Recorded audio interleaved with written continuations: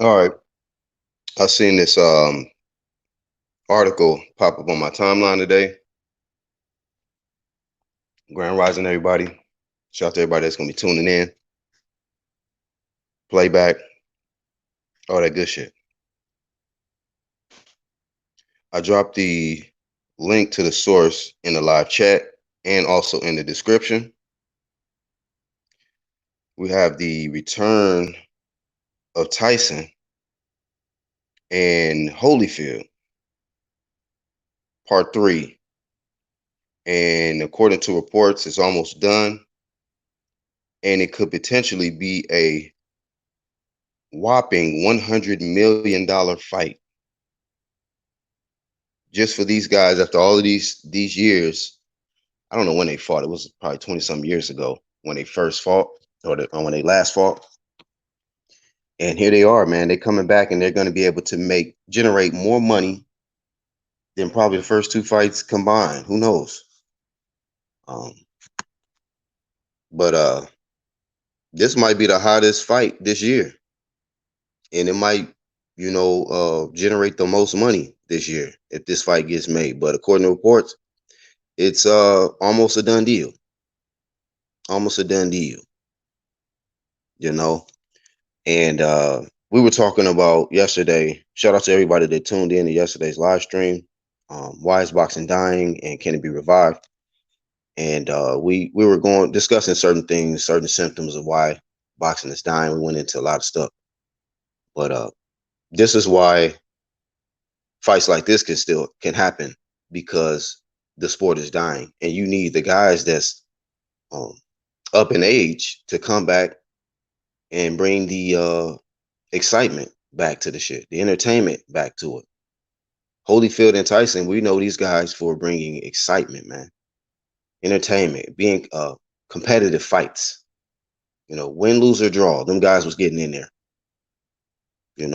So we got gray beards and gray mustaches and all kind of shit, to return it to the ring. Return to the boxing ring, because like we talked about yesterday, the sport of boxing has become a joke. And a lot of the ones that act like they were some big enthusiasts and really about seeing the sport stay alive and go to another level, most of them got on some sucker shit, and they allowed their ego to get in the way, and they only cared about the attention that they can get from talking about certain fighters. So as a result, you can have Holyfield and Tyson come back through the back door. And shout out to my homie Actual Flames, Actual Facts.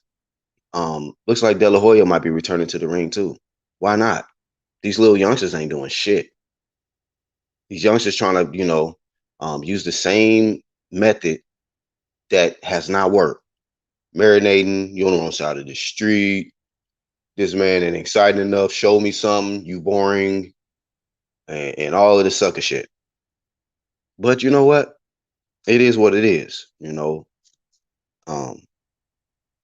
Myself, I never wanted to see boxing get to the point where you got to have the old niggas come back and steal the shine and get the most money. But you got the active ones in their prime. They ain't gonna even make a fraction probably of what Holyfield and Tyson about to make. You know why? Because they ain't been on a big champ shit consistently. They haven't. They changed energy.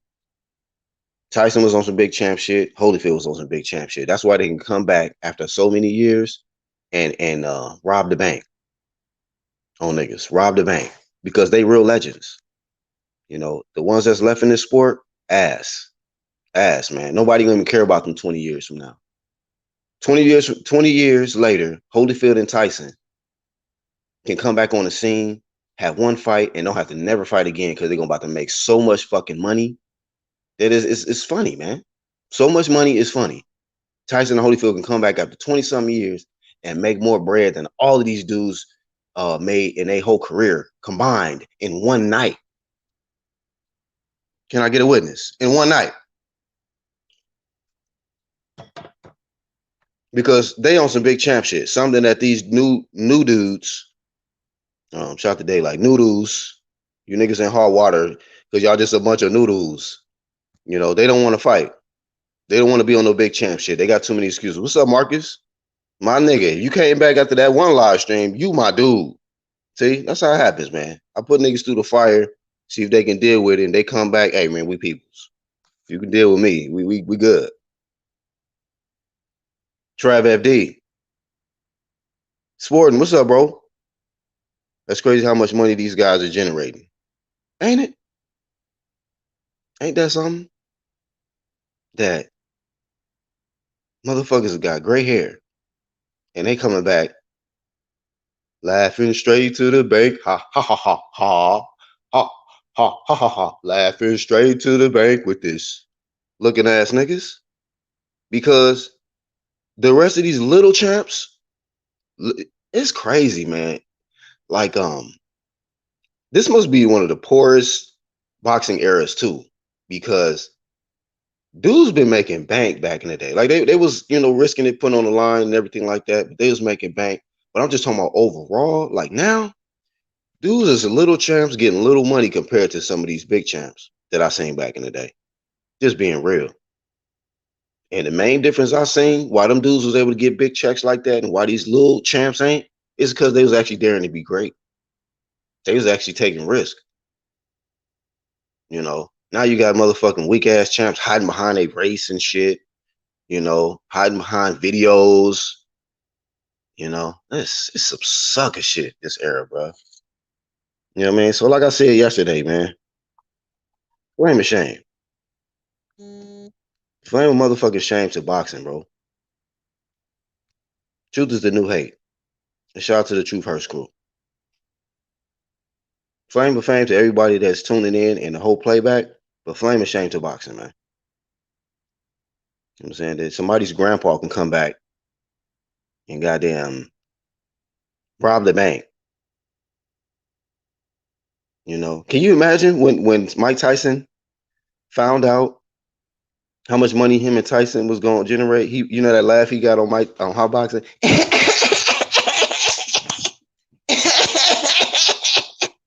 That weird ass funny Mike Tyson laugh. You can just definitely hear that in the background. Mike Tyson, you and Holyfield can possibly generate 100 million. That's how I'm laughing at boxing right now. I was trying to flame you motherfuckers, a lot of y'all out of this sucker shit, but too late. The money dries up for these fools. They'll start fighting each other. PBC and Spence will be more anxious for a big Bud fight with that Fox money drying up, man. Them niggas some clowns, dog. I mean, everybody called us haters for trying to just for bodying all the damn excuses and shit. Until this shit got exposed to it, we ain't got to say shit no more, man. Niggas done talking about that little weak ass PBC shit. You know what I mean? And they one of the contributors to the fall of boxing. Yeah, let all the legends come back. Who else, man? Lennox Lewis, come on back. Right? Fuck it. Lennox Lewis, come on back. Who else, man? Roberto Duran, if you come on back, man. Sugar Ray, Tommy Hearns. Might as well. These other niggas don't want to fight. These other dudes in boxing do not want to fight. These new champs, these little champs, they care more about interviews. Going around, showing off they new jewels, showing off their house, showing off their car, going IG live, and dissing another dude in their weight class, but they won't fight him. Go look at it. The new champs will rather get interviewed talking shit about somebody in their division, telling everybody how they don't deserve a shot, telling everybody about how they this and they that. But when you ask them about fighting them, it's a whole different energy. They're about to take a shit, right, Trav? On anybody who think they're a pay-per-view star. They're about to just shit on them, man. Because we've been telling y'all these niggas is not that. And this is about to prove it right here. Tyson and Holyfield, almost done. Sporting says Holyfield and Tyson were number 4 and number 2 in pay-per-view sales in history. They will break their own records. Breaking their own records promotions, Sporting. Hiding behind age limits and COVID tests.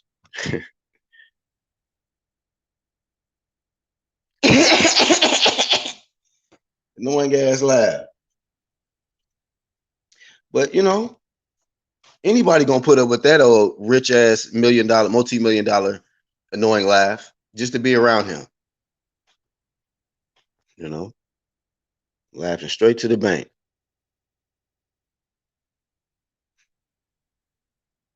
Two granddads coming out, the whole promo will be plastered on the wall. You got divas moaning and groaning about fights and money.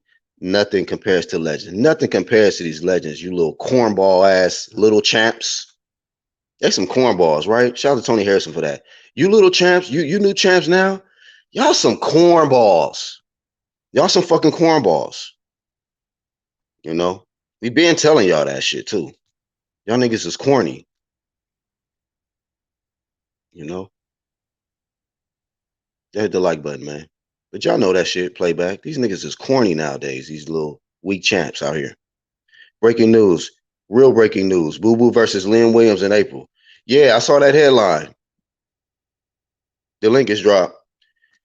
Boo Boo versus Lynn Williams. Lynn Williams said he gonna knock Boo Boo out.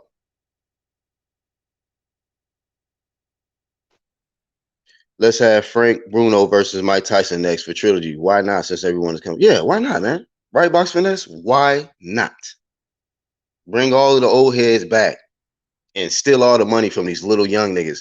You got little young niggas dissing other champs, trying to steal opponents and weird shit. Shout out to Iron Kong. I was on this live earlier. Hey, man, that 135 division is ass now. Ass. Okay? And we told y'all about that Ryan Garcia shit. That's why I got off it. I brought the flame to certain topics. Didn't give a fuck who didn't like it because it's some real shit. Y'all niggas seeing the shit is real now. And we moving. We off the shit. Now we on the Mike Tyson Holyfield. We telling y'all what boxing is at and why these lame niggas didn't listen. And that's why boxing where it is today.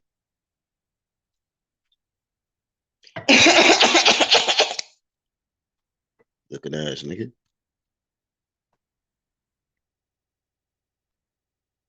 Per Eddie Hearn via Twitter feed. Breaking news promotions. Roy said I'm good on that Tyson rematch. I got Tyson in rematch versus Holyfield. Miami Airport. Big ups. RGM. Shout out. Can't get a South. Yep. So, they're gonna generate that bread. Holyfield, Tyson. Old niggas probably roided up and everything, you know. And win, lose, or draw, they both gonna probably get a belt from Mauricio. Same shit we've been flaming too with the Mauricio shit. WBC. We about cash. We been flaming them whole ass niggas. And y'all seeing what they doing and how they favoring certain fighters because of their race and because of the money and the stupid shit. All of us all for some kibbles bits. But you got Tyson and Holyfield, man, about to take the damn whole grocery store, man. Give me the whole franchise. Fuck y'all niggas. Y'all niggas ain't doing shit. A motherfucker can go from smoking weed on the weed ranch, doing a hot boxing podcast, back to the ring, laughing straight to the bank with this shit. Clown ass niggas. Telling you, bro. I am telling you. And while everybody else spending time on other weak champ shit like Wilder and all this old other weak ass, man. Weak ass shit, bro. Weak ass media, lying ass media, fake ass media. It's true media gang on this side, though. We've been telling y'all the real about this shit. No matter what division we've been speaking on, we've been speaking real.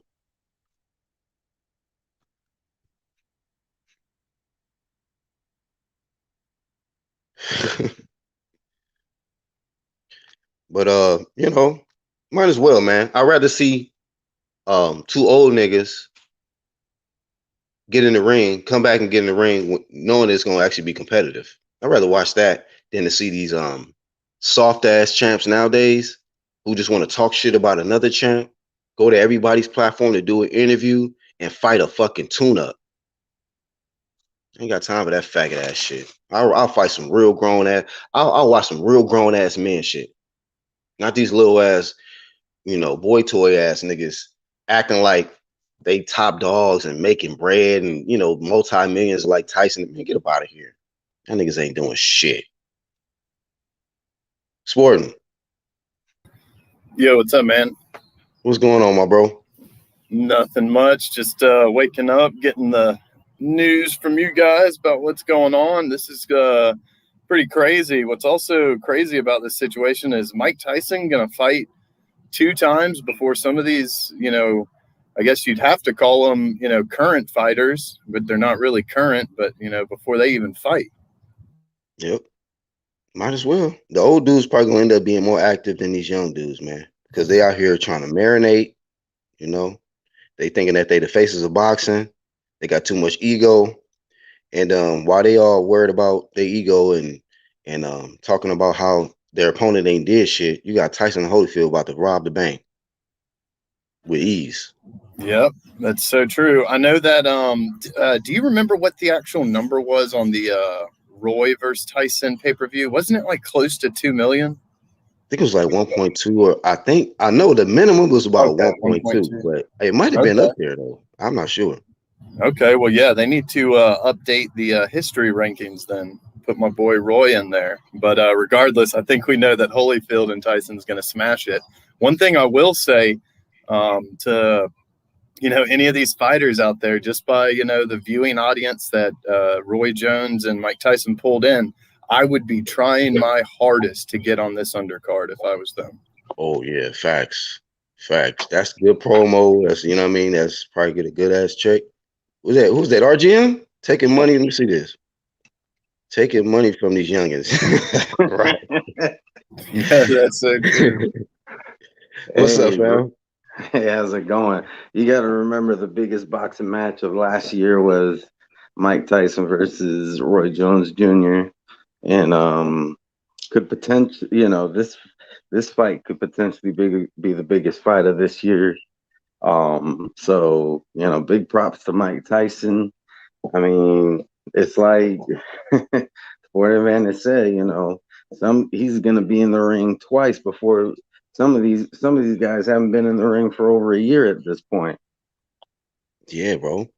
That's crazy. So you mean tell me it's gonna possibly be back-to-back years that Tyson had the best numbers in the sport of boxing? It's a possibility. I mean, if the I don't know, it's gonna be kind of hard to top that undisputed heavyweight if it happens. Fury and AJ. That's gonna be the only competition I see Tyson and Holyfield having. Is that fight right there?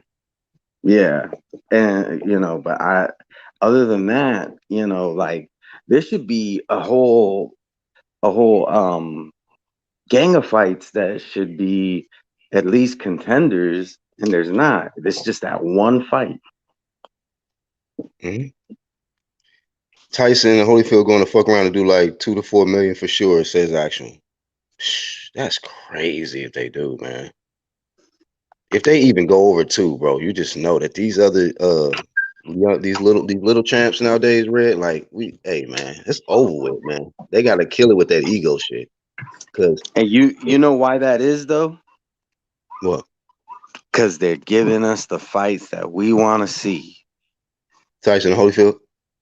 Yeah, I mean, just these older guys. Period. Tyson, Roy Jones Jr., Tyson, Holyfield. You got these other guys who are, because we're talking about exhibition fights when we're talking about these older guys, but we got professionals, not exhibitionists, who there's fights we want to see. They just refuse to give them to us. Yep. So as long as they're withholding on what we want, the older guys are gonna shine brighter. They're gonna take the money while these other guys are too busy talking about their A side and they're talking about, the easy, why wouldn't I take the easy road and stupid shit like that? Yep.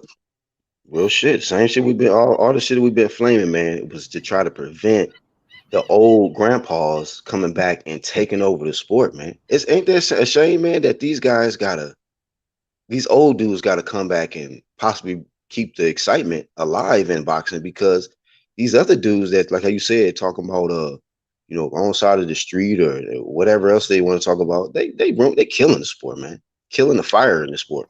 Yeah, Could and could you? it's like, go ahead, Red. Sorry. No, you started. You started. Go ahead. Oh, I was just gonna add to what you were saying about the Tyson and AJ undisputed, possibly being up there among these numbers, and that's right, man. It's going to be 24 years before any heavyweights have come close to these type of numbers, so that's pretty exciting. But go ahead. Wow. Yeah, definitely. I was just gonna say this. Could you imagine if like Dan Marino and Emmett Smith and a lot of these old, Gary Rice, all these guys were to form form two teams and play against each other and outdo the Super Bowl? That's kind of like what this would be the equivalent to. These guys are gonna do way better numbers. People who haven't watched boxing in decades will pay for this. Facts, bro. Speaking of facts, Actual, what's up? Actual facts. That's not Actual. That's a dog. Yo. No. I'm outside and there's dogs barking. That's me. I know. I was just Right. We hear you, fam. Damn dog stole my intro. Damn it. Dog stole intro promotion. Interception by the little dog in the background. Yeah, I can't be too loud, man. I'm hearing the terminal right now, saying at the gate. Ain't nobody here. It's pretty deserted here in the airport. Yeah, man. Still people watching, but yeah, man. What's your thoughts then, man? Don't on all of this Tyson Holyfield 3 potentially generating 100 million after 20 plus years not being in the ring, they gonna come back and rob the bank like that? I mean, I like that, man. I think it's inevitable. It's the more these young divas out here, don't put the gloves on and don't get in there, because they want the absolute most they can get.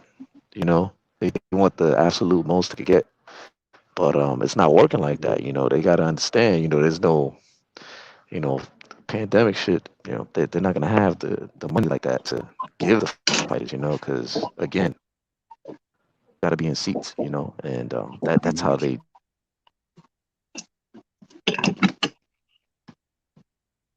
Can't expect much of a purse, of a payout. You just can't. I mean, I don't know Red, what some of these guys don't get, Love. man. I think they need to just, take what they can get, fight who they can fight. Whether it be like, a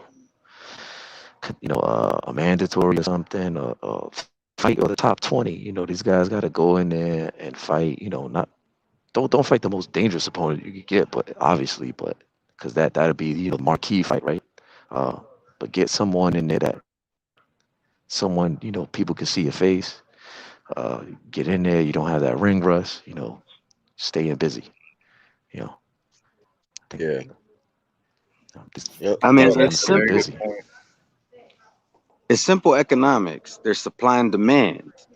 If you don't supply us, we demand what we demand. You're not going to get our money. That's as simple as that. And we're going to give our money to somebody who is supplying us with what we're demanding. Yeah. And it's like Actual was just saying, it's like, you got to stop being so worried about putting, people in seats. And let's be honest here, man, the money's there. We've seen it. We've seen it with, Mike Tyson and Roy Jones. The money is there, and it's there for the ones that are wanting to take these, good fights that, like you said, are going to put the, people that don't watch boxing every single weekend back into, the I guess you would say routine of, checking out what's going on this weekend in boxing. But the money's there. So all that arguments that they're coming out with about, oh, we want people in seats. Well, you can make a lot of money clearly with, out people there. And Tyson, is showing you that right now. Yeah. Yeah, I think too many of the fighters looked at You know, guys like Mikey Garcia getting all these millions for a whole hum opponent. You know, and they thinking, okay, well, my opponent's better than that guy's opponent, or it'd be a better competition. I want, you know, equal amount of money, or, you know, at least half of that. You know, when Mikey pulled off, you know, $7 million versus you know, Jesse Vargas. Nobody even asked for that fight. Nobody wanted to see that fight. You know what I mean? But they still put on the fight, and Mikey got the bag, and Jesse Vargas got the bag off that. So, you know, it's looking like with the other ones, the other promotions, you know, it's just they scrimping. You know, they hurting bad. You know, I mean, Bob. You know, people want to say Bob's cheap or whatever, but Bob is just paying to what you know he could pay out as far as the circumstances can pay out. You know what I'm saying? So, and then PBC, you know, they don't got no damn money. They fucking broke. You know what I mean? They broke as shit. They ain't hurting. Damn, So bro. you definitely not gonna get you definitely not gonna get no quality fights there. You know, you haven't got quality fights really. What's the last quality fight you got off PBC? You know what I mean? Like, Spence I'll wait. Porter, uh, Spence Porter, And that and and that and that you know that you have to pay for. You know, now pay per view. So Yeah, that was. the call. It's gonna be close to a year and a half soon since that fight even happened. Yeah. yeah, yeah. So it is what it is, man. But yeah, you got these dudes coming back. Trev says their pay per view price is better too. So that's been another issue why sport is dying because you got these dudes overpricing pay per views, acting like they Tyson or Holyfield or some shit. Like, bro, nobody want to pay no 75 on up dollars for you.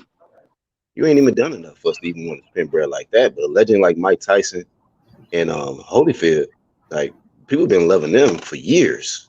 You know, been watching footage of them fight for years, way longer than these new dudes. So that shit crazy, Yeah. man. Like them dudes Yeah, come back. here's the thing: I'll go back. if you're gonna charge that amount, you gotta put quality fights. It's like over here in Right. Florida, right? We got this grocery store called Publix. All right, Publix is able to stay in business because yeah, their stuff costs more, but it is so good Quality. people are willing to pay the price. Yeah. Like I'd rather go to Publix to get fried chicken over Walmart any day of the week, even though it's almost Yeah. twice the price because it's that good. Mhm, PBC is acting like they are giving us like that good product and they're not. But they're charging that premium price. mhm. Yeah. Yeah. No. It's like You know Chick-fil-A what? pretty I think you know what it is. The zone is Publix, and PBC is Win Dixie. Damn. much. Hey man, Yeah, Winn Dixie has those deals though. yeah. Well, I mean that's the best. That's the best analogy he could give. Yeah, I would put one up on Win Dixie over PBC too. But he's right because when Dixie, what they had to do, they had to shut down a bunch of stores. A bunch of their stores are gone. Oh, at least over here they are. So it's a good analogy. You know, Yeah. like we're good. Like think about it. PBC used to put on fights like crazy, and even before the pandemic, they wasn't giving us that many fights. It's like the same equivalent. You like they, yeah, they're still around, but it, they're far and few between. Yeah. Yeah. You know, with Ryan, Tio, and Haney all going on Mike Tyson's podcast and all that, it would be really cool if we could get like a co-main event with this upcoming Mike Tyson Holyfield fight that has, So one of those two or two of those three guys, facing off against each other. so I want to say this because Aaron Cohn started a live stream really early this morning. So I was on his live and chopping it up with him, and he informed me that um Eddie Hearn let it slip that Ryan Garcia and Javier Fortuna looks like they're in talks of making a fight happen. What's your thoughts on that? Yeah. That'd be a good fight. That'd be a real good fight. It's about time. Ryan step up. And take Is that that a fight. step up, really though? Is that a step up or a step aside or step down? Because he's supposed to be the mandatory to Devin. Remember? Yeah, we already know he ain't ready for Devin, man. You know, Oh, he I ain't ready mean for Devin. that I, he ain't ready for Devin. He ain't ready. I just want to know how people, what people thoughts on that, because Iron Cone was asking me, and I gave my opinion on this platform. So I'm just bringing it on this side because a lot of people said he was gonna fight Tank. That didn't happen. Then they threw Manny Pacquiao in there. That ain't Well, happening. I think anybody that had a half a brain knew that Ryan was capping on that Tank fight. I mean, I know immediately knew. That was all for the cameras. That for that FaceTime Hmm. and all that stuff. It was just silliness, just to get promotions. When we talked about it a couple weeks ago when that all that happened, and I think the real thing is okay. Haney was supposed to fight Fortuna at one point, right? We all know this, but he pulled out. Fortuna himself pulled out, right? It wasn't Haney. It was Fortuna that pulled out the fight. Hmm. So Fortuna's been that contender, even at the champion level. And I think for Ryan, I think it's even better opponent than the Luke Campbell because I mean, really, who other than Linares and Lomachenko, I mean, Luke Campbell was, was he the favorite at those fights? No, not really. He was. I Luke think he Campbell was was favored underrated. over Ryan. I'm not sure. I think he was though. Over Ryan, oh, well, yeah, some had him favorite. I mean, I thought he would have took Ryan to the deep rounds and beat him by decision or something like that. Maybe outbox Yeah. him, but that didn't happen, obviously. But I think for Fortuna, I think the thing is Fortuna's more of the rough and tumble kind of guy, a little Hmm. bit unorthodox. I think he poses a little bit of more of a threat than a up and down kind of come forward, stay the distance, uh, British boxer that But Luke Campbell is. I think Fortuna presents that awkwardness, and Fortuna don't mhm. give a shit. He'll fight you dirty. He'll go in there and be disrespectful. So I think it would be a better fight. I think it makes for more exciting fight with Fortuna and Ryan. I mean, yeah. I mean, when you look at the matchup, it makes for a very interesting matchup, Ryan and Fortuna. But I'm only looking at the situation like this. It's like Ryan should have been ordered to fight Devin. That didn't happen. The WBC pump faked on that. They said he was going to order Ryan to fight Devin. They didn't do it because he started shouting out Tank and then Manny, whatever other bullshit. And then Javier Fortuna is supposed to be second in line to Ryan. So it looks like at first they were going to consider making that. They were going to make that fight happen. It's like, okay, Teofimo's off the table, Ryan's off the table for the Devin Haney side. They're going to go in for Fortuna fight. Now you got Ryan intercepting that fight, uh, taking that away from Devin. And it looks like, according to Aaron Cohen, he was saying that it looks like he's going to have to settle for fighting Jorge Linares, Devin Haney, that is. So it's like it gives more time, stalling tactics, more time for people to just slander Devin Haney when this dude is trying to make these fights happen. You got Teofimo Lopez, who is taking practically the whole half a year off and not coming back till June. I don't know what the hell reason why he can't get a fight in like before then, but he's taking this vacation, and I'm sure he's gonna keep going around doing interviews, talking shit, saying show me something and all this whole other shit. I'm off that, really. You know what I mean? But it's just amazing that we're in an era. This is why Tyson and Holyfield can come back. We're in an era where the guys that become number one contenders are not even pulling the trigger on jumping out to get the belt, man. To dethrone the champ. It's amazing to me, man. Dudes don't want to be champs no more. Yeah, Amazing to me. it's kind of a little bit weird to me because you've been keeping us updated with the Haney situation and actual was and if I remember correctly, I thought what's been said this whole time is Haney has two mandatories to defend, and it's Fortuna and Garcia. And I thought we were going to get the Fortuna fight because the Garcia wasn't happening, Exactly. and now Garcia's. It's like you just said, man, this is crazy.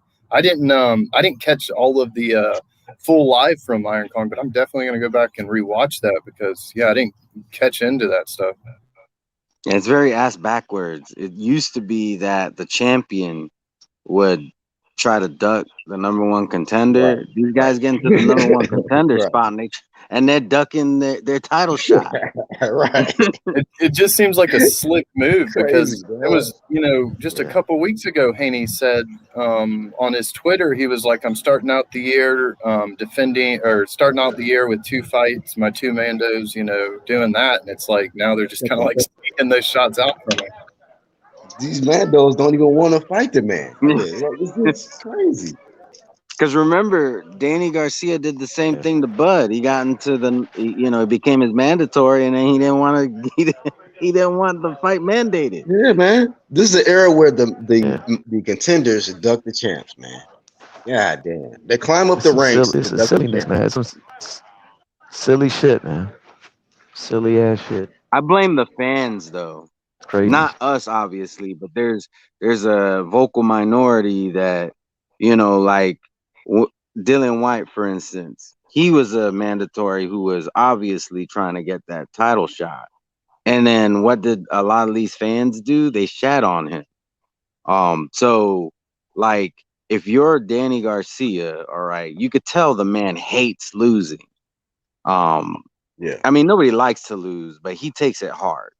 All right. So then you get into the number one contender spot or the mandatory spot for the WBO, and you won't even take it because you're afraid you're gonna lose. Yeah, man. Them So dudes don't want to turn red and start crying on camera and shit, man. It's that shit yeah, rough, man. but he sees what happens to fucking what's his name, Dylan White, and he's like, well, I already got these dumbasses who blindly follow me. I could just get to that spot and then just not take the title fight. And he a lot of times he's the A side and stuff, so he takes full advantage of that. And a lot of the fans let it happen.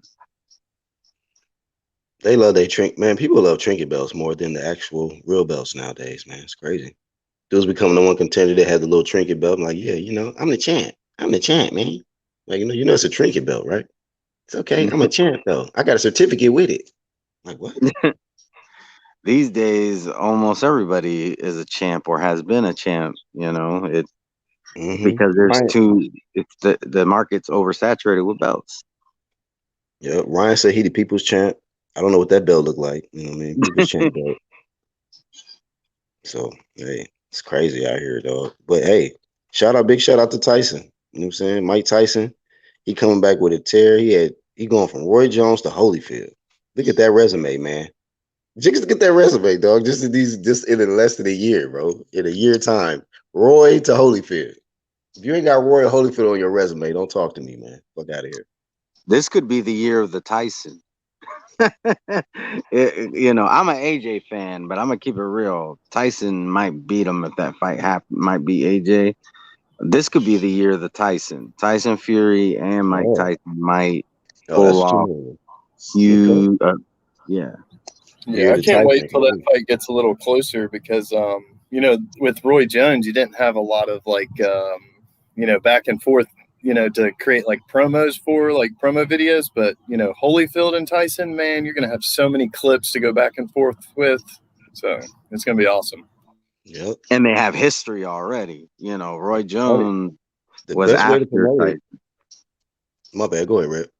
No, I was just saying Roy Jones was like he came in as Tyson's career was ending. So, Yeah, and I won't even duck what, a lot of people, including myself, thought that Roy Jones ducked Mike Tyson towards the end of his career.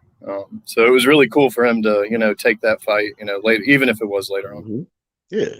At least he took it, man. Shit. Gray hair and everything. Fuck it. Get in there. I still can't believe how good Mike Tyson looked. Like, who knows how the power is in comparison to what it was, but the speed and everything, man, he looked pretty good in that ring. It's a dangerous dude, man. Best of luck to both of them. I wish, hope no serious injuries occur.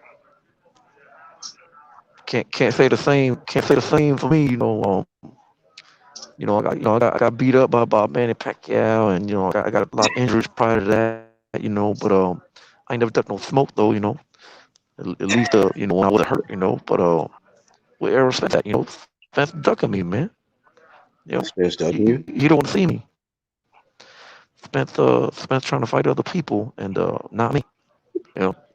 Who is you? Yeah, Oh, they say you still the WBC champ. I forgot. That's what they saying out here because you never got beat for the belt. Yo, is that true yeah. that You know, I never. Thurman I mean, and Ugas might be fighting? Oh, for real? No, I'm asking. I Oh, saw something about it. I didn't read into it, but yeah, I heard something about like Spence isn't fighting Ugas next, and it might be Thurman versus Ugas. But that's not like oh, I don't know if that's 100% true or not. that's a good ass fucking fight. yeah, they was taught. They was discussing it, but I don't know if that's actually gonna go down. I think Spence is gonna take on Ugas, but there is that too. That if Spence don't fight Ugas now, then it's gonna be Ugas versus Thurman. But Oh, okay. I'm not too sure how Either that way, if that's gonna it's a happen good or. matchup. That means Oh it's yeah, that's gonna gonna be be a a good great fight match. for. Yeah, either way, Ugas matched up with any of those guys. Those are good fights, man. I think people got to start putting respect on Ugas, man. Like this dude, you match him up with any of those top welterweights, it's gonna be a good fight. Stylistically, man, he gonna bring problems. You know what I mean? So Thurman, don't duck me, son. You know, and it's crazy because I don't know where they got him ranked in the WBA right now since he lost to Pacquiao, but I don't know. He might as well go back after the WBA. He He had just that needs to shit do there. something. He already cut his hair red, so he got to do something else. Oh, he did? I didn't even know that. What? You didn't know that your own Florida native? Yeah, man, he cut his hair off, man. Yeah, well, after he disappointed me, I haven't kept up with him as much as I used to. This is the facial expression you had when he lost, huh? It's not even when he lost. That was the facial expression I had when he started talking about that WB no crap. Uh, That's when I was like, yeah. Hey, Red, I had to steal this screen. I had to screenshot shit out of this because they had asked him about I think Teofimo Lopez. He's like, "What do you think about Teofimo Lopez saying he the undisputed?" That's the face he made. Like, what the fuck? So now I Yeah, just just use to this go shit. back real quick to how bad these rankings are. You have Keith Thurman, who his only loss is to their champion in recess, and they have him ranked at number 12. So yeah, these rankings What? suck. I'm dead Hey, serious. sport advantage. You see my face? Yeah, that's exactly How you right. dropped to number 12 with one loss, bro? Sad. Look at De La Hoya teasing them. I told you, you dropped in the I told you. ranking. I told you.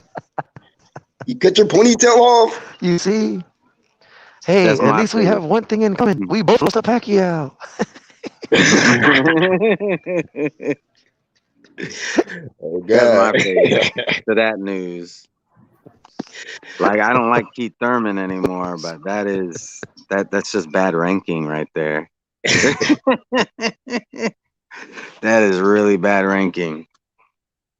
Yo, actual. Speaking of your picture, what were you saying in the hangouts? Something about he might be coming back. Yeah, he is coming. He got his actually he got his license, right? So he's gonna fight as a Yes, professional? I have my license. Yeah, man. You got a boxing number, a boxing ID number. So, yeah, man. It's going down. I'm He's coming back. foolish. Well, Wait for Caleb the Plant's return I'm, got of the plates. I'm golden coming boy. back, bitches.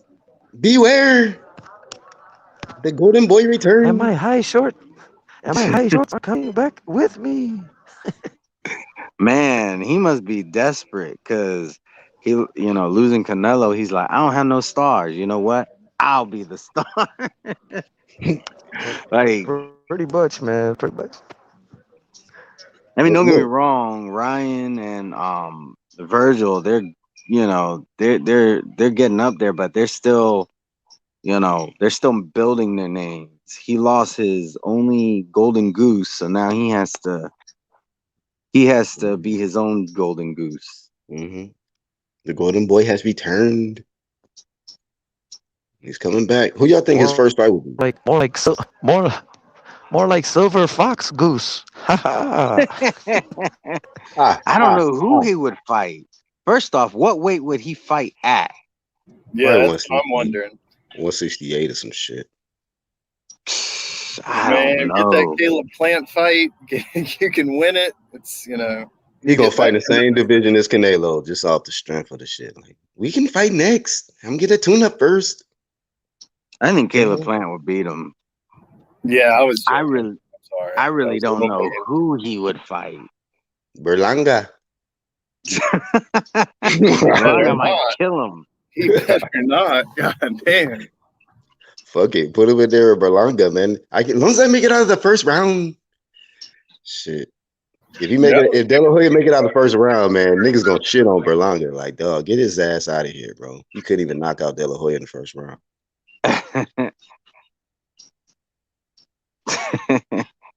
I always think about what you said about you can't say that on ESPN. He's like, I'm the fucking monster.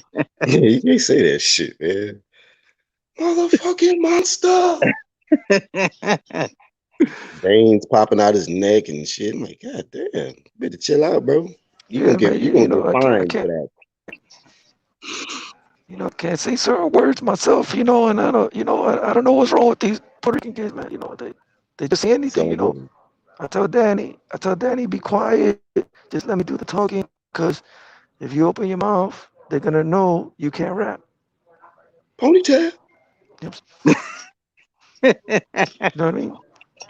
Can't call him ponytail anymore, apparently. Right. Well, yeah, Angel Can't got a. call. I want to I hear can't. Angel roast that nigga, that motherfucker Keith Thurman. Like, I want to see how he'll roast him now. Because he had jokes with Keith, but Yeah, now he right. cut the hair off. He got to come with something creative. Like, he got a fucking table. He got a fade. Motherfucker. He got a ball fade. He lost his power and his ponytail. Right. That's crazy. Like, see, he cut it. He And lost his start power. calling him Samson. He right. Yeah, man. Like that Hmm. sample. Cut his hair, now he ain't got no power. We Delilah that motherfucker. We cut his ponytail. Yeah, man. But say goodbye to Ponytail Keith. That motherfucker is gone. He's done. So I'll Keith laugh if said he ends up. I'll laugh if he ends up with the like that high top fade, like Errol Spence. well, it ain't gonna be able to get nappy like Spencer's. That's a different texture of hair. So he got to do something different. He got to do the DeBarge, the real DeBarge shit, man. With the fade the sides and just had the little. He's just probably gonna grow it back out. Watch. It's gonna be back in no time. Motherfucker Keith, man. Get a bowl cut. Bowl cut. Bowl cut Keith. His dad might as well come in box too, man. Fuck, that motherfucker got some big ass hands, like Shannon the Cannon. Keith dad. We want to see what kind of power that motherfucker got. He said, my daddy used to whip me. Mama used to whip me. You can beat me. Yeah, that's a name that's kind of fizzled out. He was the first one that everybody was suspecting Tyson was going to fight in bare knuckle, and then Roy came about, and now Holyfield, and he's just kind of getting lost in the wind. Who, Shannon? Yeah, bro. He's slow as fuck. I see some footage of him like trying to train and shit. Yeah. But he was slow as fuck. I'm like, this little steroid swole ass nigga is slow. But I think he got a little bit too caught up with them YouTubers. Yeah. I think that because he's probably making decent money doing like the press conferences for that stuff, and I'm sure, them guys are young. They're like, they got a lot of clout or whatever you want to call it. So like they probably throw like crazy ass parties. He's probably having a good time, getting paid decent money, hanging out with the popular dudes. He probably don't mind that all these other fights are like slipping away from him. Yeah, man. Cone. Yo. What's up, King? You might have to fill them in on what you was telling me earlier, man, about this that Fortuna shit. Yeah, let us know about that. Yeah, Eddie Hearn was on his normal IFL hour-long interview. You know he likes to do that shit with IFL. And he was like, so he was asked about Devin Haney. And he was like, yeah, man, it seems like Devin Haney not going to fight Fortuna because from what he's hearing, is that they're trying to get Fortuna to fight Ryan Garcia. So Ryan Garcia team is trying to get Javier Fortuna to fight, right? So what we're seeing here is Devin Haney's two mandatories, his first and his second mandatory, about to turn him down to fight each other. So Eddie Hearn's like, well, if that's the case, we might have to try and line up George Linares for Devin Haney in April. No, we've been hearing Ryan Garcia talking all this shit about Pacquiao. It's a way bigger fight and all this. Pacquiao say he coming out with a huge announcement, but somehow, because Eddie Hearn also had said he don't like the Pacquiao fight for Ryan, right? And I'm quite sure Ryan will do what Eddie Hearn also says. So it doesn't look like Pacquiao fighting Ryan. So they're trying to get the Fortuna fight to happen and not Devin Haney still. So Devin Haney might end up getting George Linares. And that's just what happens. So we're gonna see the number one and the number two mandatory for Devin Haney fight for the right to not fight Devin Haney. Right. That's insane. Fight for your right not to fight. Yeah, that you should be fighting. The winner becomes A side and dictate. I hate boxing. Terrible, fam. Well, I guess Haney already got rid of his mandatories for this year. Right. His eliminators are eliminating themselves and shit. What the fuck? This is the weirdest Haney shit needs to ever, get on the phone with Tyson. Tyson needs to help this guy out. Get him on an undercard on one of his fights. Right. Javier Fortuna versus Ryan Garcia on the undercard of Holyfield and, Tyson. Crazy. Well, it was like Actual was saying a couple weeks ago, with this, Mike Tyson could possibly be, a promoter. And, these young kids, they look up to him and they listen to him. And I believe he could make some crap happen if he was like, yo, get in there and fight this dude. They'd probably say yes, sir, and do it. Yeah. One exhibition I kind of want to see, just all some personal shit, Tyson versus Evan Britton. You know what that is? Can't say that I do. That was his original co-host for Hot Boxing. Oh. Y'all know what happened with that, right? What happened? No, fill us in. They fell out, bro. I don't know, like that motherfucker. Hey, man, Mike Tyson, his first original Hot Boxing channel was with Evan Britton. This man has started a whole new channel. It's just called Mike Tyson Hot Boxing, and there's no Evan Britton. He got some other dude with him or whatnot, and he doing it his own kind of way. But he basically just totally removed Evan Britton from the show when this motherfucker was the one that kind of pretty much started the shit, helped Tyson like change his life, spirituality, and all of that shit. And now Tyson kind of went Hollywood on low key. Oh wow. Yeah, I didn't know that. I kind of just assumed, how close of a relationship him and Joe Rogan had, that, Joe Rogan was helping him out a lot with all the finer details to getting everything, set up or whatnot. I don't know, man. But yeah, that's interesting, man. So Yeah, y'all might want to look $100 into million. that. Say, What's say up, Mark? What's going on? What up, Chilling, Jamal? bro. Jamal, right? Yes, sir. What's up, Chief? What you think about this situation, Jamal? We got Bank Robbery Promotions, Holyfield and Tyson, Part 3, coming back, and they're gonna it's looking to generate over $100 million, man. Man, get what? I want to see it. I'll pay for it. Fuck it. You want to see it? Why? Hey, so go ahead. I agree too. So I want to see, but what's your reason for wanting to see that fight? What's your reasons for? Why is that a big fight in your opinion? Cause they old as hell and that shit gonna be fun and just seeing them fight. What else, man? What else? Shit, besides them being old and funny. Nah, just to show it's still money to be made in boxing. And that's it. It ain't really no, a big reason that I want to say. I want to see it because it's Tyson and Holyfield, even though they old and they need to fight anyway, just to clear the air from back in the day.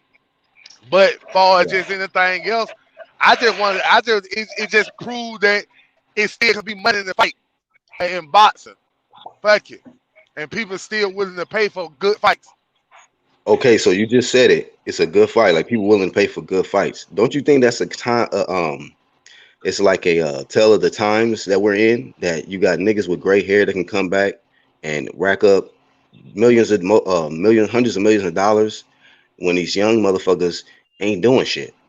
Right, but they already established though, cause we know who Mike Tyson was. But Mike what do Tyson we? Holyfield Why? was.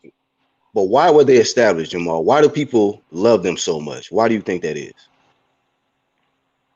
Because they gave us what we wanted to see. They gave Oh, us like good fights and stuff. Well, be honest, a lot of them fights, you really look back at the shit. A lot of them fights, they Mike Tyson will fight. Them niggas were bombs though, really. But we just wanted to see Mike Tyson knock somebody out, cause that's how he did with knock him out. But you go back and his resume, you look at them niggas really were. A lot of them niggas were fucking bombs. He really wasn't fighting nobody. but listen, To be okay, honest. so that's cool. So you can say all of that, right? Did that stop Holyfield from fighting him? Nah, they ain't stop Holyfield from fighting him. It didn't stop Holyfield from fighting him. As a matter of fact, even Tyson with the bums he had, he still got in there with Holyfield. He got in there with Lennox Lewis. He got in there with a lot of these guys that beat him. So that don't take away from the fact that he was still on some big champ shit. It don't take the fact that he was undisputed and he beat whoever he needed to beat to become undisputed. So, but guess but what though? Spence them fighting everybody that's in their class now though, so we still getting them. Pacquiao fought Floyd. You know, Danny Garcia fought. You know, Keith Thurman, Sean. But we still getting a fight. Want to see? That just what's there. So we taking that. No. What it is. But hold on. Tyson and Holyfield gave us mega fights. Fights where you know it was risk on both sides. You didn't really know who was really gonna win the fights, right? So it wasn't like they had the red carpet opponent selection to build the fighter up. They actually had to make them their own name. You know what I mean? It wasn't like they had like an Al Heyman, somebody that's really trying to. I'm not saying that their steps wasn't guided or whatnot, but them dudes they made their own path, man. Their heart was different, man. Right, they legend. Right, that's the thing.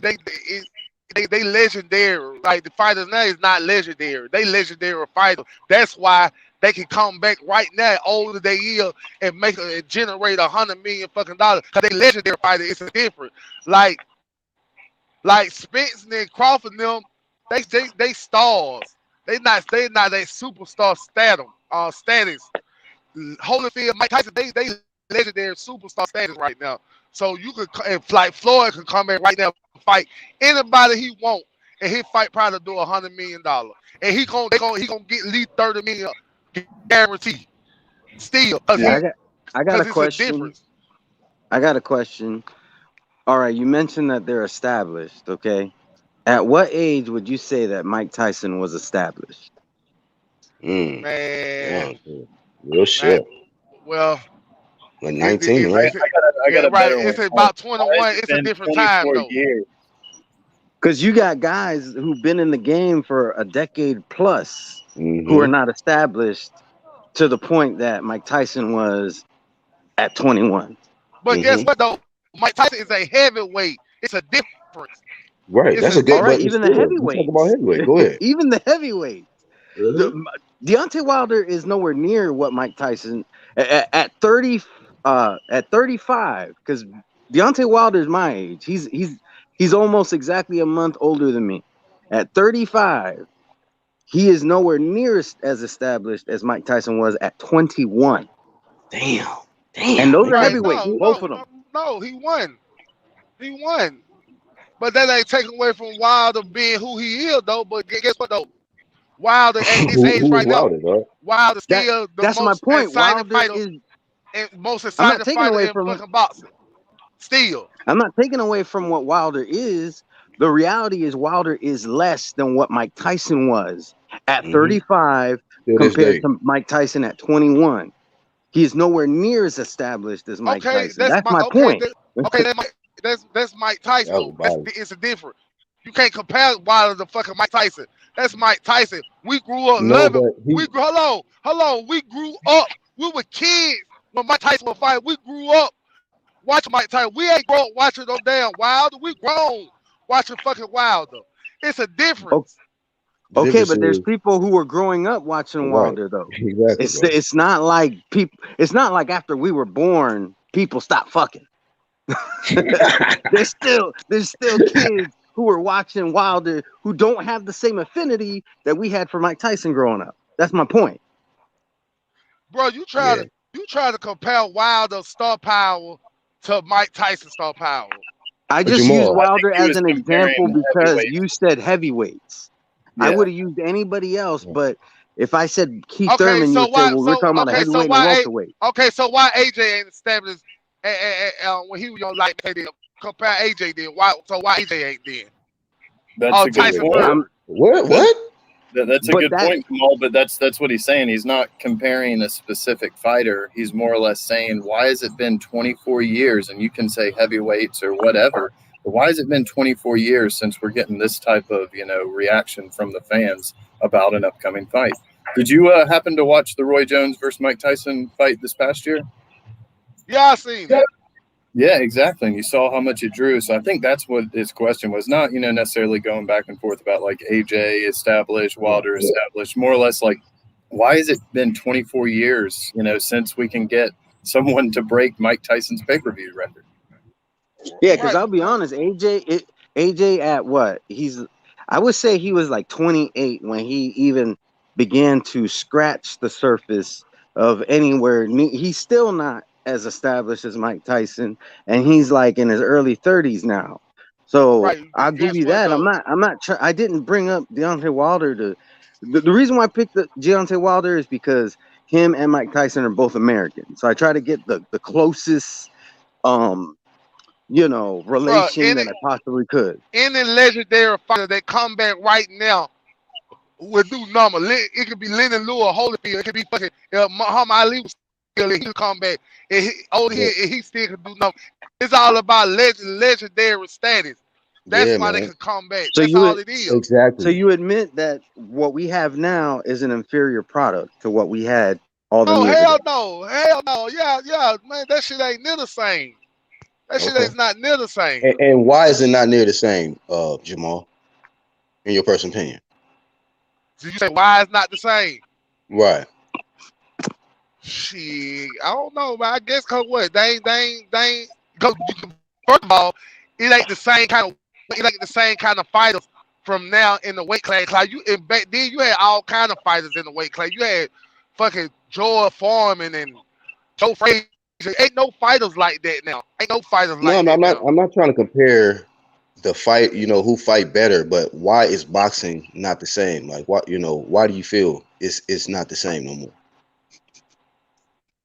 Because because right now at this point in time, everybody trying to go the Mayweather route. They scared to lose they owe, so they don't want to take chances right now. Nobody want to lose they owe.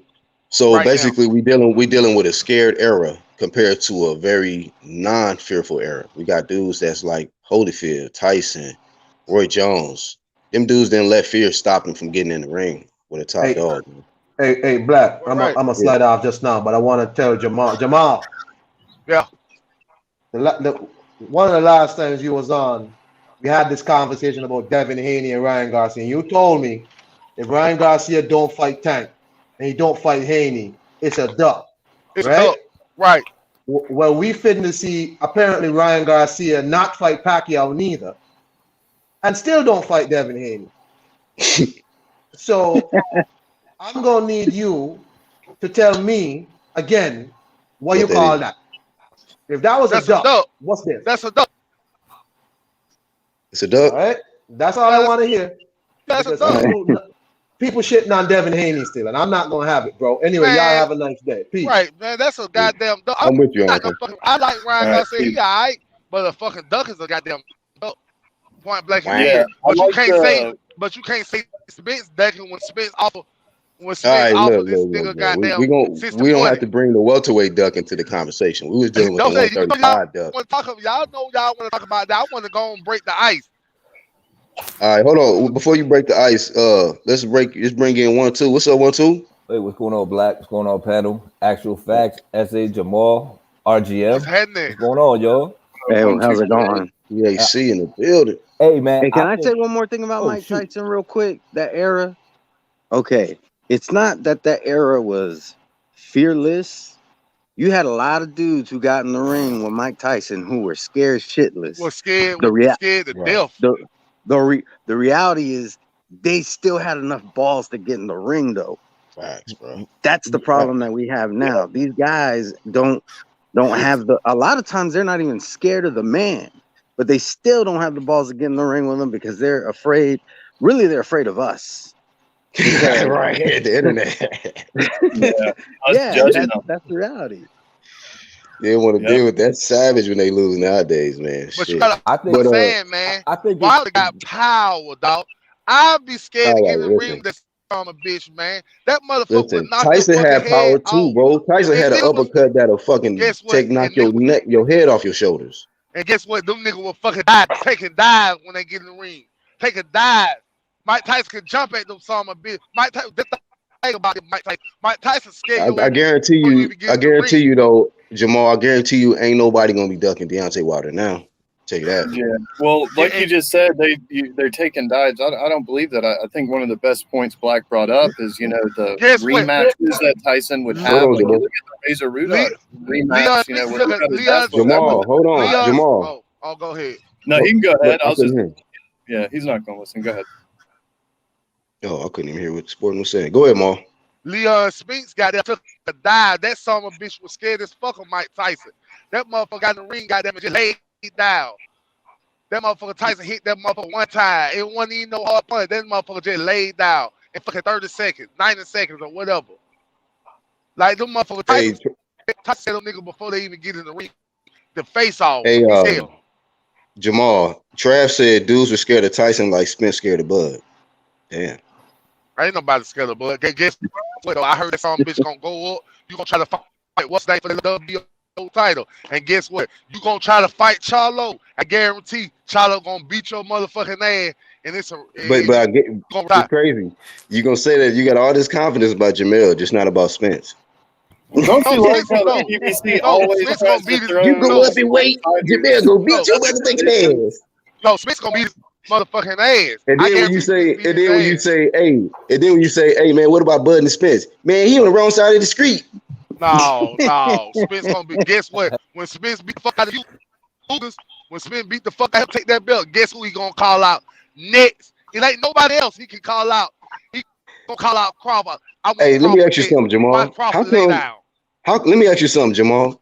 How come streets don't matter? Because you know Jamel's a PBC fighter too, right? You know that, right? How come streets don't matter when Jamel won the face Bud, but Errol Spence? Guess what? The streets I thought that was the same. Hold on. I thought it was the same street though, dog. I thought it was the same street because I didn't hear Jamel say he got to leave Top Rank to fight me. I don't think Jamel said that. He wanted to fight Bud Crawford just for Spence. He didn't say, look, man, Bud Crawford on the wrong side of the street. So if he cross the street, then we can make the fight happen at 54. Did he say that? No, guess what? It's a difference. Okay. When it's different when 4 belts on the line. If 4 belts, we finna get this shit popping. The streets don't matter then, nigga. Oh, it ain't never mattered, bro. That's what I'm saying. It ain't never mattered. That's the whole point, bro. Well, it did. It ain't never fucking mattered. It's just further exposing how your boy been a duck, it man. It did matter. Guess what? It do matter. It been matter for years since fucking Top Rank was doing in-house fighters. When Tim Bradley say we don't fight PBC fighters, that's why they kept it in-house. So streets didn't matter. Y'all trying to make it seem like Spence brought this shit up. No, he didn't. That shit been going on. That. Guess what? Top Rank always fought in-house. They never fought PBC. In-house fights. So don't try to use that. Oh, Spence talking about this street shit don't matter. No, hell no. This shit been going on. So that's I'm just wondering with Jermell. Didn't you mention that Manny fought Floyd though? Is Crawford considered the best welterweight then? Since you would think that he'd want to fight. Hell no, that ain't the best welterweight. That motherfucker's third. He's the third best. He's the third best. Who's second best? So Jamel's taking easy touches then? Wait, who's second best? Manny? I knew it. Oh, okay. I knew I Manny. was it. just curious. I Yeah, but knew you it. said that it was always all in-house fights, but Manny was with Top Rank when he fought Floyd. So Uh-oh. so let me ask you this: Top Rank didn't do so. What Top Rank doing Stop in-house bringing up fights? facts, Red. What's Top Rank doing in-house fights all these years?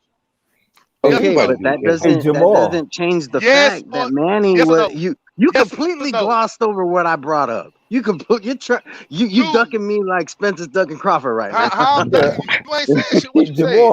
Jamal, if Bud Crawford is the third best and he been at the welterweight division for how many years, and Manny's the second best, and Spence ain't fought either one of them yet, what's that say about Spence? What you say about him? He ain't fought number 2 or 3, according to you. Shit, they ain't fought yet. They gonna fight. He just ain't fought them yet. Yet. He ain't fought them yet, but he gonna fight them if they want the smoke. Hey, Bud Crawford was the WBO champ before Manny got the belt, the WBA back from Keith, right? yeah, All right. he was. No, man. I was No, just thinking about something. Crawford what? Before man and what? He Did was the Crawford? WBO champ. Hold on, real quick. Hold on, real quick, because because a lot of people like to shit on Crawford, and like you put Manny Pacquiao over Bud, but Yeah, you do know Bud beat the guy that beat Manny Pacquiao. That's how he became don't champ, matter. right? Yeah, that's cool. That I'm don't just, count. That's I'm just school pointing that teacher. out. That's a I'm fucking just school pointing that teacher. out. That don't Yeah, fucking count. yeah. You ain't Manny beat got no fucking. bullied. You ain't beat no world beater to get that belt, Crawford. You beat a fucking school teacher. No, I hear you. I hear you what you're saying, and you can say all of that, but at the same time too, I just want to put all that in perspective. Like You ain't beat you. Crawford Go was a ahead. champ. Crawford had his WBO belt before Manny took it from Keith, right? We know Manny was champion before in the past and all that, but the circumstances of how he lost his championship status, he lost to Horn. Crawford beat Horn. We all know Manny been ducking that Crawford fade. You know what I'm saying? So yeah, you can put him Man, above, based on past shit, but based on since he lost and everything like that, to Horn, you can put him at number 2, but hey, Manny Pacquiao is a champion recess now. There's So an argument to switch him for sure. To yeah. switch guess what? Manny and Crawford. Manny We to gonna force 3 that and Crawford motherfucker to to fight. Crawford, he gonna take whatever. Once Spence get the 3 belt, we gonna force that 2. Wait, son did of a he just bitch to say we're gonna fight. fuck him up? Yeah. What? right. God said what? I think that's why the money ain't ever gonna be like it was, and the pay-per-view numbers ain't gonna be the same.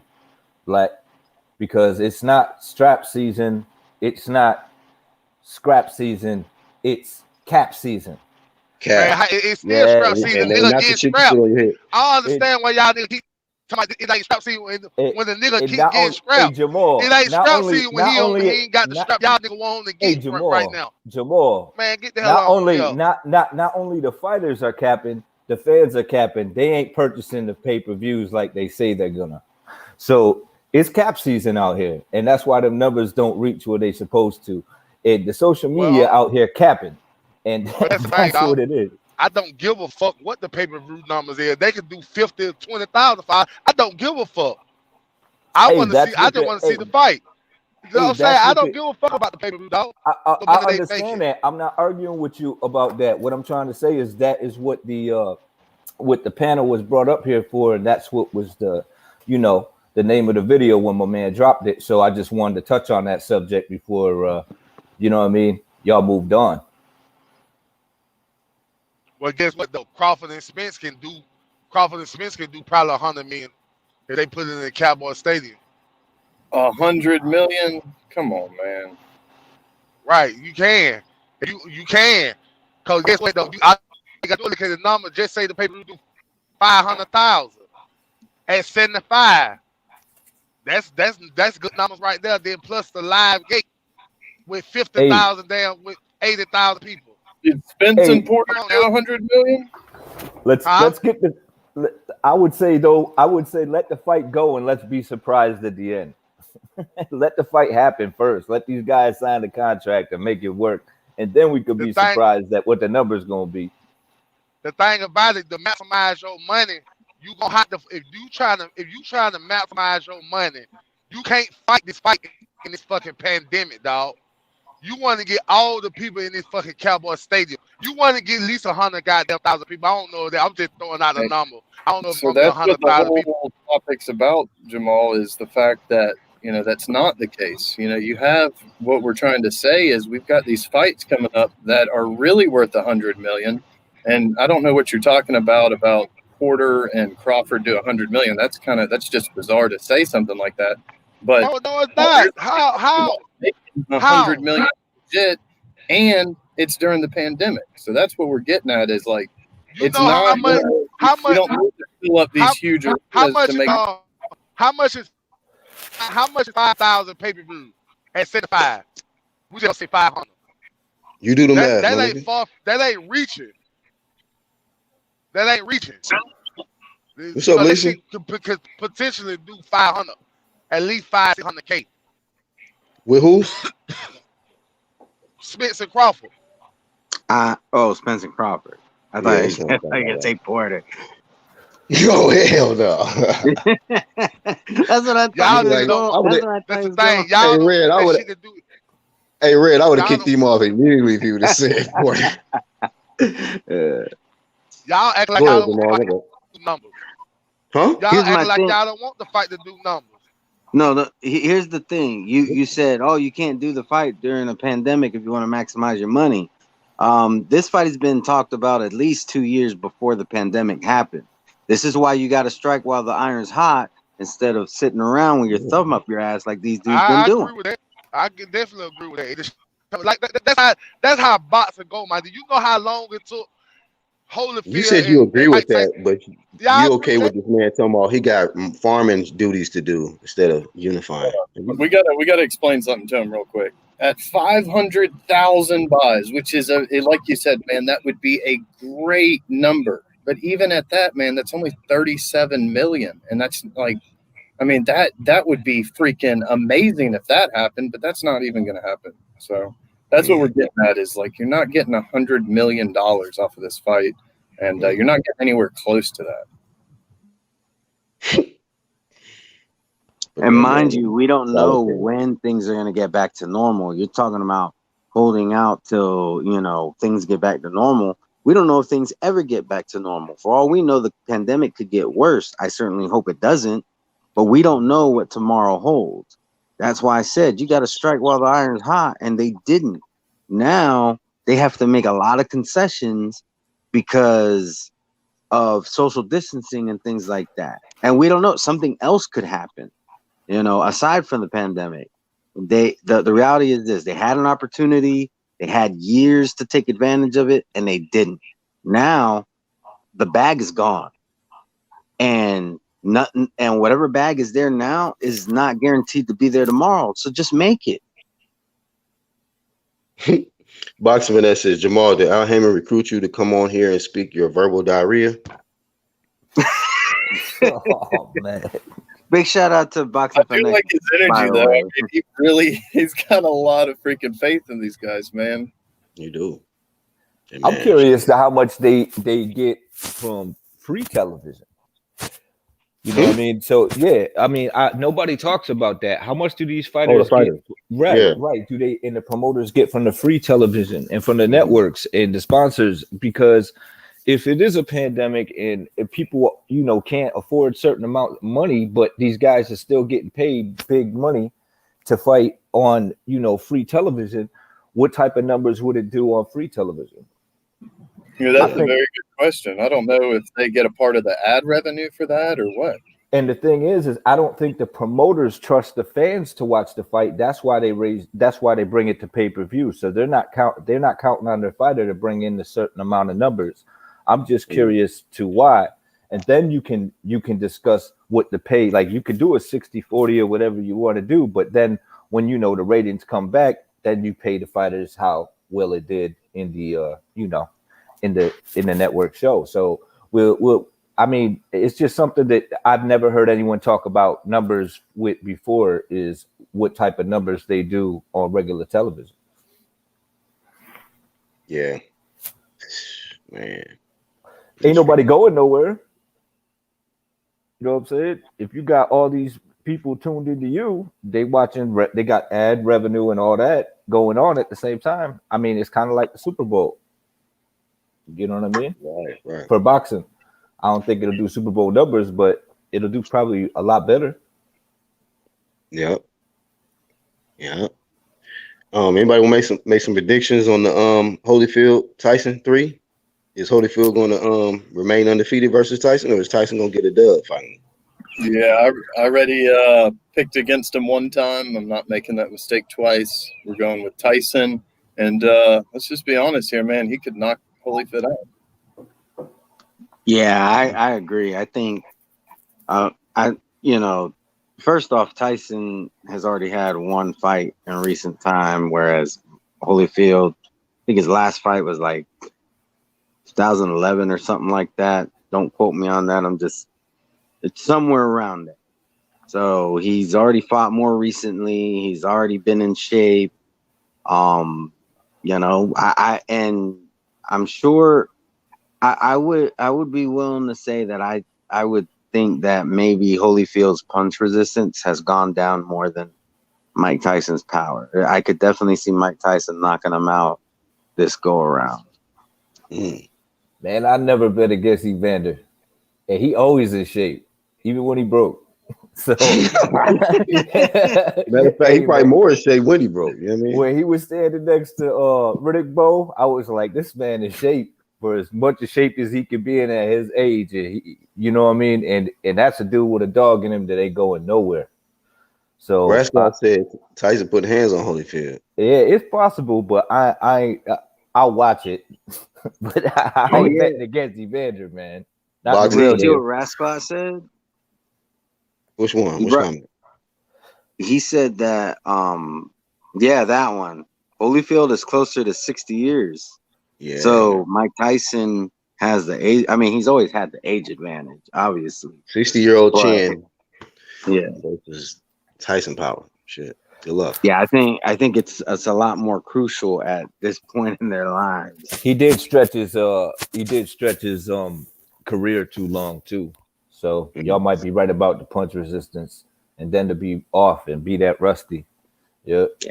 Finesse said, I think it's going to be a draw, another rig fight. It could be a draw. They'll both get another. I can see that happening too. Yep. Yeah. They both get that the BLM belt and shit again.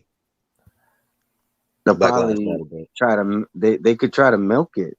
Just think about it. Like, if they are doing like the pre-order buys on this. I imagine they will. I don't if know. They do pre-order buys. I forget what the name of it was last time, or the foundation that they went to charity with. But is this going to be for charity this time? Charity? I don't know. Shit. Let me be charity. Y'all donate the shit to me. Hey, if they do the pre-order buys, which they probably will, and they see them numbers, they're gonna be like, "Oh yeah, we need to make this a draw so there could be a rematch, and we can do this again." Right. He tried it with Roy. Roy said no to the rematch, probably. Like, hey, we just had a draw, man. Let's do it again. Nah, man, you hit too hard, Mike. They need to get Roy up there as a commentator though during the bout. I think he'd do a real good job. Oh yeah, Roy. Roy can do all the commentary for exhibition.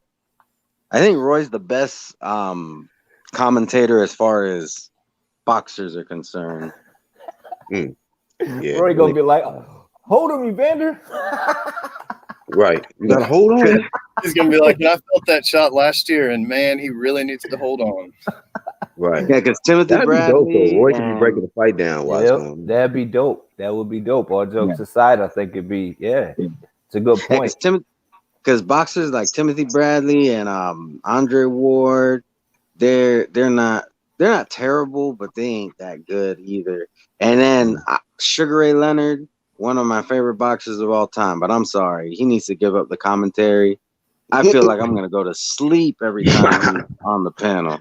You say he need to be reading bedtime stories instead of commentating. Yeah, he needs to be doing audiobooks is a big thing right now. Bedtime stories, it'll do it. Damn. Hey, Actual said Tyson by ear stoppage. Tyson will punch Holyfield in the ear that was bitten and reopening that wound. The blood will get in Evander's eyes and Tyson will finish him off. Probably. He gonna miss the ear. Half of that shit's gone now. He gonna miss that shit. I thought he got the plastic surgery, got that little chunk put back in or something. Hey, did y'all see Oh. the slow motion when Tyson bit the shit off? He spit it out. Did y'all see that shit? He bit Yeah. both his ears twice. Yeah, I don't know if it was the second bite, but that motherfucker had a chunk of meat in his mouth and spit the shit out. I said, this nigga is a pit bull, dog. Yeah, he nipped him. He nipped him like a pit. He nipped his ears, man. He Mike tried to Tyson hide was a behind his head, savage like, at that spitting time. out too. Like, ugh. He was like, look at my face. My kids got to see me like this. That was his excuse. I was like, damn. He wasn't getting headbutted though. Typically, when I use this picture, What did you buy him I again, put my though? name as lend me your ears. They should allow it. They should automatically allow Holyfield to fight with headgear because of the simple situation that the ear shit. Earmuffs. This man, he earmuffs. He needs some protection, man. I told y'all before Tyson might have a flashback. Yeah. The only those wrestling headgear. You know what would make this fight bigger? But it can't happen. But there is one thing that would be able to make this fight even bigger. If they are able to get Mills Lane to ref the fight. But he's not in good shape though, so that ain't gonna happen. But if it was possible, no, he has bad health problems. Oh damn! I'm sorry to hear that. Damn. Yeah, if they brought some older folks back just for the whole nostalgic feel, that would just be to bring that dope. feel back, man. Yep. Let's get it on. Have Mills Lane and them dude. That'd be lit. Yep. They should at least have him in attendance. And then they fuck around and hit, and then what? Tyson fuck around and knock him out by mistake. Like, damn, he was knocked out Mills, dog. But Mills Lane was old as fuck when he was reffing fights. Yeah, bro. And I'm saying, like, you know how they do. People go to those concerts and shit to see them big bands play, but that energy don't be the same. Them motherfuckers be sitting down and shit. Yeah, if they could have him, if his health will permit it, it'll be great to see him at ringside, like, front row seat. But just call the fight with Roy.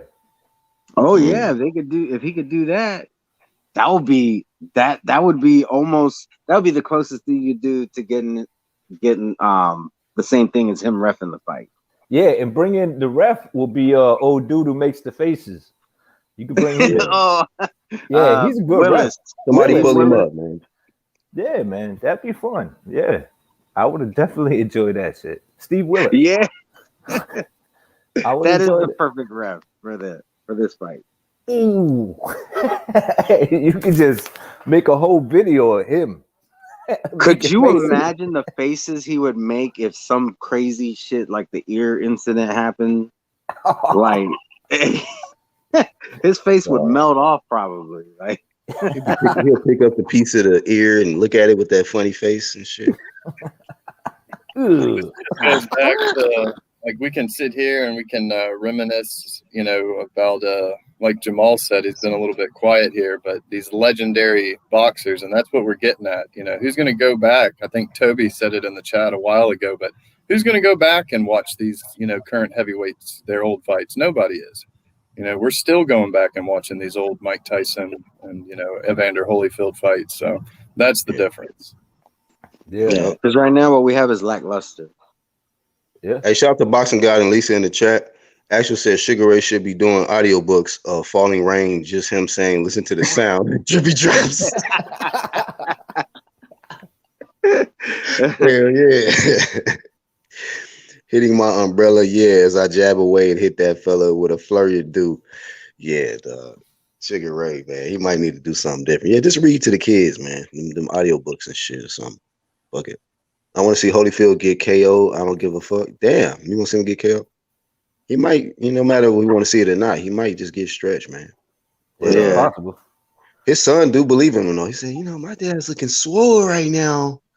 I think he's gonna be a problem for anybody. Okay. Is that the one who boxes or boxes anymore? His name is What's his fucking name? Evan. Evan. Yeah, Evan. Yep. Evan Holyfield. But Actually watched his fight. Evander was campaigning for that smoke as soon as Mike said he's coming back. He went right to the gym. He wanted that smoke, man. I mean, he forgave him for the ear bites, but he ain't forget. That motherfucker went right in the gym. He was like, I'll fight him. They was doing little promos on him and shit. He might also need the money, though. Oh, yeah. But, hey, man, that's a motivation. Because, Black, weren't you the one that did that video talking about how he's broke? Who? Like a while ago? Oh, who's broke? Evander Holyfield. Oh, yeah, he did have some financial problems. So I don't know what it is now, but, I mean, I guess, thank goodness for this exhibition shit cracking off. Shout out to Tyson giving niggas paydays, man. God damn. Yeah. But, yeah, you're right. I'm glad you brought that up. I forgot. Homie did have a lot of financial problems. A lot of them guys. Either Holyfield and, was it Bo? Bo, yeah. I think Bo and Buster could fight. They about the same size. Buster Douglas is literally that nigga then mutated into Shaq. He's Shaq now. Them niggas is the same nigga. Put us side by side. That look like the same dude, bro. Shaq and Buster Douglas. I'm like, damn. You talking about retirement Shaq, right? Retirement Shaq. Yeah. Retirement Shaq. Retirement Shaq and retirement Buster Douglas almost look identical in the face. Related. Riddick look like Sasquatch now. So he all over the place too. So yeah. Sasquatch. So yeah. Anytime you compare to that shit never good. Sasquatch looking ass. Chewbacca. Haplo, what up? Hit the link, Haplo. Let us know what you think about this potential $100 million fight between Holyfield and Tyson, man. Part 3. If I'm not mistaken, Haplo is a big Tyson fan too. I think he's big on heavyweights, period. Like heavyweights of all the way up. Yeah. So yeah, I think you're right. Yeah. Well, yeah, Haplo, let us know your thoughts on that, man. Tyson, shit, man. All he gotta do is fight once a year. You know what I'm saying? Yeah. Tyson fight once a year, get 100 million, 50 to 60 million or something, fight. Go back to the ranch, interview the rest of these duckers. I gotta admit though, the show ain't the same without dude on there. That's it. Yeah, like I don't know what's up with that. He said it ain't Mike's fault. He said it's just like the business end. They don't want him there. So man, because you know what? I think that the type of stuff they was talking about, it's just not really, you know what I mean? Like the deep shit. They want Tyson to just talk about, the fights and just go a different lane. But I don't know, man. I enjoyed the show, but I can't really fuck with it now. Yeah, I don't really care for it too much now either. I mean, it's not the same. Like the energy, they're shorter, and the energy is like not the same. It's like they go all over the place. They would start with a good subject and then just go wherever it went. You know what I mean? And now I just feel like I don't know. And I feel like Evan Britton, like genuinely, liked Tyson, respected him. Wasn't there for like an ulterior motive or trying to eat off Tyson or you know what I mean? I think he was generally there to help Tyson. Not go down that damn dark path, like he had been doing, the niggas doing a Toad together or Tiger Bomb, whatever they doing, you know what I mean? Like he was keeping him from veering down that crazy path, I feel. So I think now without that friendship, if they don't have that friendship like that, he could down spiral again, man. Man, those drugs didn't do their job because he still put on a clinic. Huh? I was saying those drugs didn't do their job to affect him then because, god dang, he still put on a clinic. I was kind of hoping on that for the Roy fight. I was like, maybe he's just, getting high today.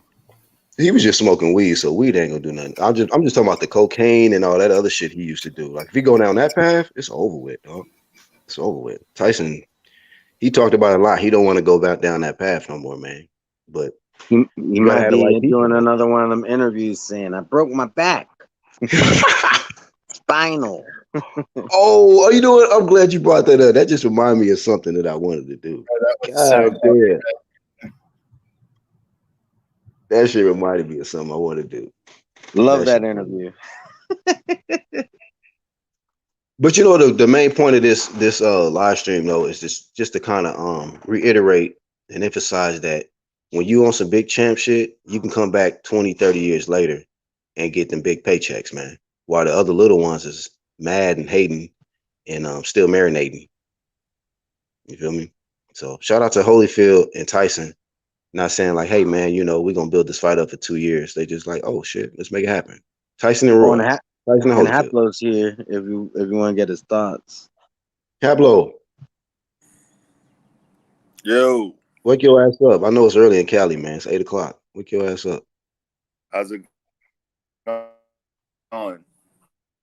Oh, we good. You kind of choppy a little bit. And he got a delay.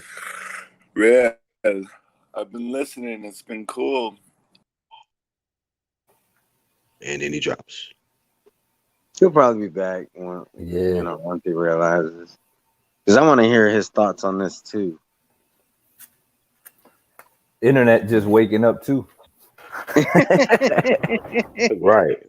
This shit got slob and all on it, like nigga. There you go. There he is. Pablo. Yo, can you hear me now? Yeah, they say your Wi-Fi still asleep. We can hear you better. Better? You're good. Yeah. My Wi-Fi. Is Pablo MOBC? I didn't know that. Yeah, I think he is. I think him and Rascalot are holding it for the MOBC. I don't know. Is it him and Rascalot? Rascalot. Oh, MOBC. My bad. I'm thinking of the mother guys. They make. My bad. Okay. It's a good fight, right? Like, Hey, Haplo, drop off and come back when your Wi-Fi wakes up. I'm That down. shit is slow.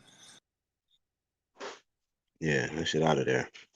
Shout out to Haplo. Hopefully he get a better Wi-Fi connection and come back. Yeah, he seemed to have some delay. Yeah, a little bit something going on there. He always has a little bit of delay, but sometimes it auto corrects itself. But we got two pretty decent cards coming up this weekend. Are you gonna do any of them? Black or 1-2 Kid or red even? I might do one. We got what, Joe, right? Joe Smith. Yeah. Who else? Oscar Valdez this weekend, I think. You got the Warrington versus Mauricio Lara card earlier on Saturday, and then the night card for us at least will be the Joe Smith fight. Toby, that interview was kind of boring though. But shout out to Mike. They did go on some deep shit. That shit was kind of put me in the deep sleep low key. That shit was boring. Jimmy Gray, I respect him though. I met him. Motherfucker cool. But to answer your question, Sport Advantage, yeah. I mean, I might go live on one of them shits. I really want to see the Joe Smith. Somebody asked that yesterday. Is that going to be on the ESPN Plus or just regular ESPN broadcast? I would assume. I still haven't even looked that up. I remember somebody asked that yesterday. I want to say ESPN, and the reason I'm saying that is because there's not a lot of events.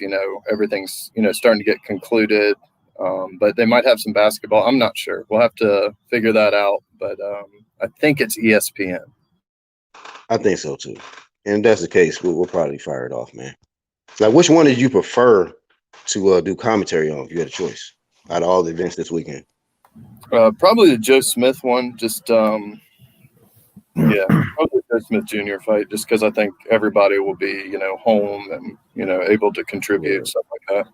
It's on ESPN.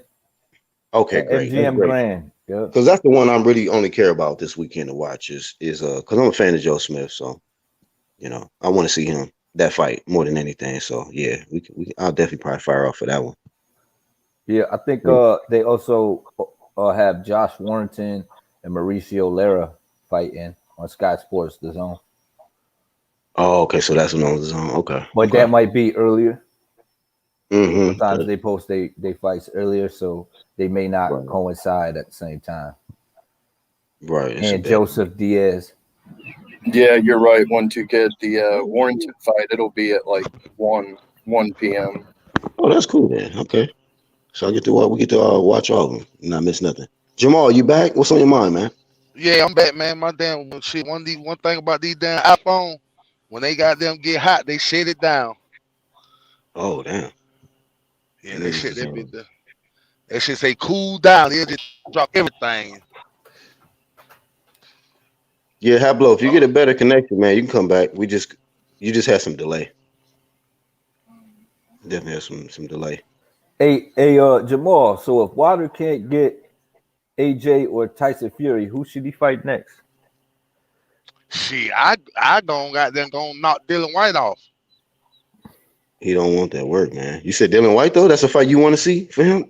No, I don't want to see if he can't get AJ or Tyson Fury. They gon' beat Dylan White ass. That's it. Knock him out. Knock him out. I wasn't expecting that.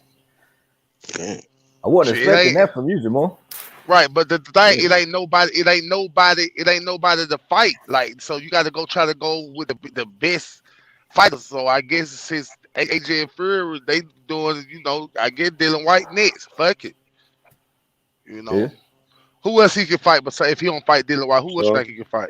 Charles Martin. That's what they was talking about out here. Charles Martin. Man, stop. Not Charles Martin. Yeah, but he won't get as much credit fighting Charles Martin versus Dylan White though. I mean, okay, so you really prefer him to fight Dylan White over Charles Martin. You know that's not on the same side. You know, you always with that same side of the street shit. So that's. But that's the thing though. Dylan White is a top 5 heavyweight. Charles Martin not. You said yeah, we definitely know Dylan White's a top 10 heavyweight. So you saying Charles Martin is not a top 10 heavyweight? I don't know where he ranked. No, I said no, hell no. He said top 5. I said top 5. Dylan White, at least right now. Top 5. The heavyweight we got, only thing we can do is who we got. Dylan White, a top 5 heavyweight. Hey, the fact that Charles Martin can be ranked in the top 10 tells you why they don't do pay-per-view numbers like they used to. You know what I'm saying? But the that's competition ain't the same. No, right, exactly. The competition is not the same. We only can fight what's in the era. That's just what it is. You got Areola shit like that and Charles Martin. That's just what in the heavyweight era right now. That's what it is. So, hey, it is what it is. You can't do that. It would have been more interesting if Big Baby wouldn't have been going to Rite Aid. Right. Yeah. I actually forgot about that son of a bitch, man. God damn, I forgot about him. And he was a top 5. He was top 5 too, undefeated. I don't know if he was top 5, but he was top 10 for sure. Nah, that's something top 5. But it brought some excitement too, though. I mean, you were looking forward to watching him match up with these guys, and now you ain't gonna see it. You know what I mean? So that kind of fucked it up. Yeah, he blew it. What they did? So he can't fight no more. It's over. Done deal. He 2 years suspension, man. Oh, I think it's like 2 years. But look, I wonder what kind of suspension they gonna give Kovalev. Yeah. Because a lot of people ain't really giving promo to that like they did for like Gerald Miller. Shout out to Iron Cone. Right, shout out to Iron Cone for that.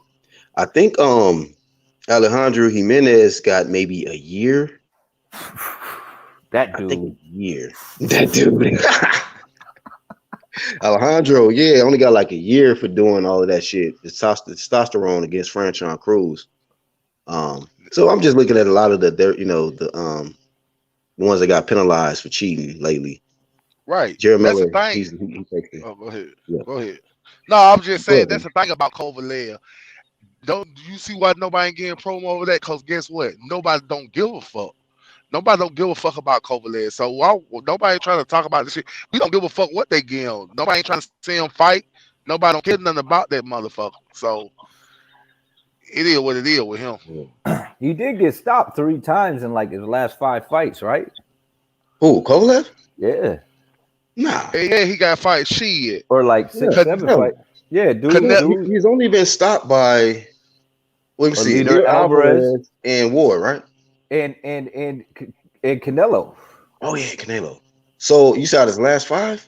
like Damn, his you last right. 5 or 6. Yeah, he better stop, man. He Damn, getting stopped Kobe. out there. He ain't the Crusher no more. You know, You need he his Captain vitamins, man. he Captain Crunch, man. He Let me getting tell cooked. you something, bitch. Hey, You won't he get need his vitamins though. That's why he popping now. He need them extra you won't get no supplements, man. props fighting. You won't get no props fighting that something. You won't get no credibility fighting him. None. No credit fighting him. It's over for him. Somebody You said will that get thing should have been banned. I think they talking about Alejandro. Called her a thing. Thank Yeah, thing. whatever it is should have been banned Thank forever. thing. Yeah, that dude. That dude out here. Dude. I was like, yo, come on. Everybody in the chat, let's just keep it real for a minute. Let's keep it 100. When she walked in that ring, you was like, is she fighting this guy? You know what I'm saying? Like, I was like, who is that guy? Like, what's going on, man? Like, that was I don't know, man. She just Right. built different, you know? Who allowed that dude to fight Franchon Cruz? Like, Right. people Like who up in there cross dressing to get this fight? Like, it's like that's fucked up, man.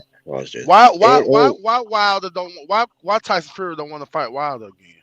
Why? man, why you keep doing that? Digging yourself into a No, grave with that I'm dumb asking shit. the question. I'm asking the question. Why?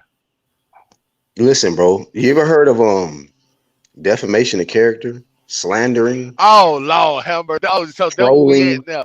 So that's why he didn't want to fight Nah, because the nigga you talking ever shit. heard Let of a me ask you skull? this, bro. Let me ask you this. I think that Deontay Wilder took the fight outside the ring and took it. I mean, he took the fight from the inside the ring and made it an outside thing now. So this is all street shit now. He's accusing him of shit that is really criminal. It's really criminal. So fuck talking about getting inside the ring with Tyson Fury. You need to figure out how to get all your evidence together to incriminate this man and put him away for life for damn near Yeah, attempted murder. Right? if you feel he's cheating, to me, it's more along the lines of as soon as he got beat, he was like, "They jumped me. They jumped me, man. They spiked jumped my me." drink. Yup. They, they, they, they put too much radiation in the lasers in my helmet. You know, all the suit kind of was shit. too heavy. There was something in his gloves. His hand was pulled back. Like everything came out the oven. You know what I mean? He just came Okay, out with all types of shit. and he probably fucking did. Tyson Fury a goddamn cheater. He been fucking cheated It, other fighters. So what you talking about? It may be, So but he got to take that to court, and we'll find out. and guess what? Until then, And guess what? He is the guy. It leads toward he gonna win that shit too. So guess what? If he win, then what? Now what? So all the lights. if he win, then he win. But if he lose, then can he just accept the ass whooping? Well, guess what? hey, If he lose the court, he can accept the ass whooping now. He still can accept the ass whooping now because he did get beat. I don't know what the situation is, but for the ring why he got beat, accept the shit. If you lose in court, accept shit, but give me my fucking rematch. Fuck it. but Do he it ain't even again. accepted this shit. Your boy Huh? Deontay ain't even accepted this shit, man. Like, I'm gonna be honest with you, man. I went across the street to listen to this man Deontay Wilder interview, right? And I couldn't even get through the whole shit. I got about 5 minutes in, bro. Your boy Why? Deontay, have you heard an interview of Deontay Wilder lately? No, I ain't heard from him lately. Okay, yeah, bro. That man is out of there, bro. He out of there. Whatever What you mean? that ass whooping Fury gave him in that second fight, man. Hey, man, he damn near beat that man to a vegetable, man. Deontay Wilder is done. Okay, well, guess what? Wait till he get back in the He ring, so he done, knock bro. his ass Right, out. and No, he's listen, not done. and, How the and hell you he know, done? man, Because he lost. A loss we don't make make a you lot of done, dog. listen. I'm talking about the top level, man. I'm just saying, like, we make a lot of bold predictions here. We don't get everything right, but you know, Jamal, like when we speak on certain things, man, we know what the fuck we talking about for the most part. High percentage of the time, that man Wilder done, bro. He done. Trust me, man. Like, and it's people can say, yeah, the power whoop de whoop, but mental is a big part of this shit. He How is mentally done, checked out. He's still stuck on this conspiracy. Everybody done. Everybody trying to do this to him, and you're not. That ain't no that champion. is no, he fucking right. Niggas behave. Nigga hate this man. This niggas Listen, ain't dog. niggas. Hold on, niggas really hate He this made man, people hate dog. him. This man, Niggas he hate this created man. a hate. Your boy Deontay Wilder created a hate aura. He got his ass blazed, and now he looking for some compassion. Nah, guess Nobody what? don't fucking have compassion Guess for the what? nigga that's trying to Nigga. get bodies on their record and Right. talking about. So Mike Tyson said the same shit. This nigga I'm said gonna so. kill your ass. Nigga said the What? same shit in fucking history. Yeah, and what happened So to him and Lewis? You know? well, okay, but guess what? Niggas still love Mike Tyson Yeah, too, though. exactly, Yeah, bro. And listen, yeah, you're right. exactly. Good point, 1-2. But exactly, I was one of those guys like, come on, Mike, you could do it. And then when he was in the corner, he was like, I can't. I was like, fuck. I broke my back. I was like, fuck. My Man, back fuck. is Nigga broken. goddamn, that's the thing. One thing about folks, niggas, the motherfucker be hang like hell. Nigga hate Wilder. Nigga hated Muhammad Ali. Nigga fucking hated Tyson. Nigga hated Floyd Mayweather. Nigga hate Spence. That's what it is, my nigga. And Wilder? he just, huh? To my Wilder?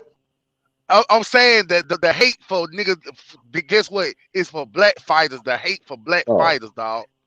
Point blank and period. This shit ain't just started now. This shit been forever, my nigga. Wait. Hold on. What's the excuse for Bud then? Uh-oh. Say what?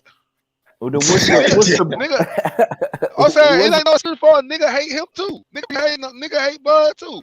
No. But what about the black on black hate though? How about that? Since you want to talk about everybody hating on the black, you are a super Crawford hater, bruh. Right, that's what I'm saying.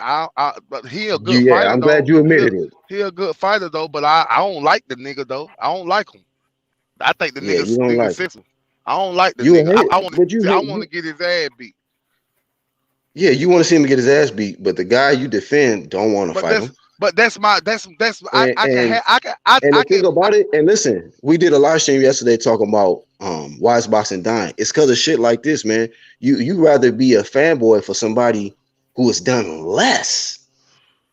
The ones that's on the big champ shit, these dudes are getting talking about. I want him to lose. How he done less? I don't like him. Done less. The motherfucker that's keeping boxing alive. Come on, stop, dog. Stop. Crawford goddamn can't. Guess what? He gonna do less when a motherfucker came from a lower weight class and moved up. Spence came from just to straight 147. And he been fighting now. Crawford came from 130, 135, 140, 140. Okay, he gonna do more. But he ain't fight. He ain't beat no. Guess what? All his whole fucking career, this nigga did not beat no fucking world beater. He ain't never fought no Hall of Fame fighter yet. Never. Dog. But even what you want to say all of that, right? Who's gonna be in the Who's in the Hall of Fame right now? What you mean? You saying he ain't fought a Hall of Fame fighter yet, or whoop-de-whoop, but he's still going to the Hall of Fame, right? Right now, just off of what he's accomplished, regardless of the shit that you talking about. Crawford going to the Hall of Fame. Well, he might go to. He probably go to. You know the man. Let's just keep it 100. Everybody, all these world beaters, supposedly they world beaters, but they don't want no part of Bud. Bud just who wait a minute, Jamal. Let me finish, Jamal. Now, when Paul Williams won his title, it was the same thing. You know what I mean? So, and they were saying, yo, this dude need to move to 154. Same thing. Every excuse in the book why this dude shouldn't be in there. You know what I mean? Because he had an opportunity and there was a question mark against him, against all these elite fighters. And that's the same thing that Bud going through right now. It's the exact same thing. It's excuse after excuse why they won't get in there and fight with him, whether it's the money, the side of the street, the belt, whatever it may be. Man, guess what? All this shit is his promoter fault. He should have got now rid it's of Bob. Now it's Bob's fault. Yes, it's his fault. He been with Bob forever. Bob ain't gave him the fights, dog. All right. So whose fault was it when Spence wanted Thurman? What? When Spence wanted Thurman and that fight didn't happen, whose fault was it? Was it Al Heyman's? Nah, that was Thurman's fault. Thurman don't want to fight. Oh, now it's Thurman's fault, but it ain't Spence's fault that he ain't fighting. That he ain't fighting. Bud. The nigga off the nigga 60-40. Energy, Jamal. The nigga off the nigga 60-40, my nigga. What else you want the nigga to do? If I say nigga, if you say nigga, I want to fight, nigga, I want to fight. Okay, nigga, it ain't about the money. Okay, then Spence say, okay, nigga, you want to fight. Okay, I'll offer you 40. Oh no, if it ain't fit 60-40 my way, I ain't fight. Like, get the fuck on. Like, ain't nobody got time for that bullshit. No, okay, guess what? And what You know and what what now? happened? Well, fuck And you what then, happened? nigga. And what That's what happened it is. after that? And what happened after that? 70-30 or whatever we give you, and I Or don't even whatever know we, why he here. or whatever we give your motherfucker. Guess what? That's how you son a stupid nigga. And so Guess while what? you talking about all this stunning shit, bro, you got Holyfield and Tyson coming back, robbing the bank. While all these niggas talk about sunning and shit, they got little son bank accounts compared to what Holyfield and Tyson about to have. Little boy bank accounts, man. Guess Little, what, dog? little boy shit, man. Little Guess champ what? shit. What you think? What you think Canelo been getting these motherfuckers to fight him? Ain't nobody got 50 or 60-40 with Triple G did probably. But what you think Floyd would give a nigga? What you think Sugar Ray Leonard would give a nigga? Why this nigga act like he's something different when Spence doing the same, when they in that same position these other top niggas been in, and you getting lesser percentage? Like, why Bud trying to make it seem like it's different now? Hell no, nigga, you ain't in the A-side position. That's what it is, my nigga. So you gotta accept what a A-side nigga give you. If you don't want to fight then. Hey, Point man, blank, Canelo doing your niggas like that. boy ain't Ever. offered Crawford nothing, man. Al Oh, Heyman, okay. as a matter of fact, I'm gonna tell you like this: when Floyd give the approval, then the fight will happen. Well, guess what? Because Spence last time I heard them ask Floyd about it, like I said before, we're not gonna do that right now. You already let everybody know we're not gonna do the fight. So Yeah, ain't no contracts. They just talking. So they just running their mouth, it man. don't matter, nigga. But- You got to accept the before we send you a contract. You got to accept the shit first. Well, now offer you first. gotta offer the shit first. Right? Okay. What 60-40 or 70-30 is? Ain't that's an offer? Who offering it? Earl? Spence. Yeah. We ain't offering Okay, shit, dog. Earl ain't offering nothing. He said it, Offer ain't offered. flat out. Yo, he Earl said ain't it offered flat a out. motherfucking Right, he thing. talking, but he said it himself. Call Al. Right. And then before Guess the what? conversation was Guess over, what? it was like, That's- we'll do that's how that. He them- was like, I'm my own promoter. Hey, Cross. Guess what? Hey, you know that's how that go, Jamal. Soon as they press them, nigga, like, okay, let's make the fight happen. Come on, man. I'm not the matchmaker. Call Al. Guess what? Then they do that shit. Guess what? Call Al then, nigga. Did you call him? Did You you mean call to tell me? Bob Listen, hold said he on. did call him. This He how you can't- gonna get bodied, Jamal. You don't think that with all the extra millions that Bob been having to pay Crawford, that he hasn't been calling Al to try to get this fucking fight made, so he ain't gotta keep giving this man an extra $1 million per fight that he don't face Spence? But Keep guess up, what nigga. though? I thought Al didn't exist, but I heard out the Oh, nigga now you mouth. going with that He shit. said All it. right. Oh, All right, you can't dog. get All right. you can't get mad at me for saying the shit the nigga said That was out the his fucking weakest mouth. counter, nigga. And what did Bob say? Nah, he exists. I talk to him all the time. Right. But Everybody. we're gonna erase that though. We just gonna roll with the narrative, right? Because we all know if Well, he Spence should've was in the said same position that Bud was in, you'd be singing a different tune. Where he ain't then, nigga. Right. If he was ain't. a three-time, if he was He a ain't. three-time weight champion and had 6 titles, y'all be singing a different tune. Well, goddamn it, he ain't though. So guess what? Spence the A-side, nigga. You gonna take this 60-40, nigga, or what you gonna do? You gonna take the 60-40, what you gonna do? That shit sound like gay side, nigga. Nigga low Whatever, smoke. nigga. Whatever, nigga. Floyd and them did the same shit. Canelo doing the same shit now. But it's a problem when Spence do it. So Crawford, a nigga who y'all like. No. Fuck It's a problem when all them niggas do it. Hey, hold on. You know your boy Black Flame, Floyd, Canelo, and Spence. Well, guess what? Niggas do this shit. That's boxing, my nigga. You gotta accept that shit. When you ain't that now you A-side gotta dog. accept it. Yeah, you gotta accept it. Why would I give you a split on all this money when on that fucking A-side? That shit don't It work ain't in even. fucking boxing. It ain't even. But it ain't even a real split because it ain't the promoters and the networks talking. It's the 2 fighters running their mouth. So we don't even know what the split really is, and we don't know what that's going to be about. And until they send I'm just saying, if you saying it's strap season and you trying to push for undisputed, why ain't you sending an offer if you the A side? Facts, bro. Bodied This right nigga there. goddamn saying 60-40. What the fuck offer? What? Hold on. Is I'm goddamn speaking fucking Chinese or Japanese or something? If a nigga say 60-40 You or speaking Atlanta 70-30, ease, nigga. What the Yeah. fuck you talking So, about? so Offer? are we Hello, going? it Are might we be a different. going by It might what be Spence saying? a certain. It might be a different offer that our word offer that I'm using that y'all not Well, using. I'm saying, if we going by what Spence saying, Spence said go get a belt. He got a belt. And he said 60-40 or 70-30. Ain't that an offer? Or whatever I give you. No, Is no, that hold not? on. Is that Hold not an on, hold offer? on. But listen, y'all, we skipped because he said get a belt, but that was in the first thing. Now we at 60-40 or whatever, wherever we give you. But before that, it was all kind of damn hurdles. Okay, but what did he announce? Wrong side of What the did he street, announce? He easy asked. road, I gotta take first. Come on, man, go down the whole list, bro. Now it's 60-40. Okay, so what? So you gonna take the offer? So okay, you went through all this. Okay, so now we at There the was stop never sign a where the contract offer came sent, in bro. now, Never bro. contract sent, man. Why Never would I send? contract sent. Why would a nigga send a fucking contract if you ain't accept no Because fucking offer? It that will don't be work called like when that. you decline it, when you decline the offer or you That's don't a want to duck. negotiate, then you can say it's a duck. No, Correct? stop it, Correct, man. Jamal? You said Right? what? That's Hold on. all.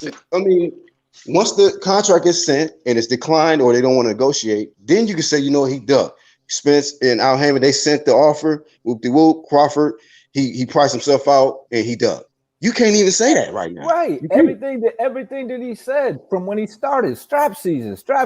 But that WBO strap, as soon as it got wrapped around Bud Crawford, it just didn't matter no more.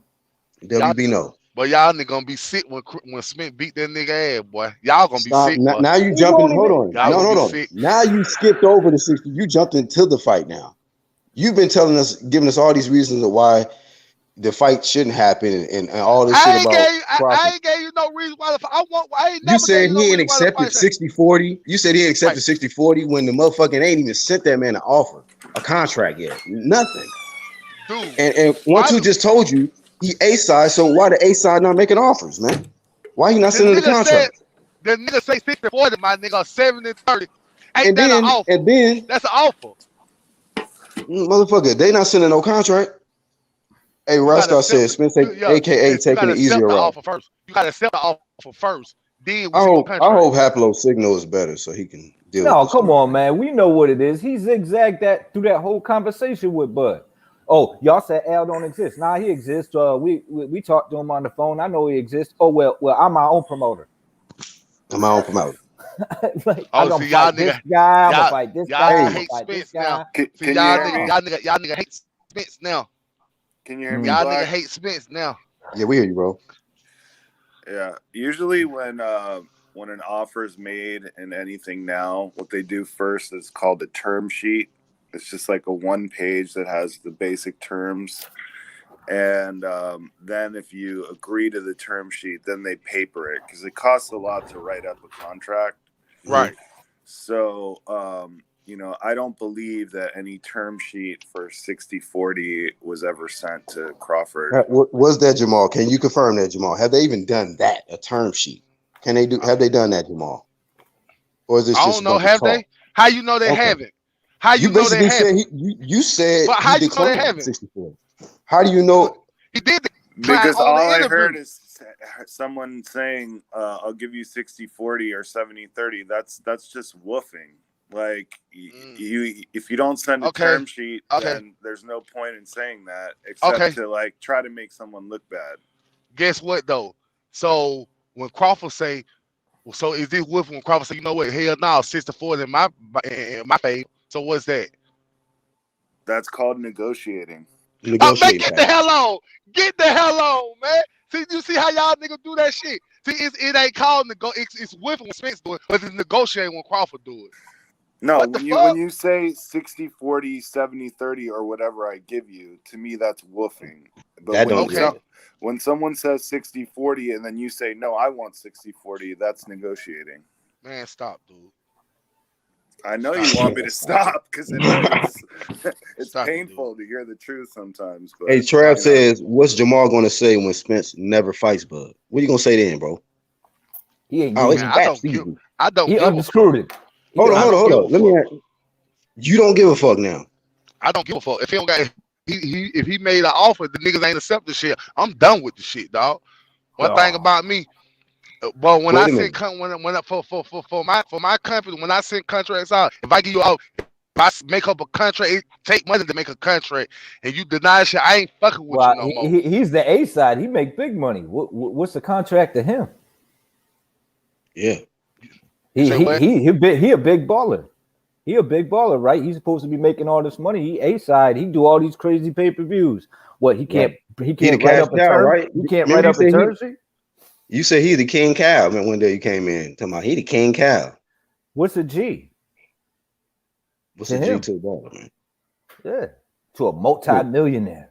Come on, Jamal. This is a nigga who flipped Ferraris and buy another one the next day. Nothing, bro. Yeah, you wanted to see the fight, and now you don't want to see the fight. You don't care. You don't care. You still mad at Bud, huh? Yep. Because he blocked your ass. He man down your ass in the motherfucking chat, nigga. I gotta give it to Jamal. That shit was funny as fuck. He said he gonna bury your ass.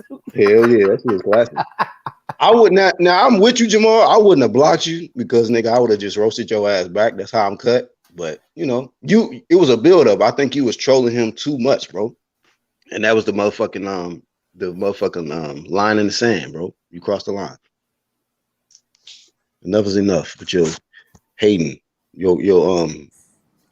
got a current legend, and he hates on him all the time. What did Jamal say to Bud?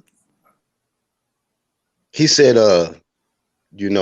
basically he said Crawford took a picture on his IG with a suit that he was in, and he said something like, "You look good in that suit, but everything's gonna bury you in it," or some shit.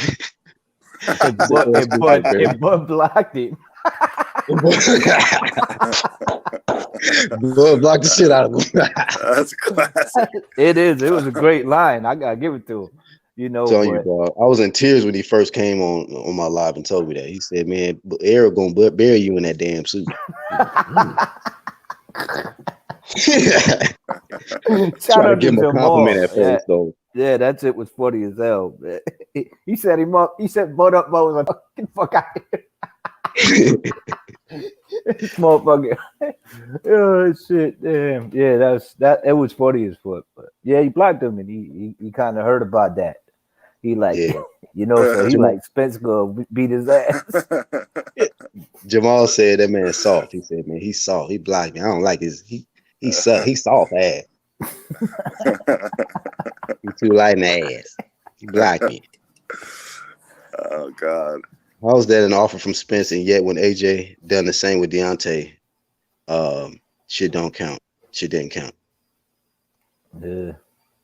Yeah. I think that's why the money ain't there in boxing no more, because these guys is out here capping, man.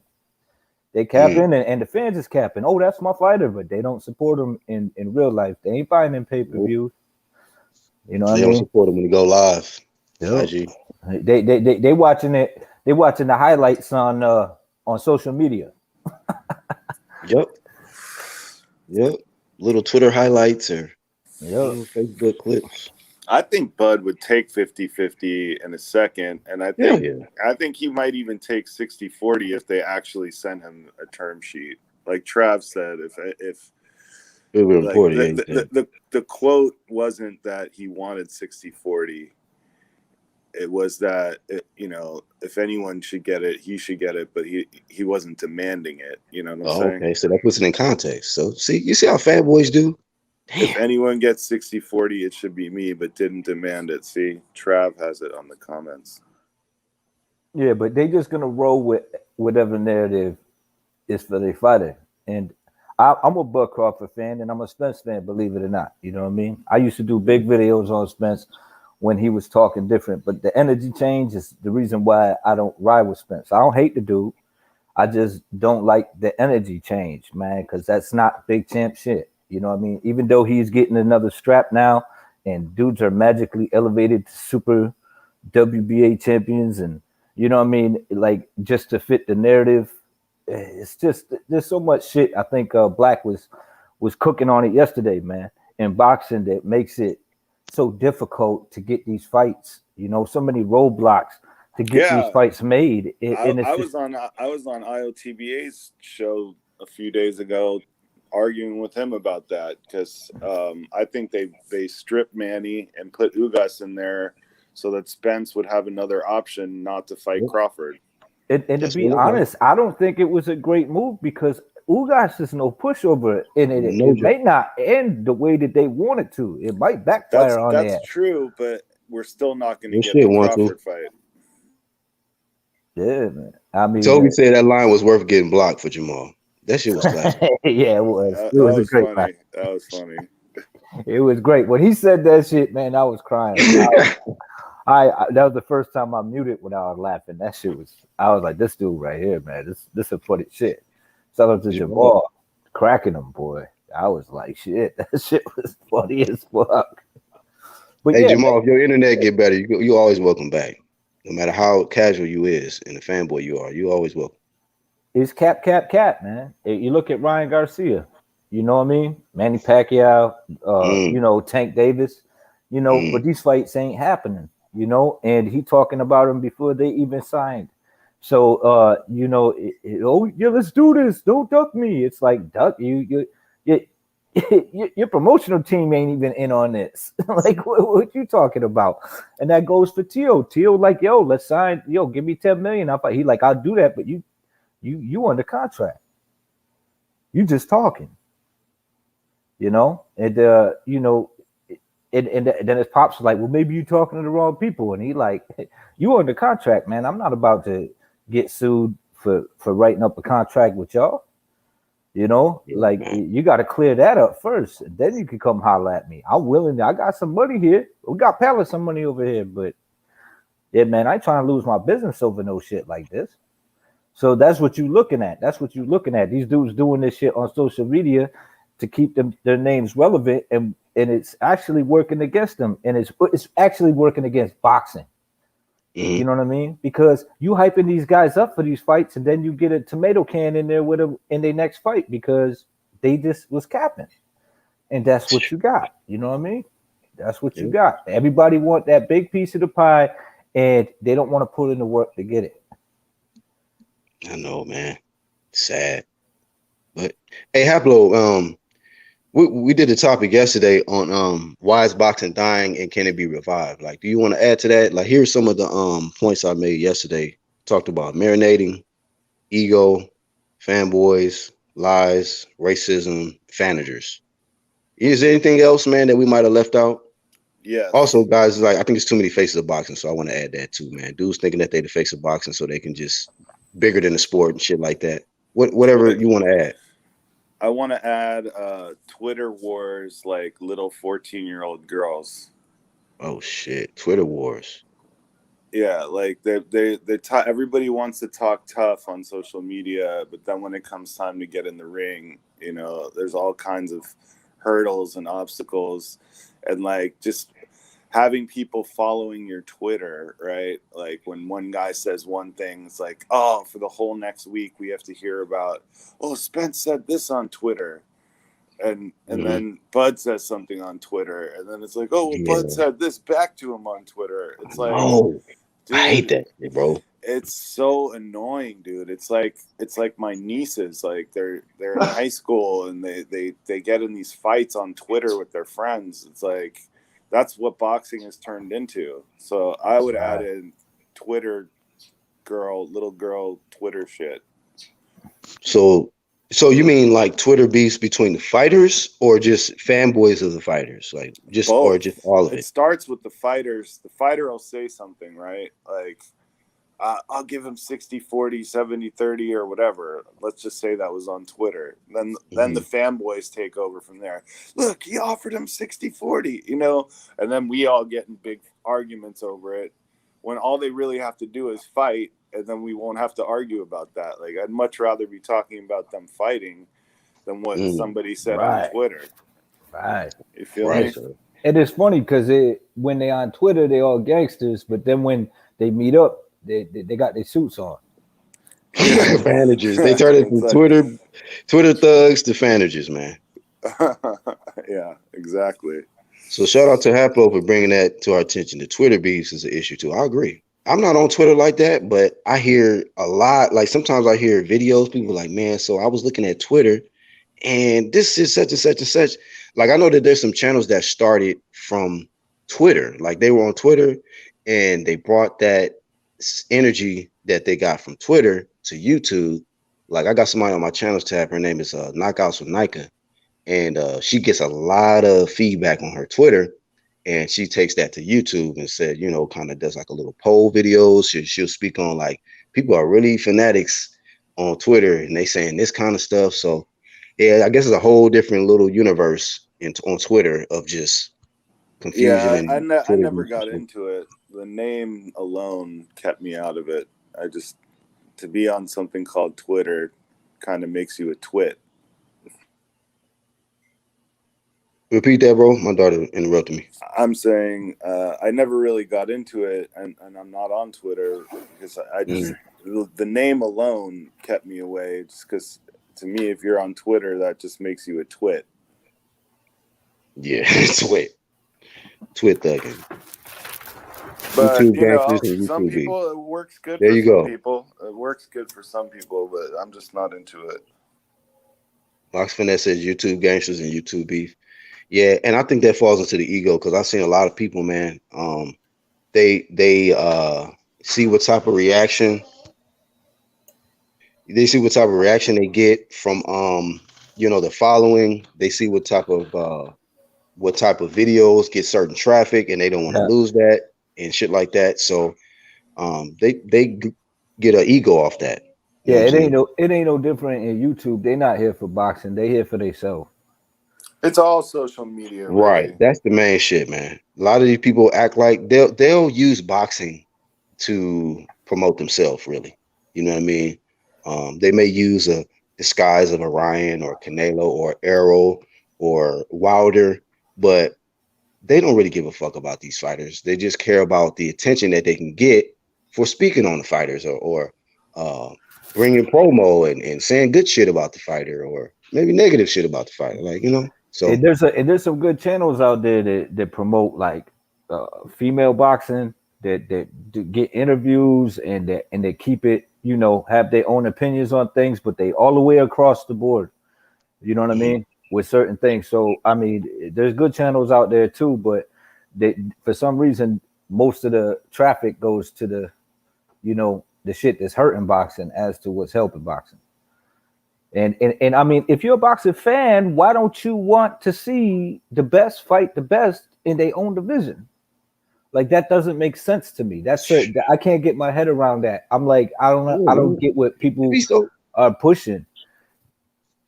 It'd be so crazy with that one too. It's like it's not like we encourage or try to promote something that's just totally far out or unrealistic. We push for fights in a weight class. Matter of fact, I'm opposed to guys jumping up 2 and 3 weight classes to try to challenge a top dog there. I think that's stupid, especially if you haven't challenged the top guys in your own weight class. Like, yeah, I was gonna say, like, if you've beaten everyone in your division, then it's all right. But like when Khan jumped up to fight Canelo, you know, like that was just a like move. It's so they can lose and then have an excuse after. Right. Same with Mikey. And I would say Brooke. But Brooke came back down. Yeah, came back down. So and that tell you right there, a lot of them don't even come back down after they jump up. So they'll jump up, get their ass whooped, then they stuck up there or got to meet like midway. They jumped up 2 weight classes. Kind of did it too. Oh, Broner skipped 140. Broner skipped 140. He skipped 140. Yeah, he went from 130 when 140 was lit.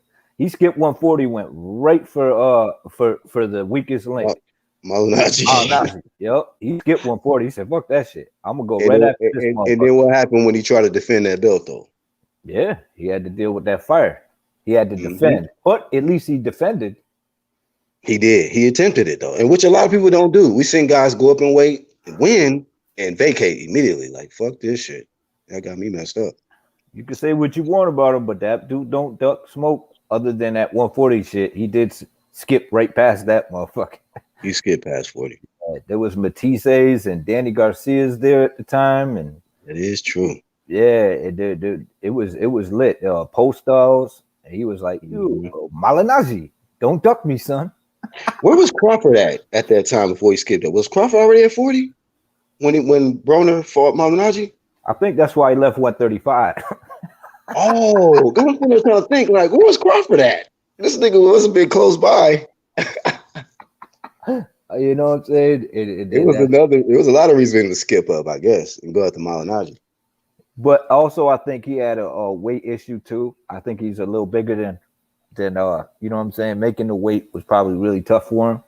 So I don't know. They talk about him fighting at 140 now, but I mean, to be at his age and then to drop down to 140, I don't know if that's good for him.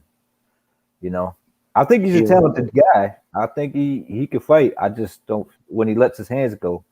But I wish his entertainment aspect matched his fighting ability. Like, keep the same energy. Like, he got so much energy for walk-ins and shit and promoting. He's excellent at that. But it's just, man, let that shit translate into when the bell rang. Keep that same intensity, excitement, man. Damn. yeah. And then I think that puts a lot of things in question when he was at 147 and he put Porter on his ass, and guys is like, Spence dropped Porter. It's like, so did AB. So did AB. Yeah. And he came up from 135. Little guy. He lightened the ass promotions, right? So, I mean, the power was there. And even Maidana said this dude punch is serious. Yep. And we know Maidana's punch was serious. And to back that up, Robert Garcia said Maidana told him himself and looked him in the face. He said, "Nah, man, that motherfucker, he hit hard, man." So that's the hardest puncher I ever been in there with. So AB got some shit. He got some power. His little short ass, man. But yeah, man. I mean, we've seen the history of guys that jump up in weight classes and skip weight classes, and it don't never go that good for them. You know what? Canelo is the worst one. You know what people don't talk about, and this is towards us too. Mikey beat Broner. Mikey beat Broner. He did. Handily. He beat him too. Yeah, like I'm about to say, yeah, he beat him pretty much clearly. Yeah, nobody talk about that. So I mean, I would call him like I don't know about him at 147, man. There's a big question mark there, like because that dude, I think it's a cap for him to be at 147, but he's fighting. You know what I'm saying? I don't hate Mikey as much as everybody else. I do wish he would have fought Lomachenko though. You know what I mean? Mikey Garcia. Oh, Mikey. Instead of jumping up to fight Spence, because I think it was, he didn't want to be outboxed probably at the time. And I thought he had a good chance, and I didn't understand why. You know what I mean? Because if that dude got popped too. I think he should be campaigning at 140, period. I think his power is good there. He got a good chin, and he ain't fighting guys a lot bigger than him. Yeah, I don't know. 140 is dangerous ground right now for Broner. I think Broner's kind of shot, bro. I think he's done too much Ricky Hatton partying in between fights. And I was talking about Mikey. Oh, Mikey. I'm sorry. I dropped off for a second. Oh, yeah. But what do you think? You think that's a good weight for Mikey? Yeah, I think 140, if anything. But, I mean, I don't see him beating Ramirez or Taylor. Right. I don't know. And those are some big money fights, too. And there's some accolades behind those things, too. And then, maybe even a Teofimo fight would be in there. That's something to think about. You know what I'm saying? Yeah, I kind of want Teofimo to stay at 135 and clean that up. Oh, yeah, me too. Me too. I want him to do that WBC work first and just become undisputed in my eyes. That's my opinion. And a lot of other people's opinion. But some people just don't feel that way. But I think it would just clean up the mess. You know what I mean? Get in there with Haney. You know what I'm saying? And even if fuck the winning and losing and shit, at least you challenging yourself. You challenged yourself 3 times in a row. And I don't hate on Teofimo. I just wish that he would clean that up. I think it would benefit. Yeah, I think if they're really trying to make that franchise belt the belt, which is what it seems like they're trying to do, that the only way to do that is to have Teofimo fight Haney, and then whoever wins, then they can make the announcement that the franchise belt is the main belt now. Right, but that's the thing but if they don't fight, they can't just do it after the fact. They can't just go, okay, now it's that's my issue with it. They Right. did a Yeah. lot of shit after the fact. Changed Man, a lot of shit after yeah, the fight. right. Like, what? But how do you have a belt that you don't have to defend and call yourself a champion? I know, man. Yeah, It's like just that, ain't a that what a champion champion orbit. does? They defend. And where's the rankings in the franchise championship? I think they're Exactly. moving in that direction of making that like the WBA Super, but they're trying to do it after the fact de facto. Right. Like there So was they're an gonna have to announcement. make. Then There they're was gonna an have to take announcement. mandatories away from Devin and give it to Tiafimo. Tiafimo, yeah. Right. And that's the thing is, if they do start it off with another fighter, they should have a ranking system. If they want to make that the number one belt, then you got to defend it. If it's going to be the WBC champion, you got to defend it. You can't be a champion and Yeah, not I think defend they your made belt. some kind of announcement a few days ago that the franchise title is the new, main title now. I So are heard they gonna that. do it for every weight class? I don't know, but Come on, man. that's what IOTBA was saying. They said that the franchise belt is the belt now, but that's doing it after the fact. Like to me, Come on, the man. only way to legitimately establish that is for Haney and Tiafimo to fight, and then whoever wins gets both of them, and then they can decide which one is the main belt. Yeah, but if you're the franchise champion and you rank number one in the WBC, you're the mandatory for anybody else. Like, how does that work? Like, what do you need that WBC for if you the champ? And then how ain't you defending it? Like all these questions I got on this shit, it doesn't make any damn sense. It's just like, okay, so this is just a skipping line. I get in the first to get on the ride. I just skip everybody. You know what I'm saying? And I ain't got to pay for my ticket. You know what I'm The saying? I franchise agree. is a get out of mandatory free card and shit. Yeah. Right, that's how it started. But I And you think wonder why a lot of everybody in the people, back of the Right there, ride. Habbo. That's how it started, though. You see what I'm saying? a lot of people predicted that they were going to do the WBA Super thing with it, because that's how the WBA Super started too. It was just a get out of jail free. I don't have to fight my mandatory thing, and then it ended up becoming the main championship. Right, because the sanctioning bodies they get a percentage of the biggest of the Yeah, fights. They want the biggest fights. I they really want. want Troy to hit the link one day to just really cook on that shit because, like, he just put a comment like, "Told y'all Devin Haney wasn't a champion." Is it because you don't want him to be a champion, or because of He kind of circumstances? Like, is, bro. It's a gray like, area. He then why is kind the of is. WBC? Why is he? It's crazy, dog. Like, I don't know, man. Because it's Loma's fault, because he dropped the belt and went to the franchise when it was just a status.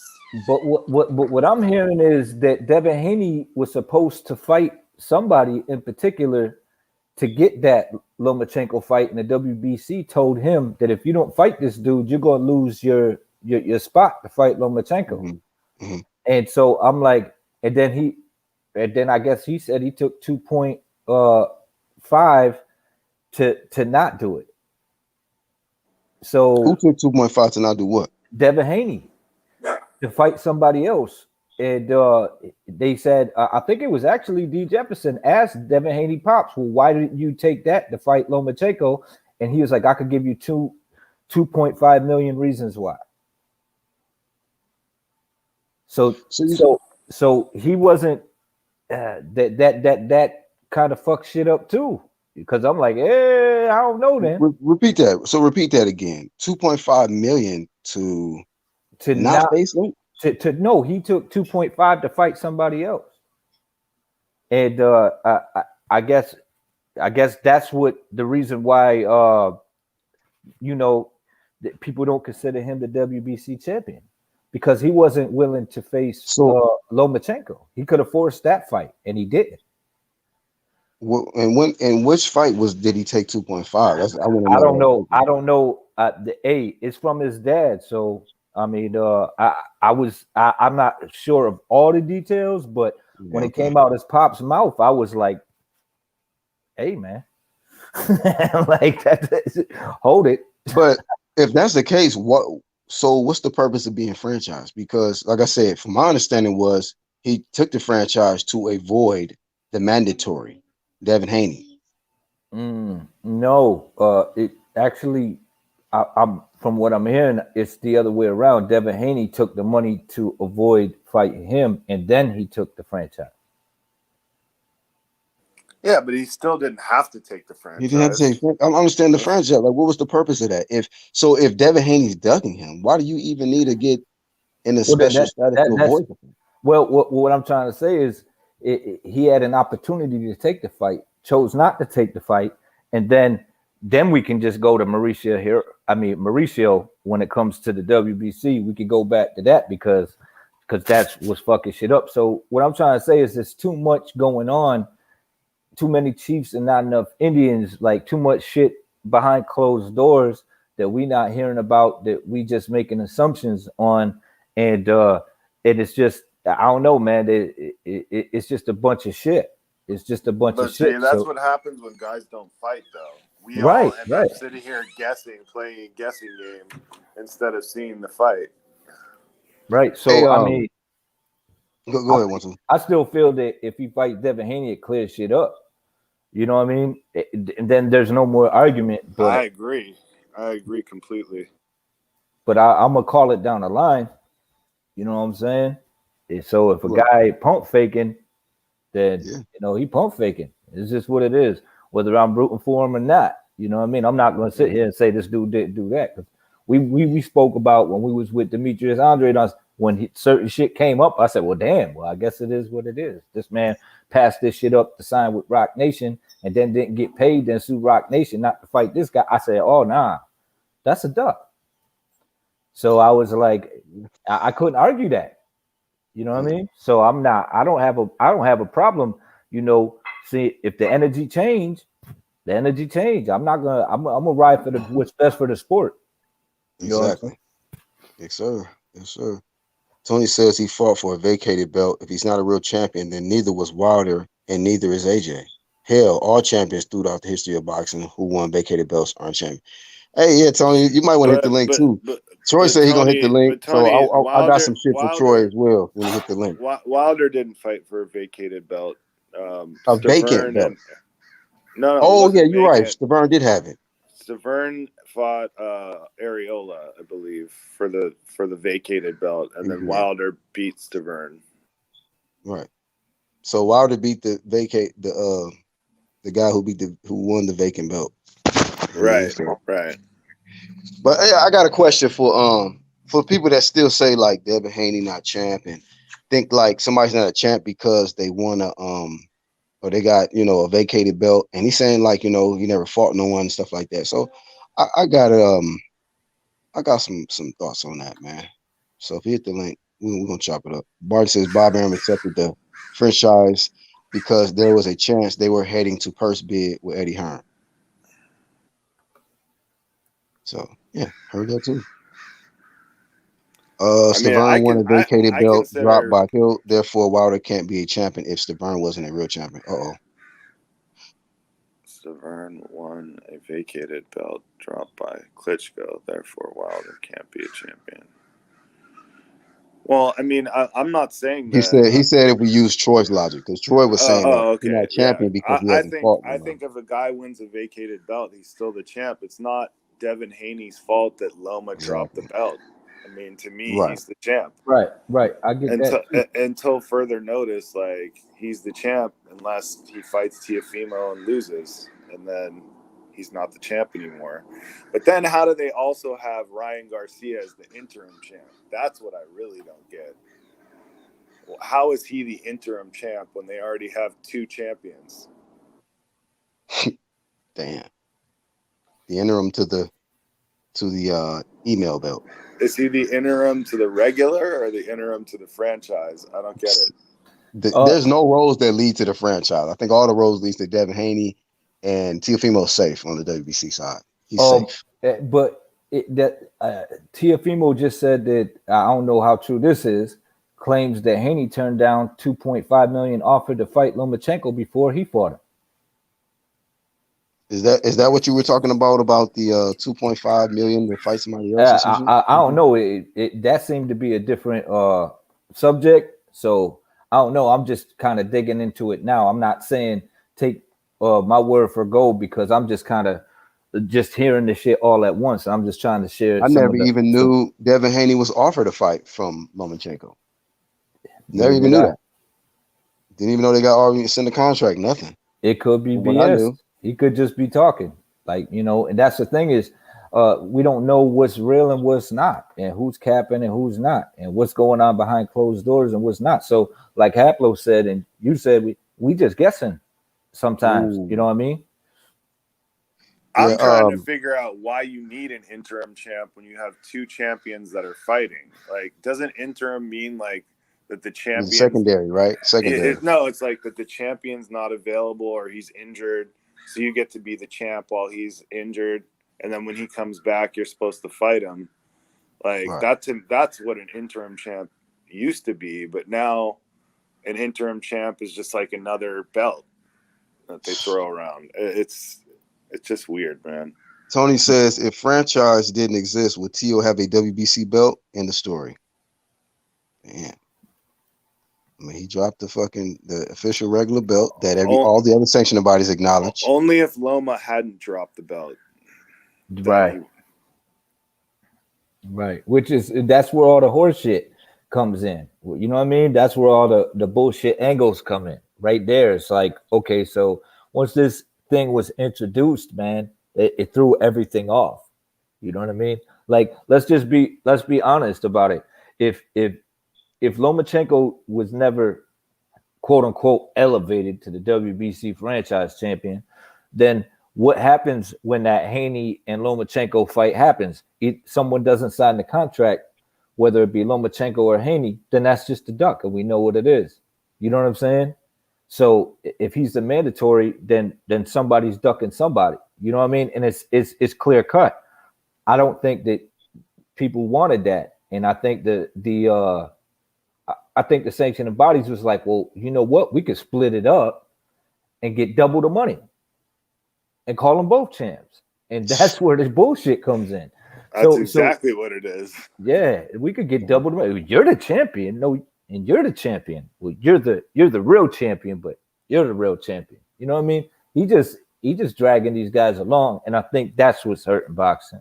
So we could flame these guys for not taking certain shit, but you know what I mean? When there's not a baseline and there's not a standard that they need to stand next to, then what? Does Teofimo gets hit with sanctioning fees in WBC? Oh, you get sanctioning fees for franchise. Yeah. Franchise? The one thing I can give Wilder credit for was turning down that franchise. Mm-hmm. But I mean, I've heard people say that, but I didn't even know he was actually offered it by Mauricio. I just thought it was this conversation brought up. As far as I know, he was offered it, and he. I got to see an actual. They gotta pay them sanctioning fees to not fight mandatories. That's what you gotta do. Get out of mandatory fees, yeah. So franchise belts is for the guys that want to be mandatory free, but it come with a price. Yep, that's crazy, dog. They still getting sanctioning fees, and they for franchise and no mandatory, none of that. Jamal, you back, man? It's the third time. Yeah, I know, man. I gotta let that shit cool down a little more than what I do. So we didn't kind of went into the the more franchise confusion shit. And where some are people... you that it's so hot, Jamal? You said what now? Where are you that it's so hot that your phone's turning off? Shit, I'm in Texas, but I'm just saying they just being on the phone. Oh, okay. Hey, Martin said, hey, Martin said it's a lot of foolishness. Franchise was a status. Now they have Tio with a WBC franchise belt and a certificate with an extra belt and a WBC watch. Yeah, man, it's just getting stupid at this point. And they gave him a belt that doesn't say franchise on the front. It probably like you gonna change it now. You gonna on the back. They try hard as fuck to cover their ass, man. Man, this shit just getting fucking ridiculous. Boxing shit, man, it just makes it real hard. So fans just move away from this. What good is it? Yo, what good is a certificate if it's coming from a bullshitter? Yeah, bro. You know what I mean? It's that simple, y'all. If it's coming from a salesman, that's another thing. Was belts on your list of things that are ruining boxing? Because I think what they're doing with the belts is horrible. You get a certificate with a vacuum cleaner. This is authentic Hulu. The fuck out of here, man. You know what I mean? Shit, man. There's nobody giving shit about none of that shit. I really don't, man. Not Shit, if it's hey, coming from. Look at the source. You know, it don't matter how certified something is if it's coming from a uncertified source, a source that don't really, you know what I mean, that stands on no grounds A whatsoever. non-credible source. Yeah. Yeah, non-credible source. Thank you. I mean, come on, y'all. Just see it for what it is. It's bullshit. And you know it's bullshit if Jamal agree with it. Right. Some What about divisions have Jamal? an interim, I agree with franchise, I, and a get, I agree with silver. shit that's true. Like, what is the silver? Like, why do they need that and the interim? They need an aluminum and a copper one too. Because Bronze, bronze belt. gotta. Maybe they should make a bronze one for Wilder. That You way, know why they they need a can keep going. silver? To attach it to a face. And they attach that shit to Ryan Garcia to build a brand. It's just No, all he's the bullshit. interim, Oh, bro. Silver He's Surfer, interim. Captain Oh, Silver. well, Someone else is the silver. oh man, that's crazy, man. Well, then there you go, man. They got an interim, they got a regular, they got a super, or a franchise. They got them all, man. And you All can be types of calling shit. it and call everybody champion. Like, man, like you Yeah, don't know who the real champion is. Like real, and that's like hardcore fans like us know who the real champion. But you have these regular casual fans, they don't fucking know. That right, shit don't and make that's no what's sense, killing man. the sport. Like, how the fuck can these four guys be champion? Who the fuck is the Right. real champion? It's like, oh, but these dudes, but that ain't even. That's just one sanctioning body. There's other sanctioning bodies too, and it's like, what? Oh, this is some bullshit. You know what I mean? That's why I think it's hurting boxing because the casuals don't know what they're looking at. Dude, forget the casuals. The fighters themselves don't know. The other day, there was a young kid on D-Styles channel that just won an interim belt. And they asked them, like, okay, so exactly does that mean? What does the sanctioning body tell you that the interim belt means? And the guy couldn't even tell you. The guy who won the belt didn't even know. He's confused. I don't think the guy was confused, but you know, when you're dealing with that much money, they sign NDAs. And I'm starting to realize a lot of these guys on these things is talking a lot about businesses going on behind closed doors and companies. You gotta remember, a lot of these sanctioning bodies are companies. Like, and we just want to talk on an abstract picture. Yeah, I get it. It's boxing and it's a sport. And I've explained this franchise stuff before, and I understood why y'all still don't get it. But some people in boxing make more than others. That's just the fact. And depending on who you're fighting, you're gonna make more money. If you ain't fighting nobody, you're not making that much money. I don't care what you say, what you talking about, how you feel about it, if they're your favorite fighter, if they knocking people out. If you fighting people we don't know, that means that you're not putting that many butts in the seats. That means you not about to be in line to fight nobody. Yeah, but the Because you, sanctioning bodies don't really care because they're getting paid on percentage. yeah, no, they do care. Because let me tell you why they care. They'd rather Here have we a go. bigger. Here we go. Here we go. They'd Here rather we have a go. bigger Here we piece go. of a Here we bigger go. pie. Yeah, exactly. So But why would they they're waste still their getting time? Why would they waste their time on three small niggas when they got other niggas that's way bigger that can pay all the sanctioning fees? And why you think they want these people, these belts in their fight in them fighters' hands? They got the money. Right, Okay, right. but then why have the belts then? Yeah, cause it's still a money. You still gotta show you did something, Well, bro. that's What what did I'm you? saying. This is the problem with it.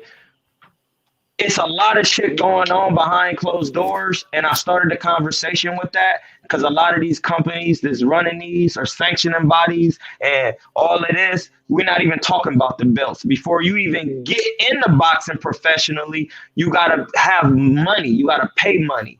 And then after that, they start paying you, bro.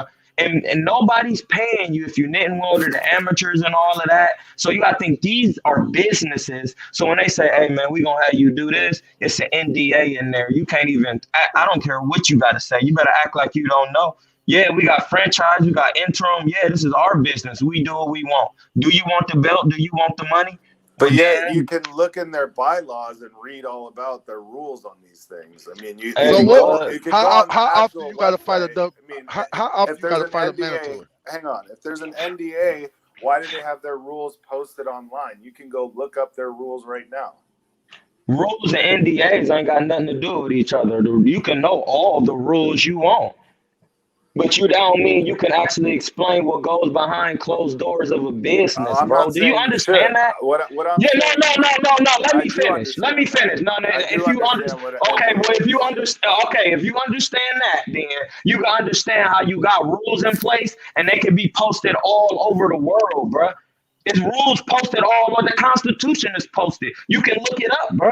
But that don't mean because you work for a certain business running on the corporation of the United States, bro. It's India. They don't want you talking. We don't care about how many belts Well, we got out here. this kid that I'm talking about didn't know what the interim title meant.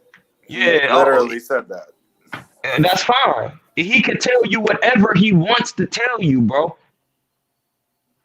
But you Okay. don't know what go behind closed doors. Listen. I'm not saying I do. Listen. But your actions are saying you think you know, because you saying, well, they got rules No. in it, so you don't have to say nothing, bro. I'm just trying to explain to you when I never somebody is said the anything about behind closed doors. franchise champion.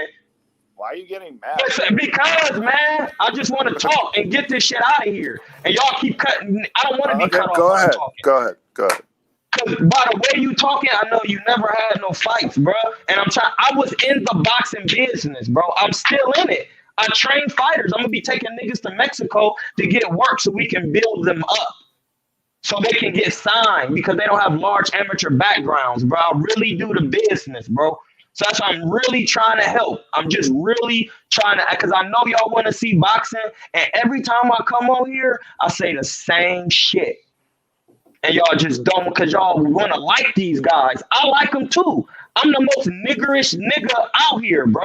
You think I don't like black fighters? But these niggas, if you black, white, Mexican, if you not fighting nobody, you're not putting no money, you're not in line to get no title, you're not doing nothing. It's a lot of niggas out here capping, bro.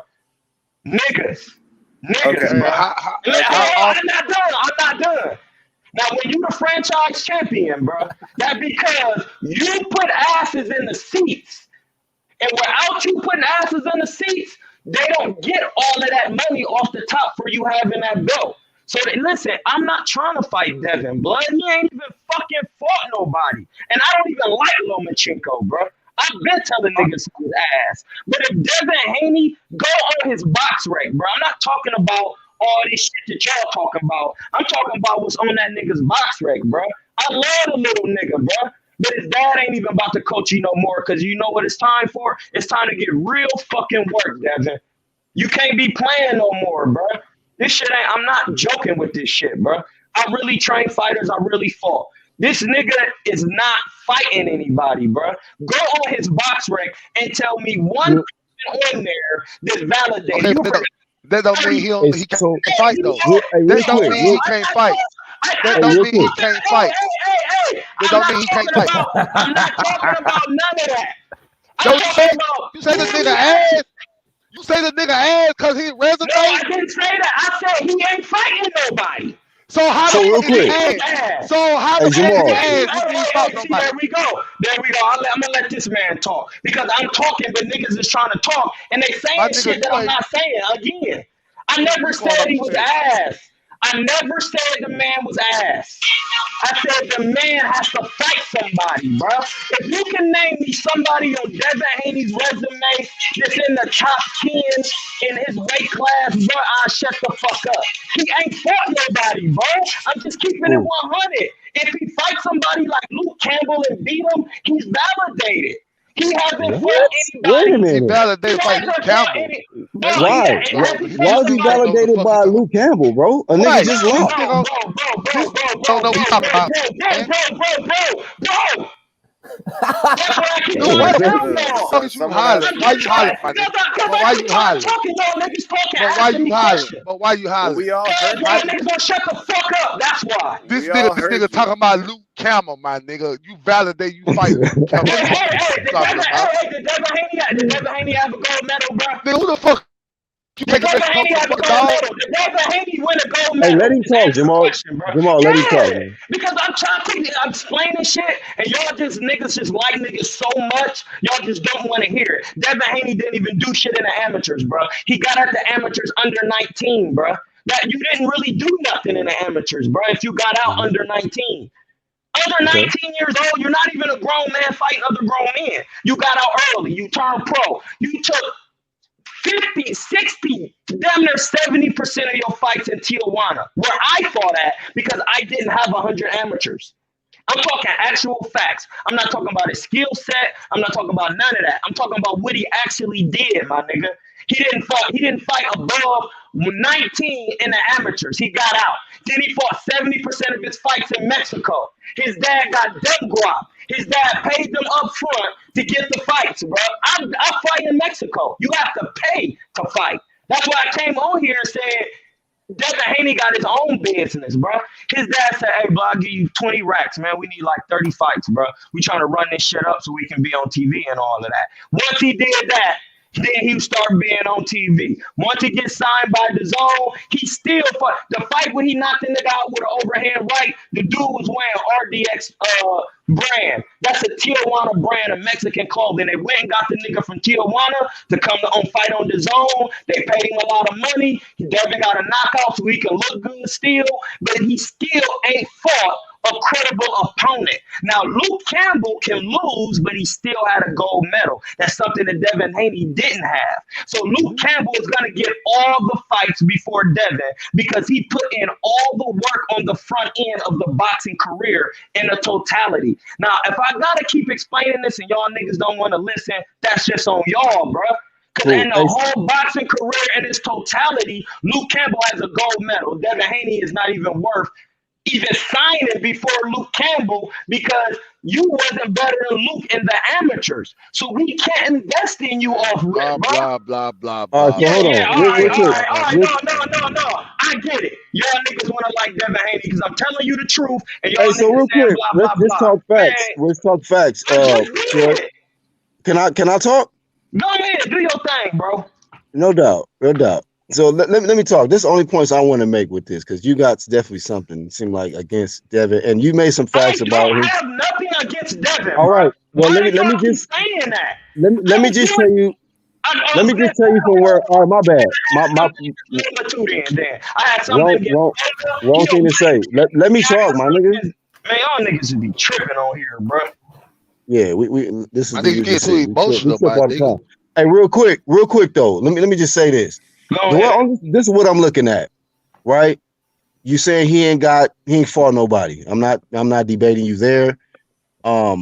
However, he is a champ because the guy who does have a better resume than all the rest of them, he vacated his belt. They elevated Devin Haney. Hold Did he on, let me fight talk, my somebody for a dude. vacated belt, blood? Right, cool. But listen, this is how I'm gonna pose this to you. Keith Thurman got the belt the same way Devin got it. Who did Keith Thurman to fight to get the WBA belt? Nobody. Floyd vacated, So and then that they he didn't elevated fight. him. He Hold on, didn't. my dude. Well, Hold he on, was my dude. already a WBA champion, though. No, hold on. He was the with the regular or something like that, right? He was Okay, beneath. I okay. think he Was was Devin the interim. regular champion? Was Devin even a WBC champion at all? No, he wasn't. So how do you just get somebody? So that proves No, what I say even you can more. say that, but hold on. It's the No, same thing like how the real quick. Hey, Troy, somebody can make one comment and you'll scream over them. Like, nigga, come no, on, chill. because you just proved So, what I said. real Keith quick, Thurman was let the me interim finish. champion, bro. Let me finish, bro. All So, right, same finish. thing like they got the little trinkets, different level belts in the WBC and WBA. However you want to say, he got elevated because a dude vacated. Floyd vacated, Keith got elevated. Lomachenko vacated, Devin Haney got elevated. Whatever He level you can't. want to talk How about. could you get elevated and you're not even a WBC So, anything so, champion? so, so therefore, Hold on. What you're saying, But bro, he did. is He did not get the same elevated. thing, come bro. on. It's It's Let not the simple nigga the shit talk, I'm man. saying, Bro, Troy. let the It's nigga not. No, talk, my it's nigga. not Hey, the mute same thing, this dude, bro. man. Put him on mute right quick, Hold man. on, blood. I You want. said Keith Thurman was the interim champion. Was Devin Haney the interim champion? Was don't he the matter. regular champion? It don't Yes. No, matter. it does matter. How it Yes. Because matter? that's not Hold on, the hold same on. Real thing. quick, real quick. Lomachenko bitch Real ass quick. Hold on. Let me ain't answer. the Jamal, better. be quiet. Jamal, chill. Then you ask the Lomachenko was question. already the Hold WBC on, bro. champion. Hold on. Then you ask the question, was he the interim champion? Devin Haney. You asked that, right? Yeah, I asked him, was he any type of WBC champion before he got the belt? Yes. He was the interim. Yes. So when he was the interim, then he got elevated, but he wasn't the Yes. regular. He wasn't the regular champion though. He got elevated. You asked if he was interim. Yes. And he got elevated when Lomachenko vacated. So then why don't he have certificates in the belt? Why is Teofimo holding the belt? Hold on. Okay, let's get into that. We bought cash. Hold on. We bought real quick. We bought cash, aka WBC. They fucking did that shit. That's not a Devin Haney issue. This is WBC trying to sanction as many motherfuckers that they can sanction. So they're gonna send this nigga a certificate so he can be happy. Teofimo been over there bitching and crying that motherfuckers is not acknowledging him as undisputed because he ain't got the real belt. Matter of fact, when he beat Lomachenko, the belt said franchise champ. Franchise. So now you didn't bitch to Mauricio about everybody giving you this heat to fight Devin, and you want a certificate emailed to your ass and a new FedEx belt without franchise on it now. In a watch. The fuckery of the WBC. That ain't Devin Haney fault. And I get what you're saying of the points you're trying to make that he ain't fought nobody. Cool. But do we shit on this guy when Ryan declines him, right? And he's the fucking mandatory. He declines him. Lomachenko vacated his belt. Teofimo Lopez double talking about, yeah, he could be next, but it depends on his performance.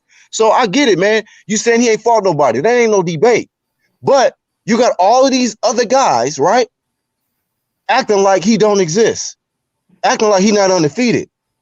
And acting like he's so easy work. Won't somebody just take that O in that belt?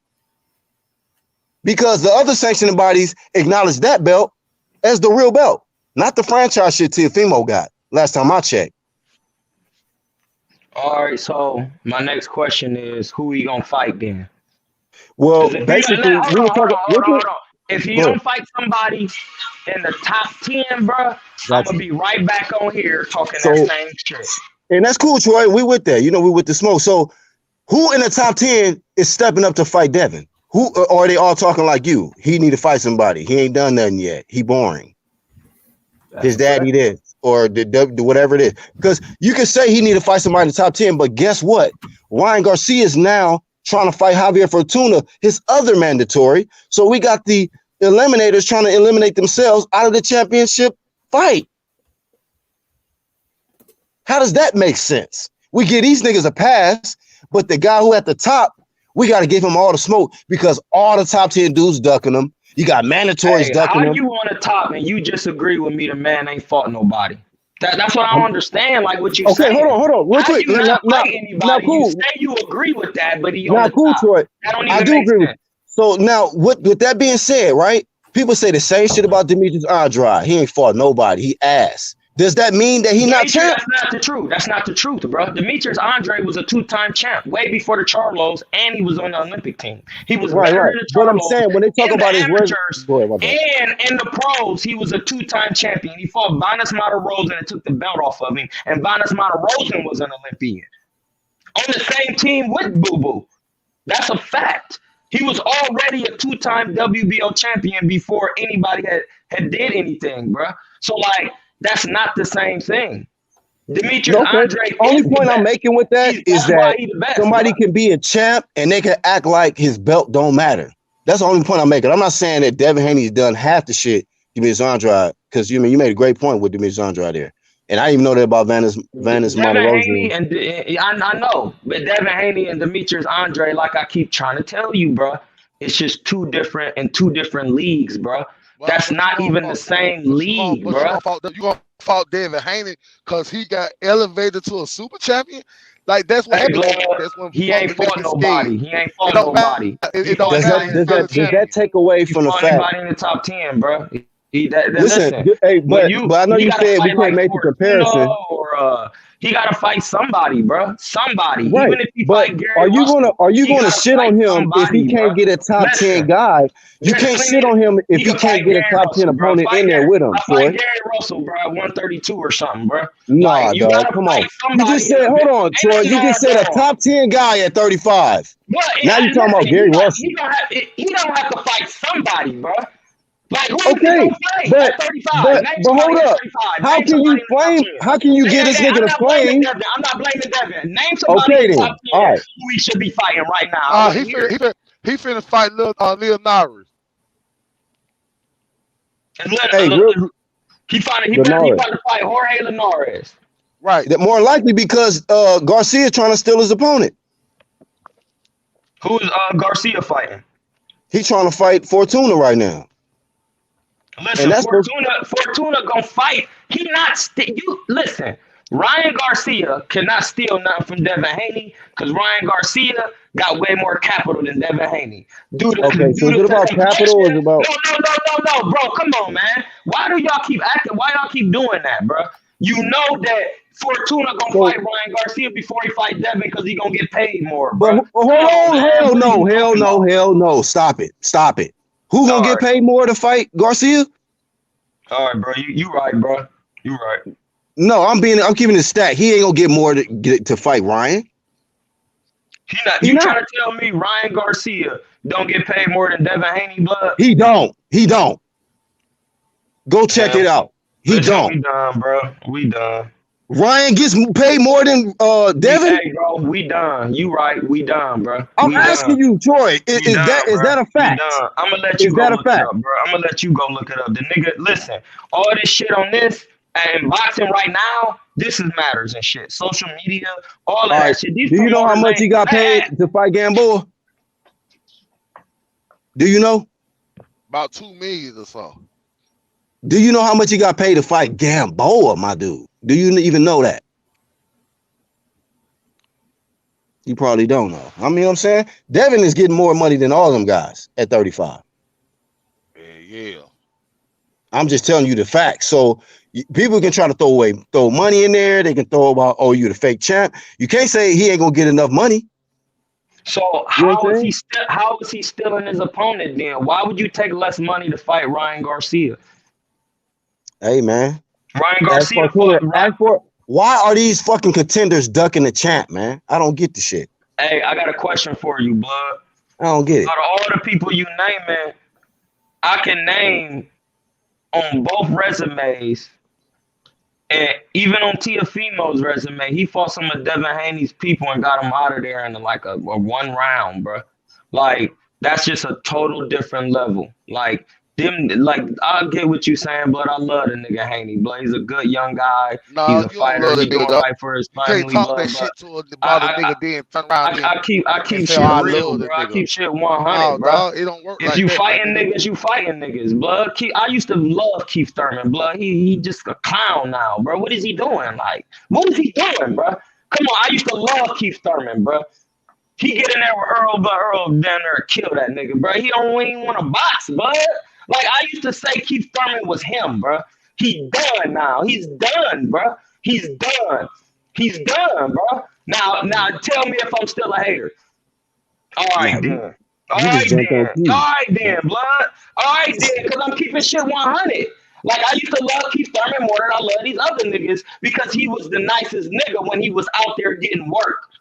Now the nigga done turned soft. He acting like a hoe now. It's over with, bro. Whether he got money, I'm not saying technically, but whatever he doing, bro, he ain't trying to box. So just be done, bro. Chill. You got a wife now, chill, blood. Hey, so Troy, on that note, but this nigga still ain't fought nobody, bro. Okay, so you got Ryan Garcia over Haney. If they fight, you got Ryan Garcia over Haney. Luke Campbell done more, bro. Luke Campbell fought Linares before Linares. So you got Ryan beating Devin then? If they fight? I get out of 50-50 fight, bro. Oh, wait a minute. Because Devin Haney is you mean to tell me the nigga who fought nobody in the top 10 is a 50-50 fight with him and Ryan? Right. You mean Luke Campbell, bro? Yeah, saying Luke Campbell ain't nobody, bro. So, but with all the shit that you said, him not fighting nobody, you still think Devin is a top 35 pounder, right? No. Well, why is it But it's 50-50 50-50. fight? It's a 50-50 fight with Ryan. Then.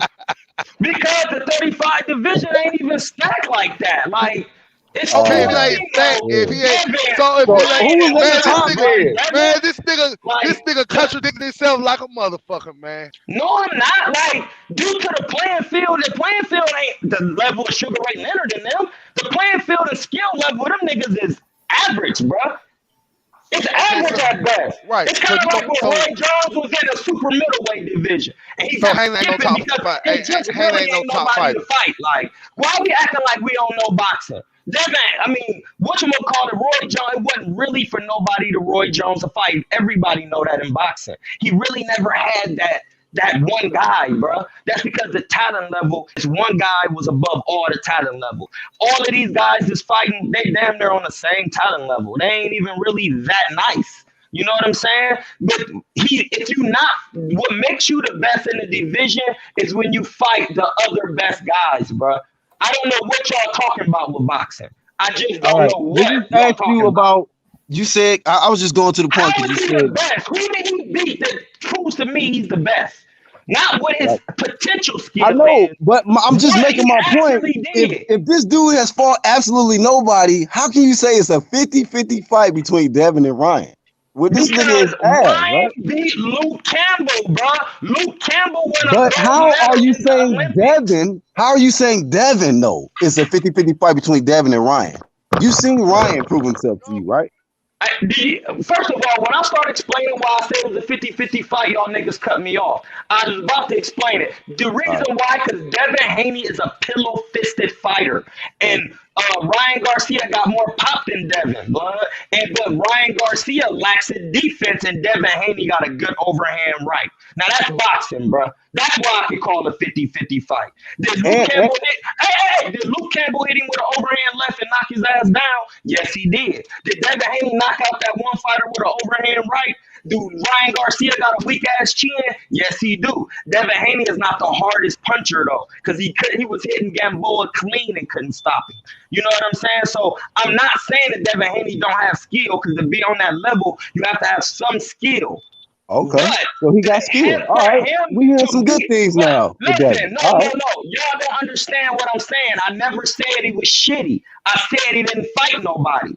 got You you. can be good and not fight nobody. Like, But and you I can be keep good and be saying ducked. that. You could be good and be ducked too. Yeah, but we know who ducking. Caleb Who Plant is ducking? ducking. Caleb Plant. He's ducking. No, That's a no, no, clear no. Let's duck. stay on 35 before we jump to No, no, no, 68. no, no, no. We talking about ducking. We just talking about ducking. I'm not even Oh my talking about. God, We just you talking. being You just selective said. with it now. No, I'm not. You just said a duck. You know what it Who is is? ducking? Because the reason why I say you've been selective, you giving all them 35 niggas a pass to not fight Devin, but you want to bring flame to Caleb. Because all 68. the niggas at 35 fought niggas that's done more than Devin. But Even do in the do bell amateurs. holders mean? Listen, do bell holders mean anything to you? Hey, blood. Listen, is No. Devin gonna fight, bro? He gonna fight Linares? Because if Ryan Garcia get Linares, then who he gonna fight? Devin Haney running out of people to fight, bro. And so with that being Y'all can said, listen Troy, he now, gotta or fight we can who be back. available, right? If he being ducked, he gotta fight who Hey, available. that's Same thing with fine. Bud. Same thing That's with Bud, fine. right? It's mad niggas available, blood. This at 35 that he can fight. It's What? mad niggas, bro. It's mad. Right. So I'm Let's go on saying the you 35 can't box keep ring. saying, hold on. All I'm trying to body is you can't keep saying he ain't fighting nobody when niggas don't want to fight him, bro. You gotta kill that shit. 135 pound weight class. The 35 pound weight. Yo, you know what's crazy? Devin, his net worth is almost as much as Earl Spence. Uh-oh. That's crazy. Yo, like I just looked it up. I don't know how real this shit is, but damn.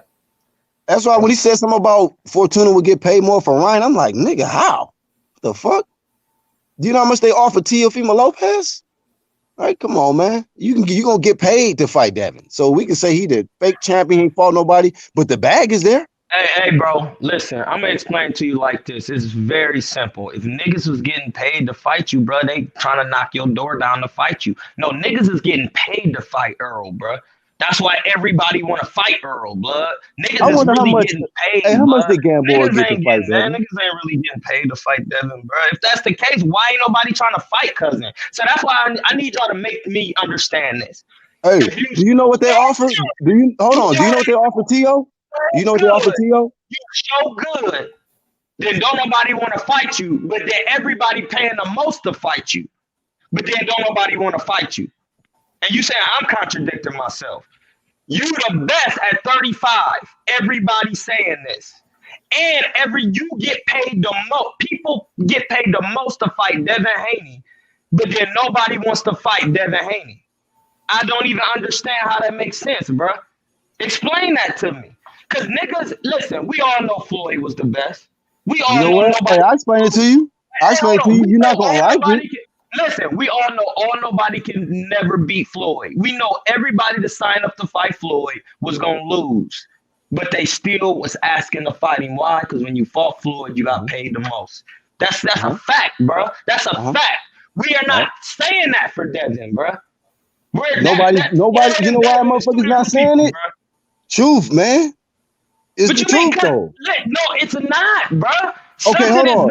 The equation is not making sense, brother. Listen, this is A squared plus B squared equals C squared, bro. It's very simple. If you get paid the most to fight a man, like Floyd, like when Floyd was the champion, bro, like you get paid the most to fight Canelo right now. We know that. That's why everybody calling out Canelo. They don't want to fight nobody else. They want their payday. And they know Canelo is the best out here, bro. Y'all might not think it, but it's the same thing with Floyd. How is it that nobody wants to fight you when in this fight, I'm going to get paid the most? Hey, this era is a sucker era, man. Niggas turning down big paydays. Real quick, Iron Cone just made a good point. He said that ain't new news. We have seen motherfuckers turn down big career high money to duck fighters. Didn't Charlo openly turn down $7 million to fight Andrade? Also, didn't Deontay Wilder turn down $120 million to be undisputed? There's a lot of motherfuckers turning down big paydays, man, because they don't want to dare to be great. How much did he turn down to be undisputed? Because I keep telling y'all that ain't no money, bro. Like, what are you talking about? Like, okay, so Wilder turning down $120 million to be undisputed. 120? Yeah, 120 for three fights. Oh no, that ain't no. You ain't gonna take that, bro. When you see Floyd, you a heavyweight, and then Floyd on the same thing as you, and you got all knockouts. You gonna want at least 80 to 100. Yeah. You won't never get that. You won't never get that because he ducked it. It don't matter, bro. A lot of niggas say what niggas never money gonna don't matter? do, and they do. We were talking about dudes. Listen, you UGC, said why niggas not fighting Devin if they getting. You saying what a man never gonna get, bro. You know what you sound like, bro. Listen to that, bro. You my nigga. You say he never gonna get that. A lot of niggas said that in their life, bro. That niggas never was gonna do shit, and then they turn it right back around and they made it. Niggas said that about Floyd. He said, "Listen, it's a known fact." Floyd never lost, my dude. No, hold on. It's a known fact that Floyd was told Lou DiBella tried to give Floyd Mayweather a contract. He gave it back and said that's a slave contract. And he said, "Listen, I'm gonna be undefeated.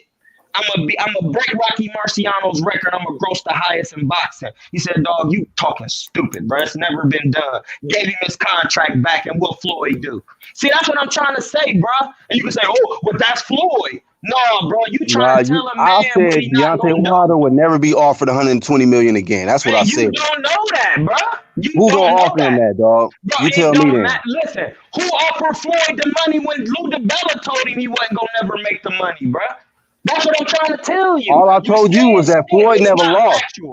Floyd had real value. It don't matter, bro. Because at that time, Floyd didn't have Deontay Wilder's value, bro. He got a bronze medal in the Olympics, just like Floyd. But we made the point, though. Niggas is turning down big money, man. We made the point. Listen, that point didn't make no sense because I just debunked it real quick with how Floyd moved in his career, bro. Nobody is Floyd, though. Nobody. You trying to compare? You trying to compare what somebody else could do to what Floyd did, which nobody did that. I just said you was gonna say that. I just said you was gonna say that. You can't tell a nigga what he can't do, UGC. You just you, bro. You do what you do. My I know nigga, what I I'm do. not saying We about what a niggas. nigga would do. I'm telling you my opinion. He won't get Bro, offered that no more. that's not an opinion. You're telling somebody on the internet that Deontay Wilder's never gonna get offered that money again. Just like you thought Devin Haney wasn't making no kind of bread until you got debunked with that shit. You didn't know what the fuck you was talking about with that. Bro, That nigga Devin getting paid Haney almost ain't. more than Errol Spence. Hey, hold on, bro. So you bodies yourself. No, I didn't. Talking about ain't no money to fight Devin. Hold on. I know real numbers, my nigga. How much Devin Haney got paid for his fight? 2.5. What's the taxes on that? 2.5. Okay, now you want to do the taxes. Go ahead. No, because y'all niggas talking about money. And when you talking about money, we start talking about math, bro. Because y'all saying niggas getting paid, bro. That's what You you getting saying, paid more right? than the rest of them, dude. Yeah, well, you not getting paid if you getting paid 2.5 and then So who getting paid more than him then? Devin, Troy?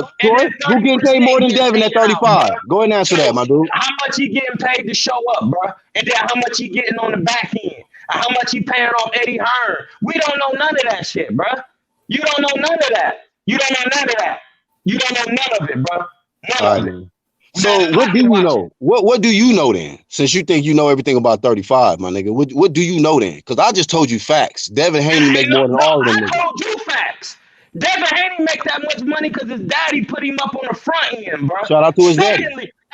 Secondly, I just told you facts. You go on his box rec, did he beat anybody in the top 10? Yo, who you fight validates what you do, bro. I don't give a fuck what you talk about him. Then why he making the most money then? Who you fight? Because he got the worst resume. Put him up on the front end. I just said it. You ain't listen. And you said shout out to his daddy. And then you just asked the same question again. Shout out to his daddy, man. They making good moves, man. Niggas ducking Devin, bro. Listen, the moves are gonna come run out. Stop hating, dog. Dad don't even train him no more, bro. Now we gonna see what Devin Haney gonna do, bro. We gotta see it. We have to see him fight somebody, bro. Listen, I'm not hating. The moment he fucks somebody up this real, then I'm gonna say, hey, bro, I said he had the skill. I just want to see it. I gotta see it, bro. I can't just say the nigga the truth if he not beating other niggas. That's the truth. At least Terrence Crawford fighting other niggas that Earl fought. And fighting other niggas with gold medals. And fighting other niggas. Like, Devin Haney he beat Gamboa, who's done, bro. Gamboa is 40. He still was on a bad leg. Did you have an issue when Tank? Hold on. Did you have an issue when Tank fought him? He didn't have a bad leg when Tank fought him. My nigga. Hold up, my nigga. Are you serious? He didn't have a bad leg when Tank fought him? Hey, bro. Hey, my nigga, you all over the place today, dog. He tore his Achilles during the fight, bro. You're all over the place. You brought up Gamboa. I didn't. Oh, my God. That nigga Gamboa didn't even do shit with Devin, bro. Devin didn't. He watched him in a boring fight. He didn't stop him. He didn't do shit. He didn't do shit, bro. That's why his stock dropped. Y'all gonna admit that or not? Y'all gonna admit that or not? Y'all gonna admit that or not? First you said, let me talk, my nigga. That's what I say. Niggas in the chat like, bro, you don't want the nigga to talk at all. Go ahead, bud. I'm gonna let you talk, and as soon as you say something stupid, I'm gonna body you again on your own shit. You can't body me, nigga. I'm unbodyable. Go ahead and talk. I started the flame on YouTube. I can't be bodied because I know what the fuck I'm talking about. You know what I'm saying? So this man said he didn't fight Gamboa on a bad leg. What?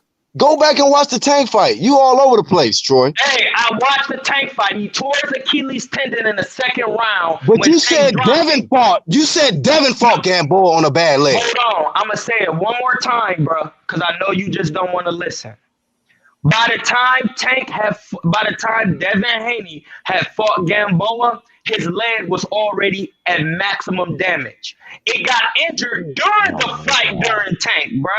That's a fact. Is that not a fact, bro? He started off the fight bouncing around. He got hit in the second round, and when he got dropped with the uppie, he got up and started limping, bro. He tore his Achilles tendon right there at that second. That's a fact. So he got uppercutted. No, hold on. Yes, bro. I tore my Achilles. It could go at any time, bro. He got hit with an uppercut when he tried to plant and embrace the shot. And when he got dropped, he got up and he started limping. Go back and watch the fight, bro. I don't have time to be capping. Go back and watch the fight, bro. Watch it today. And when you see him get up limping, the leg is ruined at that point. After Tank fighting for 12 and end up stopping him, he don't even get a year off to re-heal his Achilles, bro. I tore my left Achilles. He didn't even get a year, bro. He came back and fought Devin on an injured leg. And Devin didn't even stop him. Your stock drops. Stock drops. Damn. Your stock drops. Your stock The drops. stock Come drops on, when man. you out Come on, when man. you Why box a acting 12 like round. Let me UGC? talk, my nigga. Damn. Why you just can't act like the nigga stock dropped though for not stopping a washed up Gamboa on a fucked up leg? All Like, right. can we just Let admit Troy that? talk, man. Let Can Troy we talk. admit that, bro? Can we admit that? Like, can we admit if somebody fights you, blood, and you was fighting someone else, and you fought them, and during the fight, you hurt your leg, you tear your knee, and then after you finish the fight, matter of fact, let's talk about how David Hay did it. How David Hay did it. David Hay tore his Achilles during the fight, and then try to rehabilitate his Achilles and come back and fight again, and he wasn't the same still. Like we acting like that didn't happen, bud. He fought a man on a bum leg and didn't stop him. When you see that, your stock drops. We all know that. It's time to stop pretending, blood. It's gonna be bad when the light gets shined on the situation, and I come back on the channel and I'll be like, "What was y'all talking about? I just tried to tell y'all, blood. Who you fight validates your skill set. Yes, I do see you have potential. Yeah, you could be doing all of this and fainting and slipping and moving niggas out the way and flicking it. You can do all of that.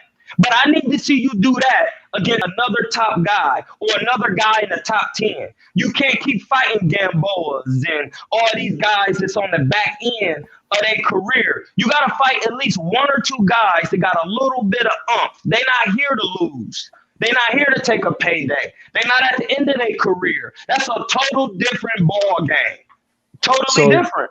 I thought you said I was rocking now. Hold on. Yeah, you is back rocking. now. Okay, all right. Are you back now? You is rocking. I just want to get some understanding. So it was okay when Tank fought him, but Devin Haney, because he didn't stop him, right? I didn't say that. I didn't say that. Listen, bro. Let me just put it all in perspective, my dude. No, because if you're gonna put it in perspective, you gotta put it in perspective the correct way. Because you keep trying to say what I'm saying, but you. Okay, it's my turn to talk. I gotta mute the nigga for some reason. Damn, this nigga don't want me to talk. You know what I mean? So they both went 12. Tank and Devin went 12 with the nigga. Gamboa ruptured his Achilles in the Tank. He stopped him in a 12. He didn't go 12. Hold on. In the 12. It doesn't matter, my nigga. It went 12. No, it does matter. He stopped him. Hold on. Gotta put the nigga back on mute. Because, matter of fact, I think Gamboa had more success landing. Did he finish the 12th round? Did he finish the 12th round? The fight didn't go 12 then. Go ahead, Troy. God, yeah, because that's not a fact, bro. You saying because they went 12 rounds. You don't know how to let niggas fucking do their thing, bro. Because you're lying on your own shit. Now, if I go up, look up. All right. So, Troy, when you go live. No, listen. I'm going to. Troy, when you go live, you can talk shit about how we don't know what the fuck we talking about on your platform, my dude.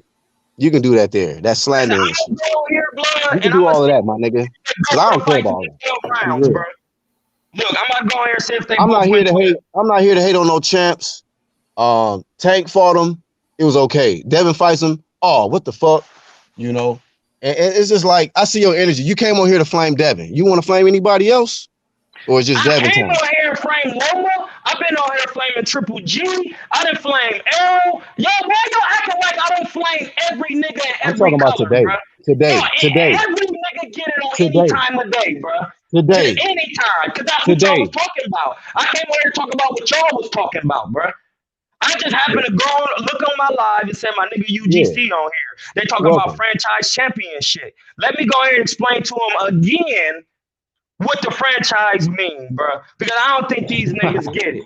Right. Like You know every time you I know what come the on franchise here mean and better than explain it, Mauricio, who don't even know. hey, I'm gonna come on, Mauricio, no, because it's his company, bro. He can do what he want to do, and that's the thing I keep trying And to you with tell it. y'all. And you with it. Like I keep trying to say it. Y'all don't get it, but it's All right. okay. Well, Troy, we casual, man. So you do your thing and rock on yours, I'm man. You no, can hold on, blood, tell hold us on. whatever. Yuri Yurkus Gambo, when he fought Tank, he got TKO. That means it didn't go 12 rounds, bro. That means it didn't Right. go 12. Shout out to the It king. says TKO right there. You That know means what? If a he didn't dude can't, finish it. if a dude can't stop somebody on a 20 Achilles, then he don't need to be in boxing, right? Hey. Right? You acting like that's some You impressive shit. said A nigga no, with one hold fucking on. You leg went 12 said rounds with Tank, and you over here no. bragging, nigga. Now you talking about some other shit. Come on, Troy. You Come on, Troy. said they both went 12, and I said he stopped him. He TKO'd him. Now What's if the I go, circumstances, bro? Cool, he stopped him, but wouldn't you listen, expect that a nigga with one leg to get stopped? But it went 12 rounds. It took him 12 rounds to do why it. didn't Devin TKO him then? David, like you said, he ain't got power like that, right? And so his stock dropped. So his stock dropped because he boxed a decision. Yeah, bro. Okay. Yeah. All right. Yeah.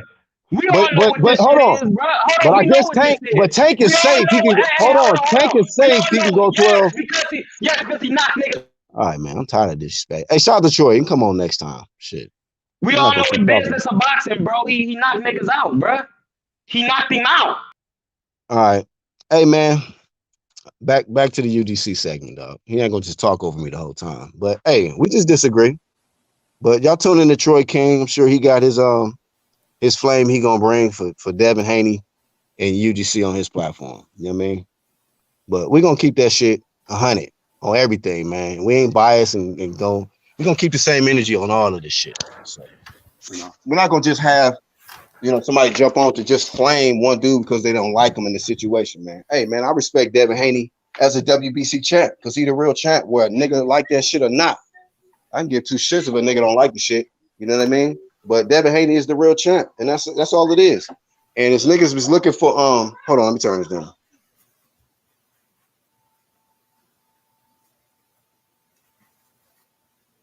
Shout out to the chat. I just heard a lot of excuses for the other guys at 35 and a whole bunch of slander and shit on Devin Haney's name as if like this dude ain't trying to make big fights. And I can see if Devin Haney wasn't trying to make big fights, then I'll be flaming his ass all day long because I ain't biased to none of these fucking niggas. None of them. But I'm not going to let no nigga get up here, overtalk me, and slander somebody who really trying to make big fights happen, man. Because Devin is that. And he may have a whole resume full of Mexico niggas. I'm not debating that. But present day, he making that bread. He trying to make fights happen. He got a great promoter in Eddie Hearn. And they trying to make this shit happen. And niggas is turning them down left and right. But they get passes, though. They get passes. I'm not having that shit, dog. I told y'all, man, I want all the smoke with this Devin Haney shit. But I ain't gonna let no nigga come up and disrespect me, though. It go to the point where no one's on your resume, but all the big name fighters don't want to fight you. Yeah. Come on now. So it's like that's a problem. That's a problem in boxing. One of the things that you was flaming yesterday, there wasn't much room to talk, so I was just entertaining with my images. Yeah, he the homie. I had to drive him off because we can't even get a word in now. It's like, okay, dog, you can take over on your own shit. He used to just do rocking on his own. So, I'm a host, so I gotta have multiple people that can talk, not just one nigga taking over. So, Cone, let's get it. Hey, boy, you got the patience of a saint. I do, man. I'm a cool nigga, man, but enough's enough. God damn. 1-2 kid sat there patient. He ain't say shit. It was enough smoke, Troy. You gave us enough smoke. That's enough, my nigga. You can take that to your shit. We can't even get a word in with you, dog. This dude talked from the time I lost, and he was probably talking before I got on. He was just talking, just going. And it's like he talked about 135, then Caleb Plant ducking, David Hayes' foot was sick. What's all this, man? Get out of hand. What did we say today on my short stream, Black? That people gonna hate on Devin Haney for trying to make fights, but everybody's carving this path around Devin Haney, so they don't have to fight him. But it's like the fans now gonna say, "But Devin, you ain't fighting nobody." But nobody's gonna say, "Well, how come y'all don't want to fight this dude? Why is it that Right. y'all don't want to fight this one dude? This one guy. What is it about him? Y'all would fight everybody else Crazy, ain't it? except this Yeah. one guy. Why? One fucking Nobody asked dude. that question. Yeah. Yeah. Amazing, I bro. feel and it's happening in a bunch of divisions, man. It's happening all over boxing, where it's just that one guy. He ain't fought nobody. He ain't did nothing at welterweight. He ain't really fought a middleweight. He ain't did this. He ain't did that. And that's how I'm looking. Like, what kind of shit is that? Hey, bro, that's been my expression for this whole year and just lately on boxing. Like, look at this shit here. God damn, boy. That fucking facial expression says it all right there, man. That's I the state think, of boxing right now, man. yeah, That they Devin Haney trying to face. discredit somebody and won't go in there and do their job, which is boxing. And go in there and show the world that this dude is a nobody, instead of just saying that he's a nobody, and would get a damn decent paycheck to fight these guys too. So I don't get it. I really don't get it. I don't understand it. Go shut him Decent up. paycheck, shot at the title, Yep. right? And an opportunity to get this motherfucker out of here. Like, just get Devin out of here if that's the case. Like, but nobody want to do that. They want to keep talking about, oh, he fought in Mexico, or nobody knows him, or he boring. He got a belt though. It's crazy. Like, these guys that these people hate so much and disgusted with, they'll grab these belts and then they make a world of excuses on why nobody should fight him. Be like, nigga, like, this shit is the stupidest shit I ever heard, man. Terrible era. Respectfully, Haney ain't fought a top 15. Do you guys understand why he gets criticism? I'm just asking the question. Io, you can hit the link too. It's not we ain't debating that he has a great resume. We're just talking about Well, guys. Go ahead, Io. I mean, 1-2. Oh, that no, was calm. it's just this is the same argument we're saying. We're now hearing that Ryan Garcia and Javier Fortuna, Devin Haney's two mandatories, might end up deciding, you know what, we're not going to fight Haney at all. We're going to just fight each other. Yet somehow I'm supposed to sit here and be like, you know what? Yeah, they're going to fight each other, but Devin Haney, what are you doing? It's like, well, how are you not giving Ryan Garcia no flame? Remember, Ryan Garcia was supposed to fight Tank. You didn't give no flame to Ryan at all. Ryan is working. Come on, man. Ryan is supposed to fight Tank. He ain't fight Tank. Ryan is supposed to fight Manny Pacquiao. Apparently, he's not gonna fight Manny Pacquiao. Smoke and mirrors. They So now get all the passes, but Devin get all the smoke. that's cool. Crazy, He comes. So now it's back to 135. So he still don't take up the title shot against Devin Haney. And he's in position. And he's in I don't- position. And he's like, nah, I'm good.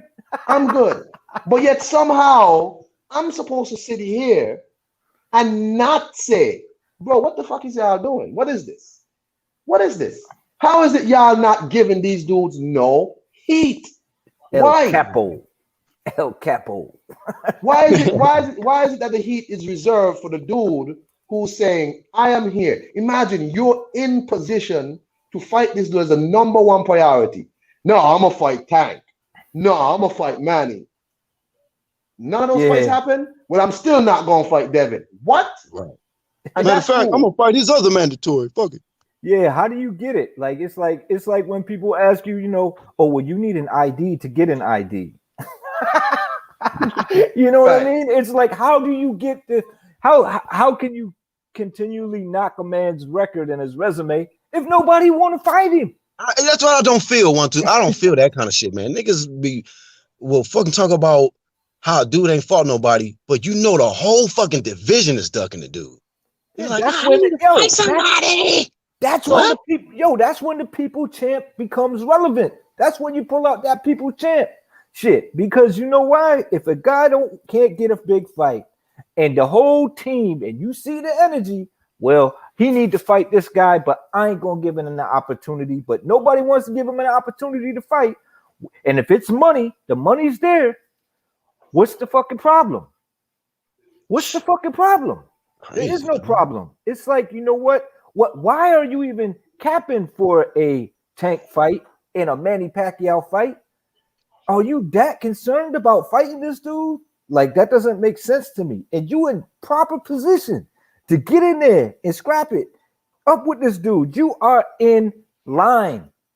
and you just saying, nah, man, you could cut. Like, just to me, man, I don't know, man. I think So this shit is all backwards, man. one Crazy, two kid, dog. one two kid. People trying to kill boxing, bro. They're What really trying to heat kill does the sport.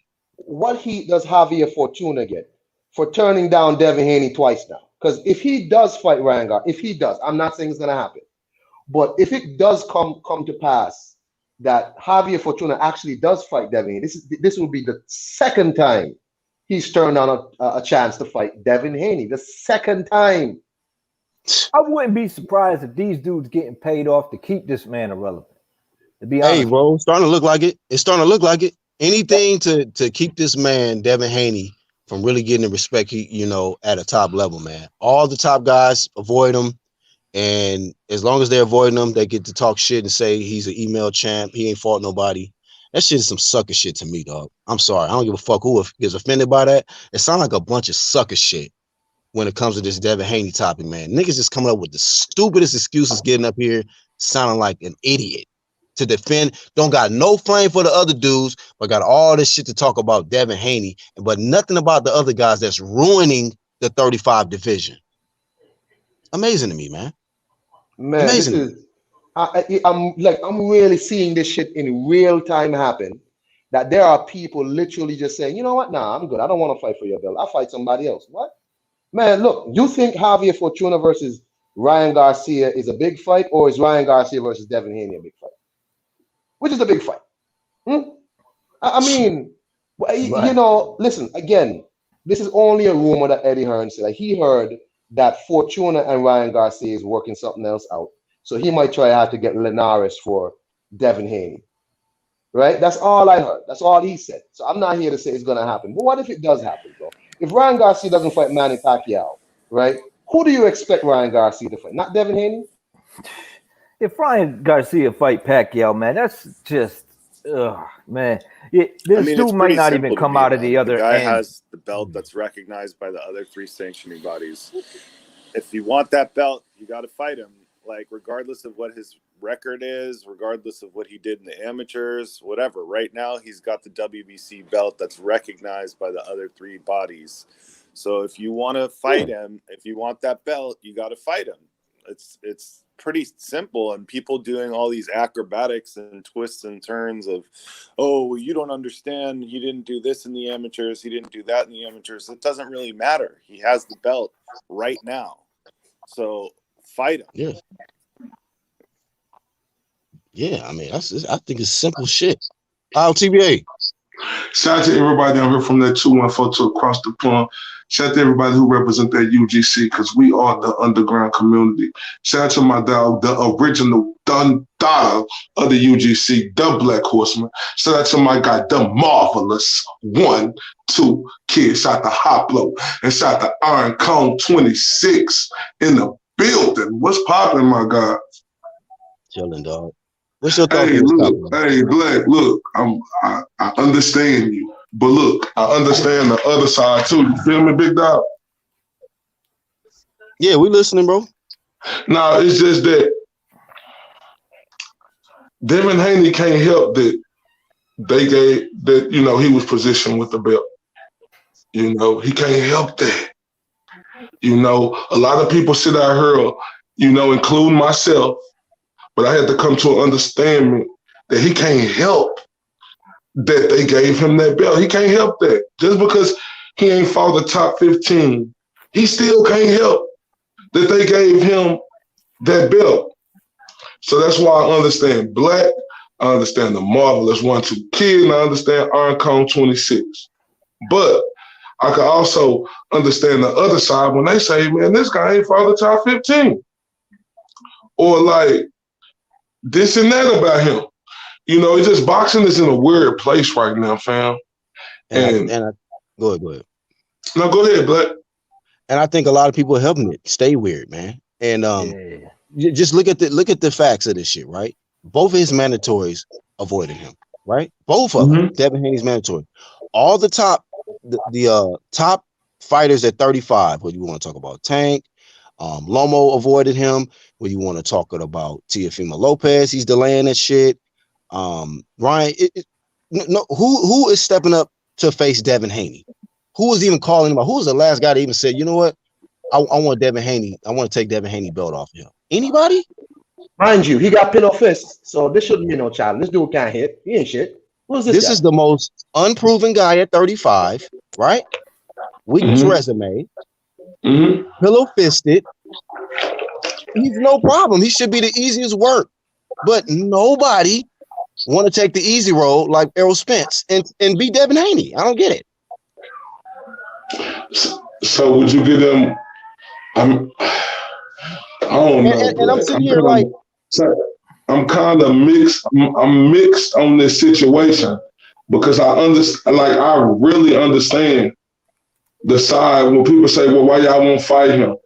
But I understand the other side too. So I'm mixed on this situation because my thing is like, how did it get like this? How did Devin Haney become the champion? Like, not even fighting the top 15 yet.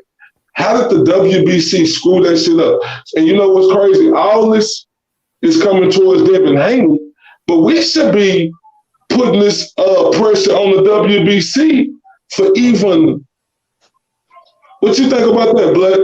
We've been flaming the WBC, the whole situation. But we sticking to the traditions of boxing. We know that the WBC belt that Devin Haney has always been acknowledged as the official belt before they even try to brought this new franchise shit into the equation, right? And we asked the question earlier, do the other sanctioning governing bodies recognize the franchise as a real belt? You know what I'm saying? And so if the answer is no, then I tell you everything you need to know about it. You know what I mean? And the disrespect. Did you see the other day when Teofimo was on Fight Hype and he put up his certificates of being a WBC champion that he got from the WBC? I mentioned that earlier. Go ahead, Io. And what does that mean? No, I'm asking you, but no. See, the thing is, Black, I understand you, so I ain't trying to have no smoke on this. I'm just asking you questions because I understand your side and the other side. I'm just asking you, did you see the certificates that he presented on the Fight Hype as him being the WBC champion? Yeah, I seen some interview where he pulled up certificate. I seen him on Akin Barak when he pulled the shit up. But my thing is, when he first beat Lomachenko, what was on the line? The franchise belt. Okay, there you go. That's all I needed to hear. The franchise belt was on the line. Then the franchise was transferable. Now he out here talking about he's the official WBC holder. No, you are the WBC franchise holder, sir. You're not the official WBC champ. You don't have mandatories. Fuck out of here. You're not the real WBC champ. So my issue with Teofimo is he out here misleading the public, you know, and he didn't put up all of this damn. He didn't bitch so much to where We Bout Cash, aka WBC, you know, fucking sending this man certificates and shit and new belts without franchise on it now. Hey, the other sanctioning bodies don't recognize that though. Even if the WBC says he's the real champ, the other sanctioning bodies don't recognize him as the real champ. Can I ask you guys a question though? Playing an objective, do it matter what the fuck them organizations think about what the WBC do? I'm just being objective, but it doesn't matter that they change their mind, that they can change energy. They can say he's a franchise champ and then all of a sudden just change their mind on the shit now. No. I just want to know, like, do the other organizations not recognizing the WBC, do that even matter to the WBC? It does matter. Why? I just want to know why. Because you're talking about unifications and undisputed and stuff. So if they don't recognize the franchise, then he can't be undisputed. But like you know what I don't understand? It's like when we got a situation, like if we speaking on organizations, we got a situation where PBC 147 don't even recognize the WBO belt. Come on, man. No. PBC is not a sanctioning body. No, what I'm saying is, I know they're not a sanctioning body, but they don't recognize it, and they won't even, But then they had a guy fight for the WBO on there. One question. They had a guy fight for the WBO on. Go ahead, 1-2. I forgot what I just Hold on, asked. Io. One question. One, got a question for you. One He question. asked me one question. Okay. Right. One question. Okay. If he's the true WBC champion, right? Who's the WBC franchise mandatory? I just heard. I heard y'all like Tim. No. It's no mandatory. I heard y'all go over that already, and I agree. That's why. But when in history, sanctioning bodies don't recognize it as a champion. But look, because if you don't defend your championship, then you're not a champion. So but they recognize the WBA super champion though. Is it a mandatory? I'm asking Black. I'm not Black. I'm just being objective, bro, because I understand the other side too. Like if you recognize the WBA super belt, how you not gonna recognize the franchise belt, which we could all see that they was pushing above the above the WBC belt. The WBA Super has been established for a lot longer, and those rules have changed over the years. And the WBA Super is recognized by the other sanctioning bodies, where the franchise is not yet recognized. So I understand. So it's okay for the WBA to have a super champ and a regular champ. Not to me. I don't like it. No, I'm asking. But when the WBC presents the same thing, that's not okay now? Just because the WBA been around a long time? They didn't present it that way, sir. They didn't present it like that. It was as a status, not as a belt. But it was not presented as a super belt. It was presented as a franchise status, Io. Okay. That's different if they would have presented it like that. They didn't present it like that. Matter of fact, out of Mauricio's own mouth, he said it is a status for certain fighters, but he said that the real WBC champion is Devin Haney. Mm-hmm. So he later on he could try to switch his story on all of that, but he's on record saying this. Yeah, he's on record saying this. But Black, can't he? Like him being, don't he own the WBC? So because he changed his mind on it, and it fits the narrative that a lot of y'all really don't give a shit about that. Black. I'm just being objective because I agree with you. I'm not against you on this. I asked you the same analysis, right? Because you don't have no type of ties or attachment to a Devin Haney in any kind of case. But before, way back, like say for instance, they pulled that bullshit in the IBF when Earl was the #1 contender, right? And they and Kell Brook got franchised and they elevated Errol Spence, right? And then all of a sudden, you know what, man? I know at first we said he was just gonna be a franchise status, but he's gonna be the super champ and you just a knockoff nigga. Even though he avoided you, he didn't want to fight you. But you got the knockoff belt now. Even though we said this at first, but we changed our mind. Right. You just a knockoff nigga. Fuck you. Let me say that's back bullshit, then that's bullshit. No, we preach keep the same energy over here. But back then when I was biased, I probably would have went with it. I just want to put something in perspective, just real quick. All right. In this particular situation, I don't think Devin Haney's the bad guy. And aside from the bullshit with Lopez want to take 6 months off or whatever, or not fight till June, that's longer than 6 months. Aside from that, I don't see him as the bad guy. You know who the bad guys are? Mauricio Suleiman. And as much as I hate to say it, because I'm a Lomachenko fan, Lomachenko screwed Devin Haney by not giving him his shot.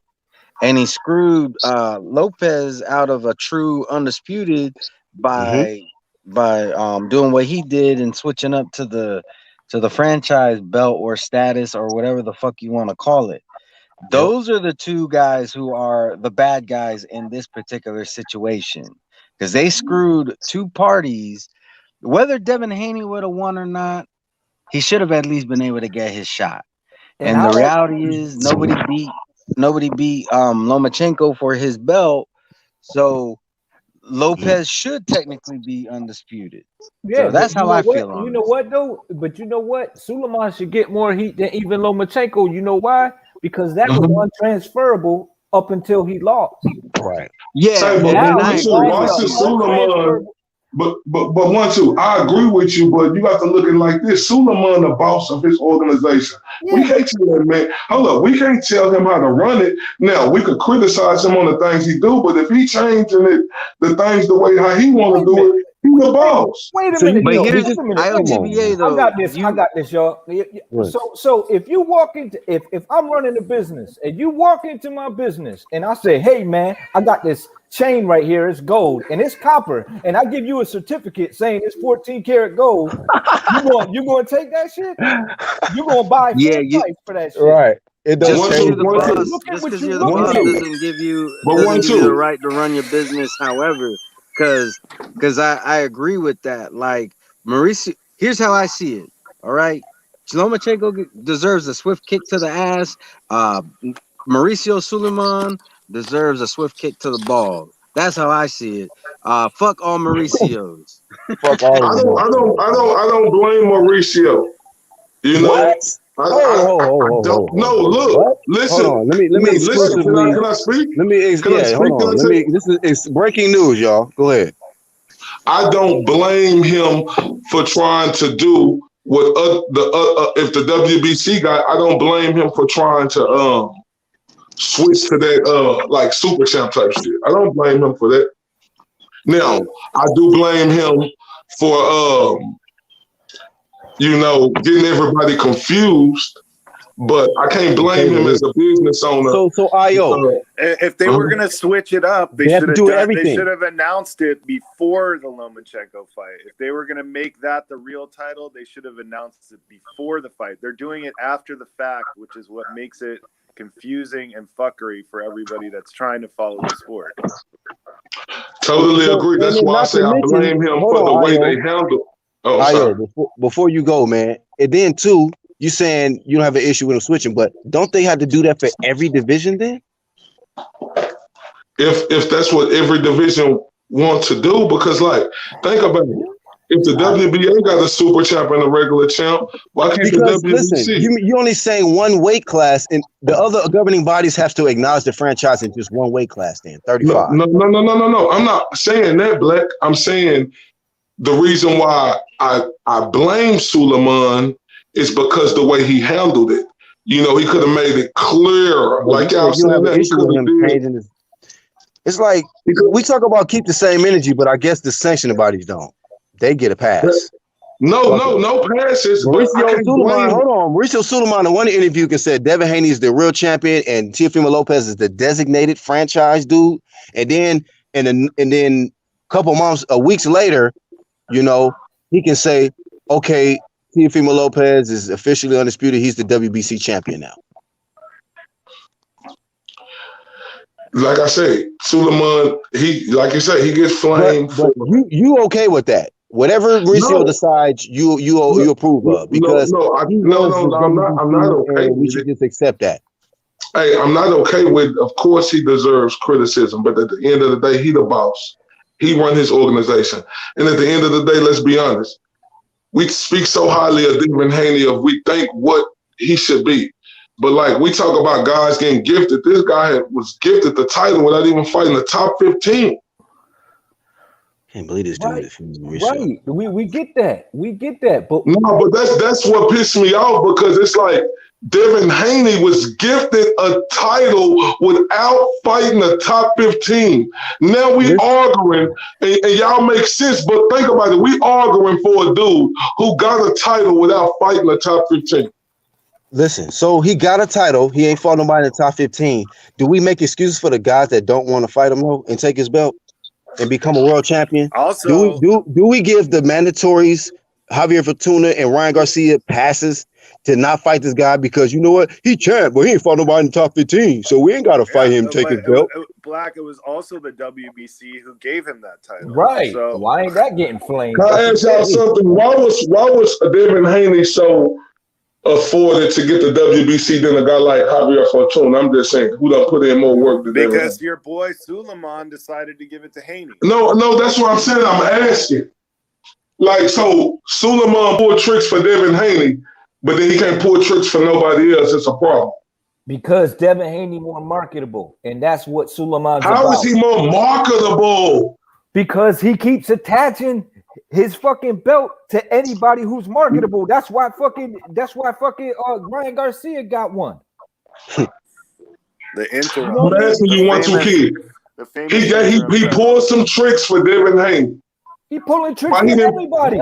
I said, why he didn't pull them tricks for Javier Fortuna, a more proven guy who should have been the champion? But you missing the fact that we complaining about the fact that he pulling tricks at all, and then trying to say that this dude credible and that he could run his business however he want. When in fact he's selling you bullshit product and you buying that shit.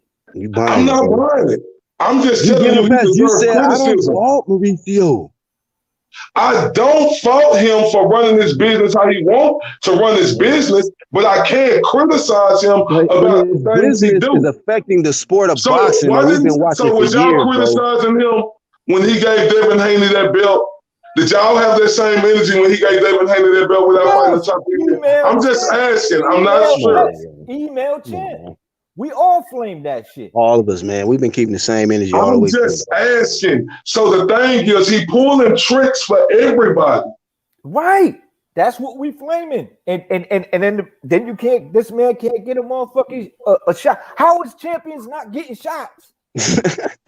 How is mandatory ducking champions? How did Devin earn his WBO ranking? Oh, we back to that again. We just flamed that. No, this dude just said all TBA. Ask those who make the WBC ranking. Don't ask us. Okay, so like I said, Mauricio Suleiman pulled tricks for Devin Haney because the marvelous 1-2 kid, just said he more marketable. So since this dude was more marketable, never fought the top 15, he got the tricks pulled for him, and he got the belt.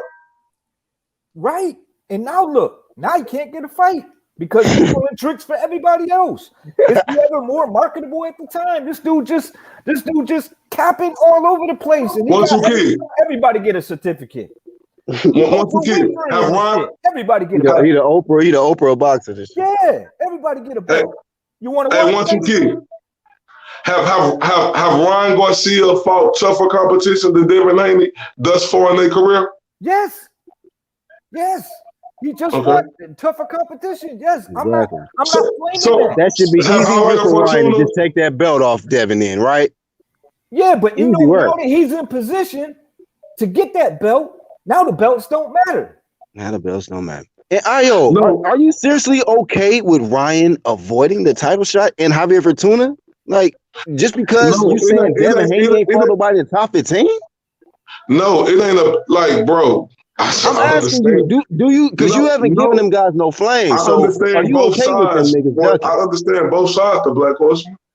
It ain't that I'm agreeing. So they're not ducking. So Ryan and Javier Fortuna are not ducking by not jumping at that title shot. And they're not ducking Devin because Devin ain't fought nobody in the top 15. That's y'all's narrative?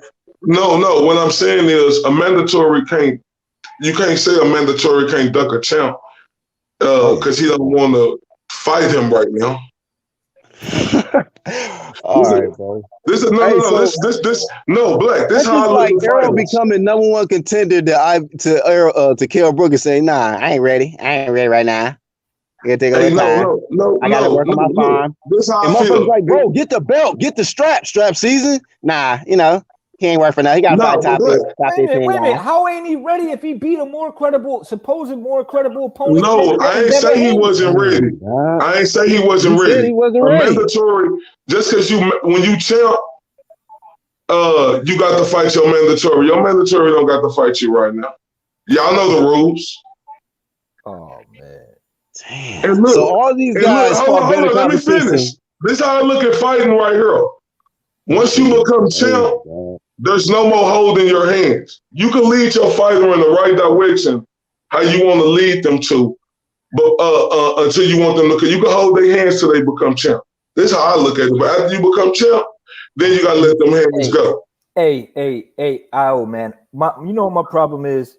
At what point did boxing take a turn when Mando's ducking champions and champions ducking champions? And niggas making excuses for him. Hey, man, if you're not ready, you got to fight the champ. Why the fuck go up the damn rank to number one for? Shit. What's the point of you being in the rankings? What the fuck for, dog? Get But your bitch ass if out the we say top 10, out the Mauricio, top 5 there.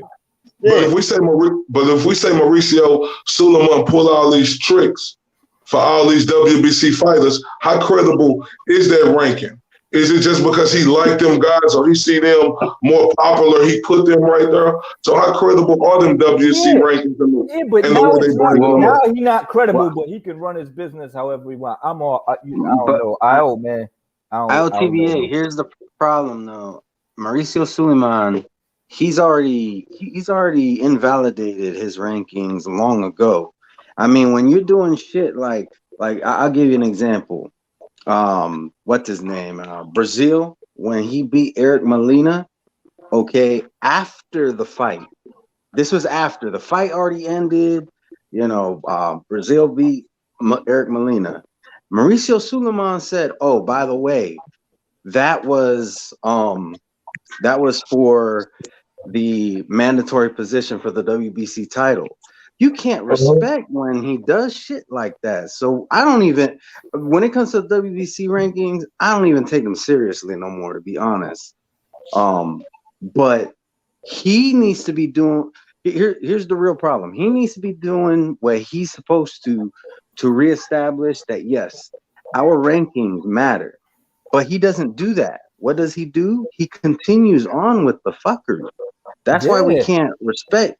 But what about when Devin Haney was disregarding everything to try to set up a fight with Gary Russell Jr.? Yo, man, you know what it is, Io? Is this dude been shucking and jiving with boxing for a minute? How the fuck is Yildirim #1 in the WBC? He everywhere with his fuckery. I have no idea. He everywhere with his fuckery. So the fact of the matter is, this dude is single-handedly fucking up boxing. And he got us up here arguing about Devin Haney and Teofimo and Lomachenko when these dudes get in there and fight.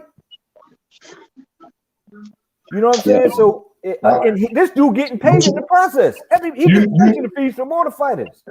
You know him and Don King been crooks since way back in the days, bro. You know that. Right, but that didn't mean we didn't flame these guys when they was doing fucked up shit. No, I ain't saying we didn't flame him. I'm saying like this motherfucker always been like this.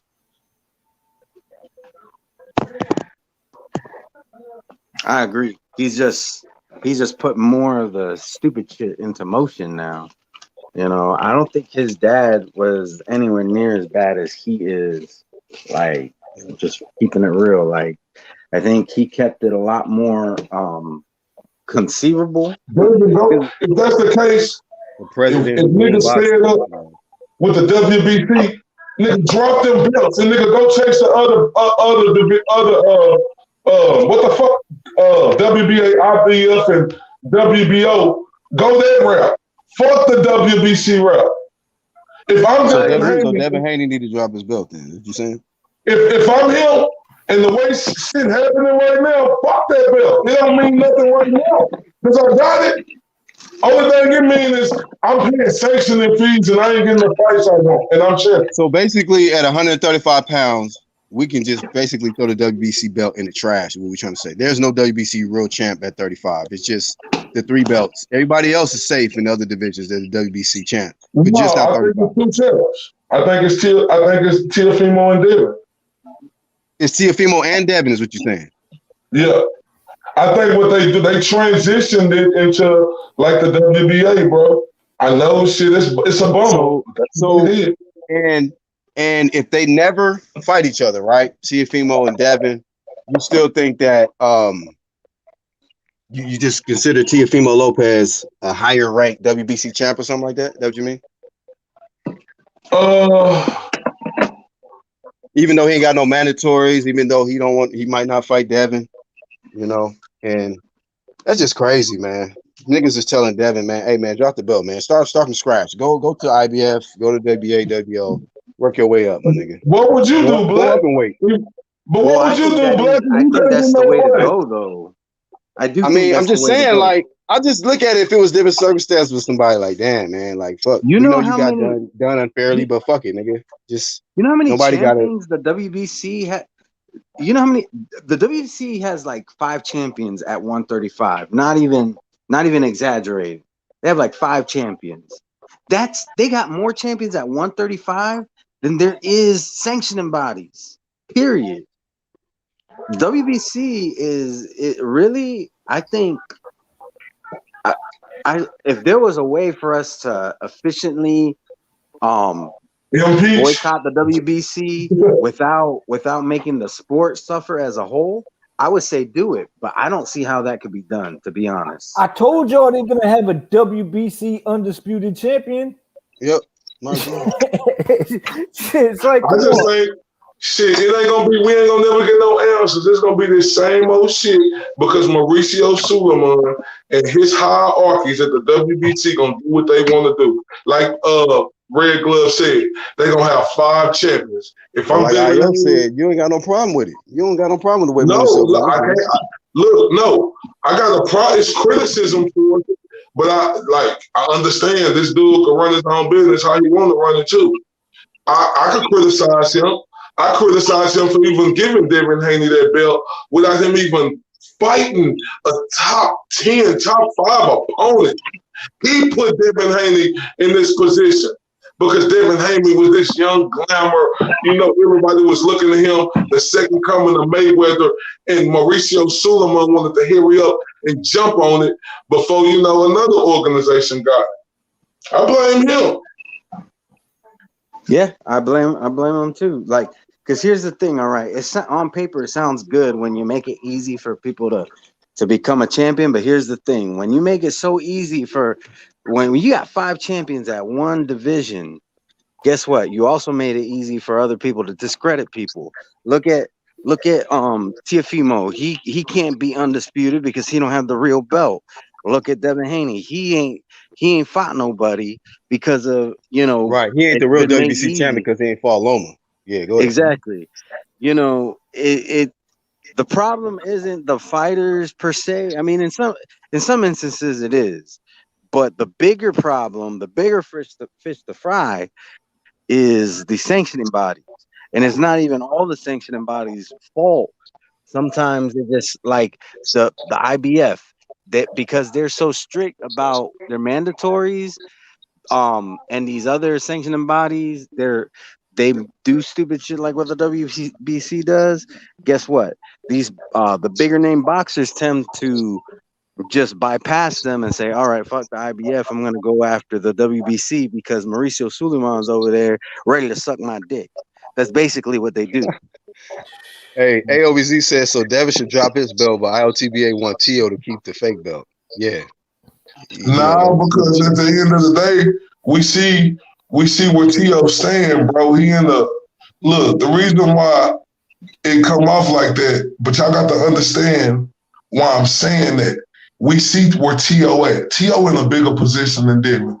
We see Tio trying to little boy talk Devin. We understand that. We see that. So my thing is, Devin Haney, fuck that WBC belt. It ain't getting you shit no way. Go another route. But hey, we can talk about the IBF. Hold on. We can talk about him going the IBF route. Look how they fucked Ugas the IBF route. All these sanctioning bodies fucked up. We can't just sit up here. Yeah, the WBC, they might probably make it the fuck ups now where we highlight, but all these organizations fucked up. Look how Keith Thurman got did. How he got did? Shit, he come by a fight with Floyd Mayweather. Right. So hold on, go ahead. No, I'm just saying he was the mandatory. But like this is fucked up. Hold on. CCIO. Now look, that's how you gonna get in trouble, dog. I think he was the mandatory. He was a regular champ, wasn't he? I'm saying, yeah. I'm saying, so like, even at that time, go ahead. No, he couldn't get his shot. So what I'm saying, I feel like Devin Haney should say, "Fuck this WBC belt," because at the end of the day, we can see he getting railroaded that way. What if Keith would have dropped his belt? Huh? Like Keith got elevated, you know, and he fought. And it's crazy. People didn't get the same energy to Keith, but I guess it's because of Devin and the situation he in. Man, but Keith actually was fighting everybody Black. He was fighting. Earned this shit. He earned his shit. I remember, look, this one I knew Keith Thurman was the real deal. Anybody can remember that Mexican, or I don't even know if he was, that Latin fighter he fought, I think his name, Chavez, who was fucking under. Say, bro, that's when I knew Keith Thurman was the real deal. That's the only thing that separates the situation is that, Keith was fighting better competition and different paths to become a champ. But the circumstances was still similar that the champ vacated and guy got elevated. Yeah, and this is you would never see this stuff happen. Like imagine if the Tampa Bay Buccaneers, after they won the NFC, would have been like, all right, we're done. Right. We're done for the season. Exactly. We're the franchise champion. You know, imagine if they would have did that. That wouldn't be the NFL would be like, get your asses in that fucking field and take on the Chiefs. You know what I'm saying? They got to defend their title next year. Yep. That's what makes them champions. Exactly. But that shit, for whatever reason, like the fans have allowed it and the sanctioning bodies have allowed it to happen in boxing. Yeah, the fans bought it. That's the whole point, man. It's like, yo, I don't have to give credibility to anybody. I don't feel like it. So if the dude ain't being credible, I'm gonna be like, yeah, fuck that dude. You know, and I think he's a big part of it. And I'm tired of the fighters taking all the flame for doing their job while this dude fucking everybody over and laughing his way to the bank in the process. And everybody cool with it. Like, yeah, you know, he could do what he want. It's like, man, you fucking up boxing. Hey, one, two, he making everybody pay safe before you go. No, I ain't going nowhere. One, two, he making everybody pay. But go ahead. I'm not going to one, Black. I'm sorry. I was just gonna say, man, like we got, you know, the topic initially, of course, was Tyson and Holyfield. We got them coming back, and them guys, when they were on their come up, no matter what sanctioning body they're in, I guarantee you they would have never passed up their opportunity to fight the champ because he had a weak resume. I guarantee you that.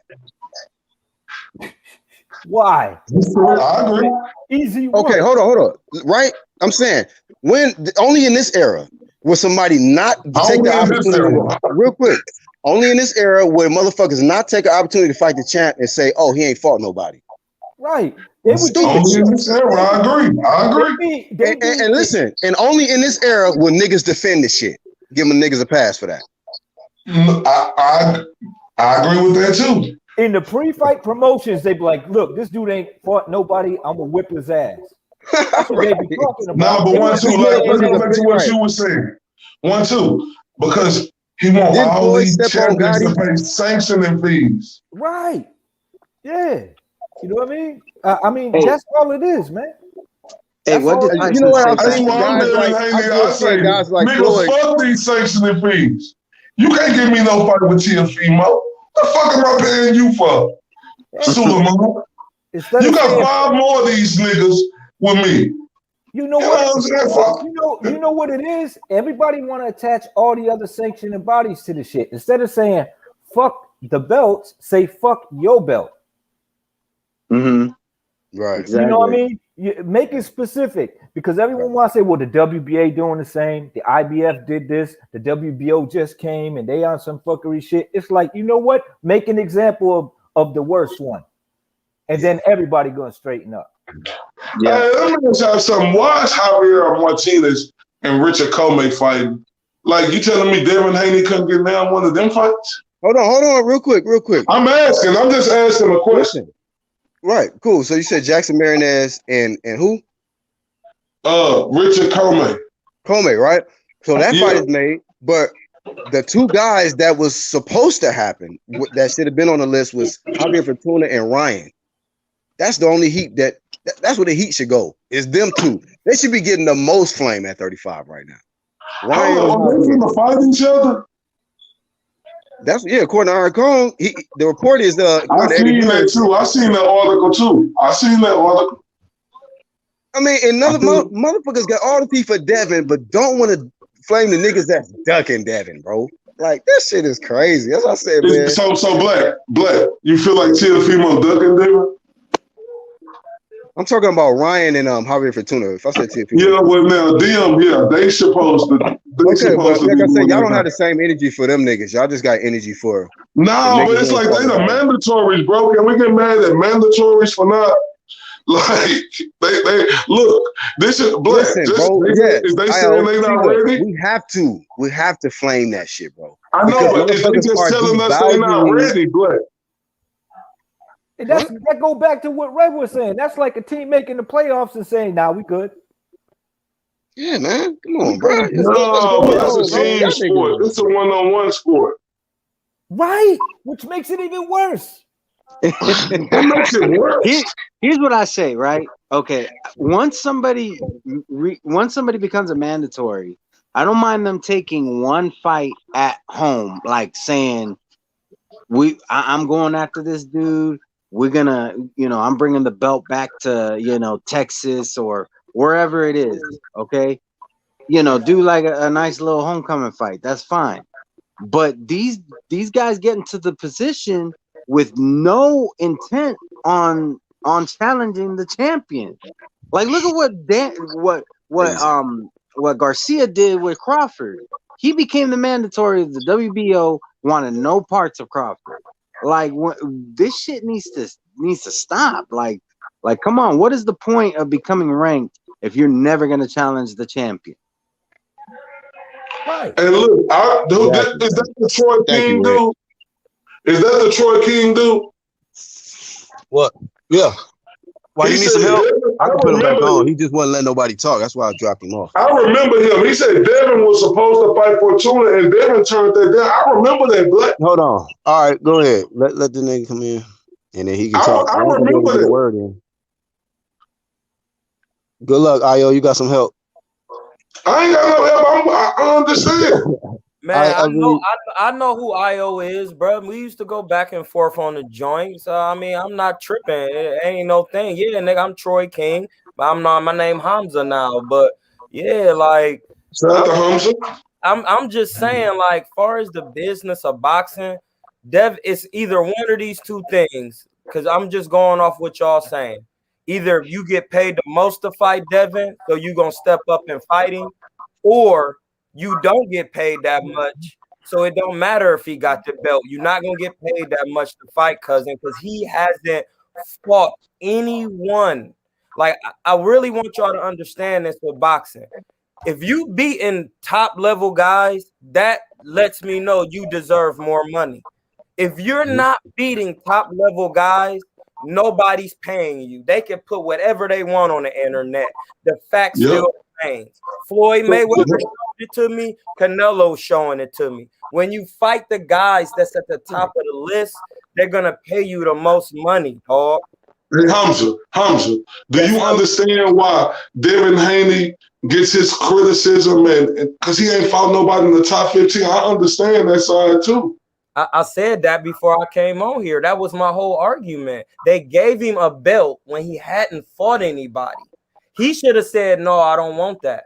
What are you doing? That's not even how boxing works. Like, that's not no real belt. I ain't even fought nobody for it. That was Devin fought. He could have turned it down. He said, no, I want my fight. I don't want the belt. I want my fight. It's kind of like, instead of taking step aside, they gave Devin that belt. They gave Devin that belt like other boxers gave people step aside money. Like, no, we don't want to. We just take this belt and go sit down, bro. You don't have enough money to fight no Lomachenko. Listen, Devin made 2.5. Even though Lomachenko is a white man and we know he's gonna get paid more for that, we don't have to cap on that no more.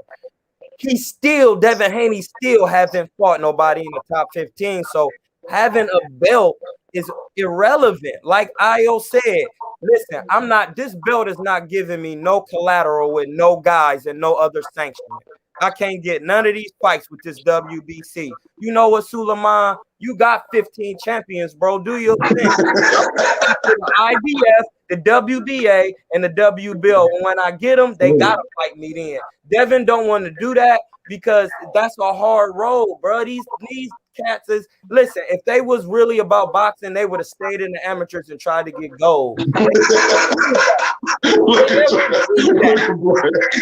never did that. They trying to get that quick bag in the pros, and I'm really trying to tell y'all, this boxing stuff is a hurt business, bro.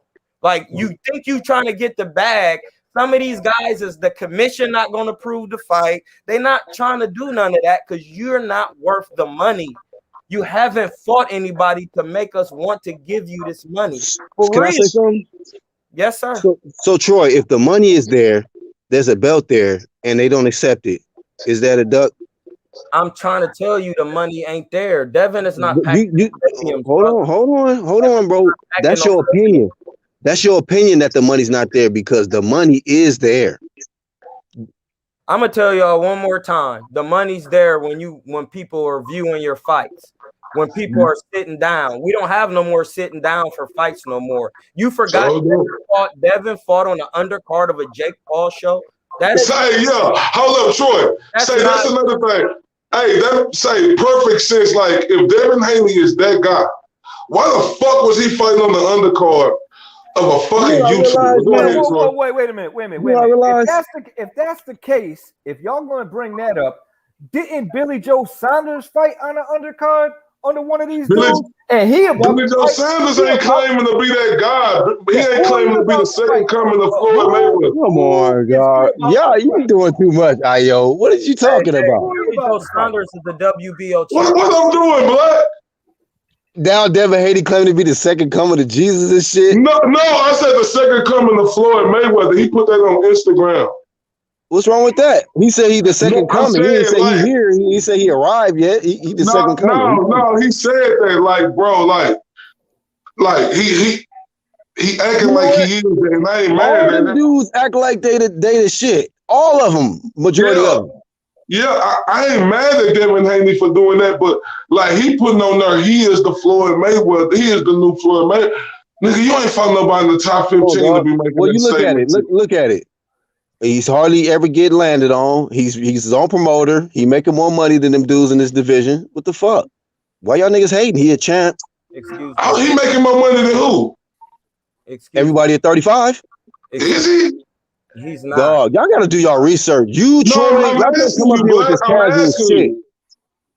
Because you know what tripped me out when people be talking about this is the thing about it. That's why I had to put the homie Troy backstage, because y'all speaking with a lot of emotion and don't even know what type of numbers that nigga making. Like he making way more money than them dudes in this division. And I get it, y'all saying that he not putting the asses in seats. I'm not debating that.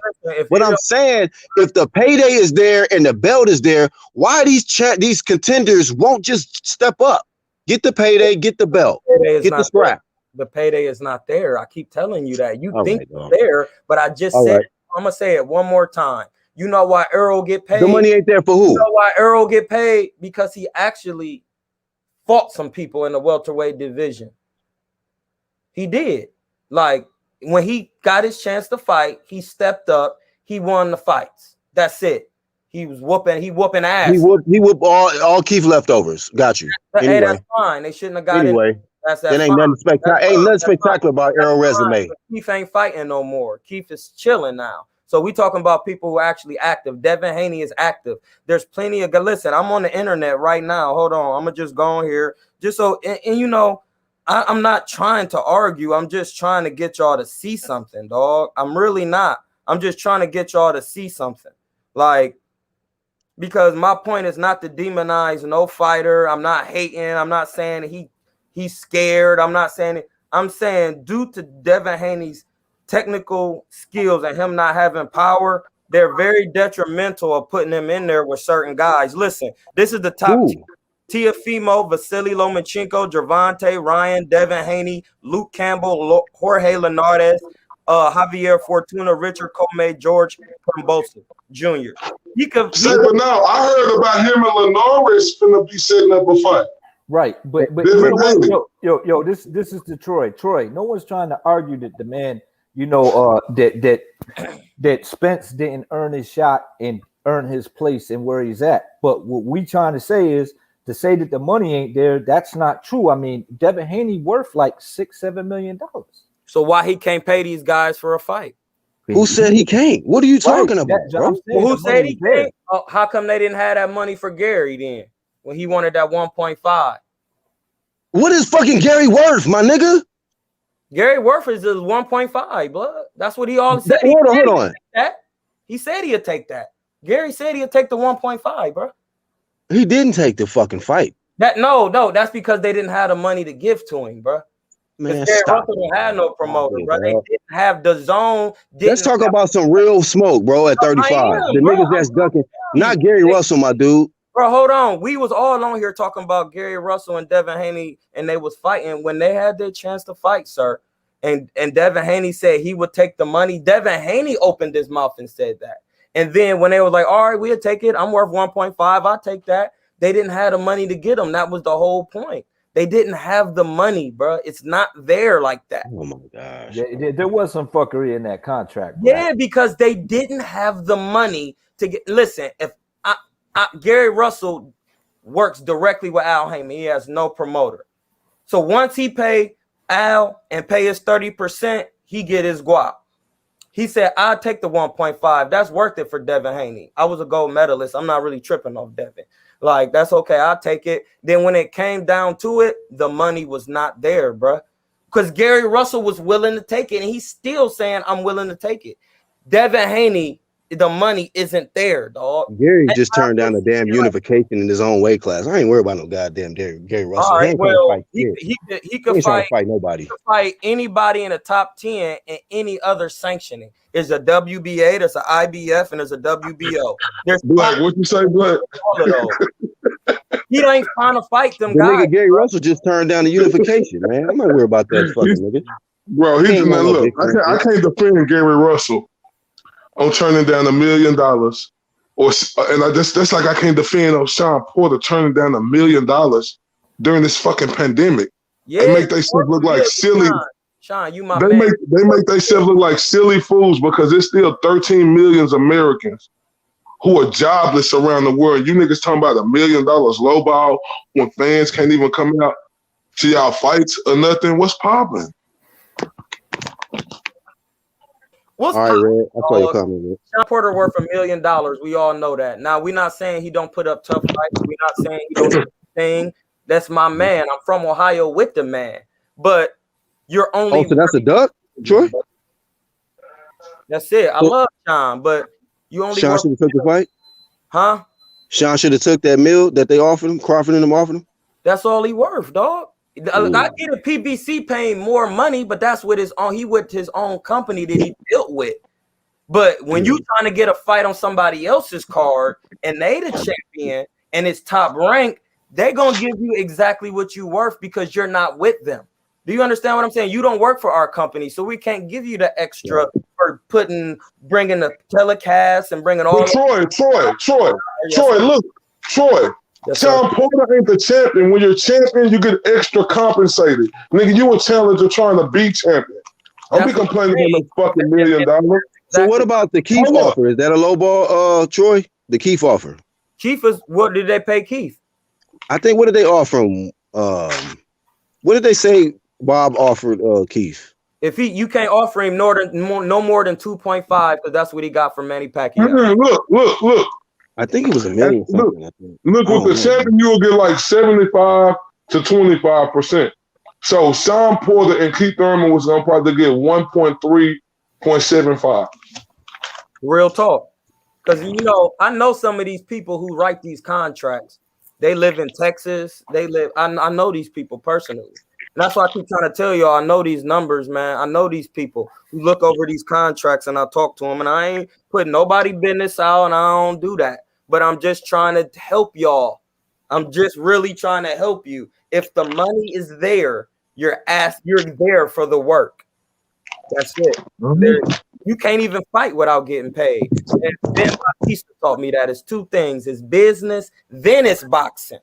Devin Haney is not worth business doing with.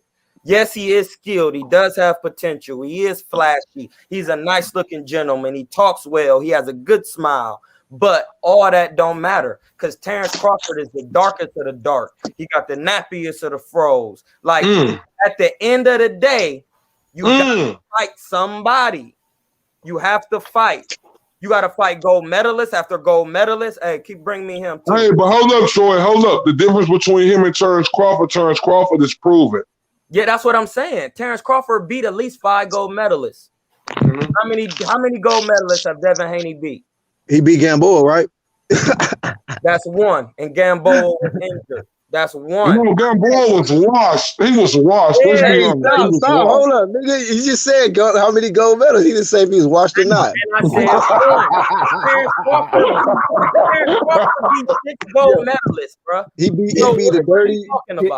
I think Terrence Crawford. After that Terrence Crawford fight, Gamboa was never the same. He was never. I said that. So that means take Tank's victory away and never the same one. That makes Tank look even more stupid because like this dude has a broken Achilles and he lasted 12 rounds. Hey, hold up. Now you and Troy gonna get into it because this man was defending this man talking about.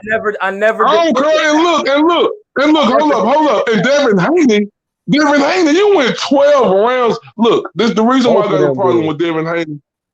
The reason why I got a problem with Devin Haney, because him and his daddy talking about, we going to beat Gamboa worse than anybody ever beat him. Yeah, and you go 12 with him. He put the pressure on himself in that fight. He did it to himself. Yeah, right. He didn't go 12 with Tank because Tank got him out of there. He TKO'd him. And he dropped 3 times, bro. With a fucked up foot. Yeah, but you know what's crazy though? He was getting that Tank a little bit though. He was tagging Tank. So let me just put it in perspective real quick. Which is easier? Which is the easier fight to get a KO in? Fighting a guy with 1 leg or fighting a guy with 2 legs? Who's easier to get a KO? 1 leg. Okay, thank you. That's it. So why didn't Devin Haney KO him? Look, he had both legs. He was healthy. But Black, he came back so quick after that Achilles injury. He had 2 shoes too. He was limping the whole fight, bro. He had 2 shoes too. Damn, he was limping the whole fight. He came back too soon. He came back too soon. Look, I know Devin Haney beat him. He wasn't ready for the nigga who ain't fought nobody in the top 15. Go ahead. Look, Devin Haney beat him every round. I take that. There you go. It's called boxing, not knockout. I take nothing away from Devin Haney. He beat him every single round, but it was a piss poor performance in my eyes. That didn't do nothing for me. Stock dropped. You're not worth the money. Stock dropped. That was your fight that you was supposed to get a highlight reel knockout. Hey, Troy, he should have got him out of there by the 3rd or 4th round, bro. The way him and his daddy talk. And I'm not saying Devin. So once again, I'm just trying to get understanding that if a champ stock drop, then it's approval to duck him. No, y'all niggas making all kind of excuses for this nigga to not get no work for niggas. That's mandatories, bro. His stock drop, cool. His stock drop. What the fuck does that mean? How does that excuse guys getting in there with him though? Because before we was getting paid $300,000 to fight you. Now we only getting paid $150 because you couldn't stop Gamboa. That's why. Hell fucking no. But according to your logic, Devin Haney should just quit fighting because he can't never get a fight. Don't do that 1-2 kid. Don't do that. Y'all be happy if that nigga just fucking quit. No, I'd be happy if he fight somebody in the top. I love Devin Haney. I love Devin Haney, bro. I love him. Wait a minute. You said you'd be happy if he fought someone in the top 10, but then you said he not worth it. Uh-oh. No, he's worth it. Listen, bro. Listen, because you put words in my mouth, bro. He not worth no championship fight against another champion. He worth another top 10 guy in the top 10. So becoming a mandatory money, bro. They making around the same money, bro. Anybody in any sanctioned body. Listen, I'm gonna say it one more time, dog. He has a WBC belt that shows him no collateral, bro. He has no buying power in the stock market. None. He can't pull no plays. He can't get into Tesla, GameStop. He can't do none of that. Even though it looked like he got buying power, the WBC gives him no buying power, bro.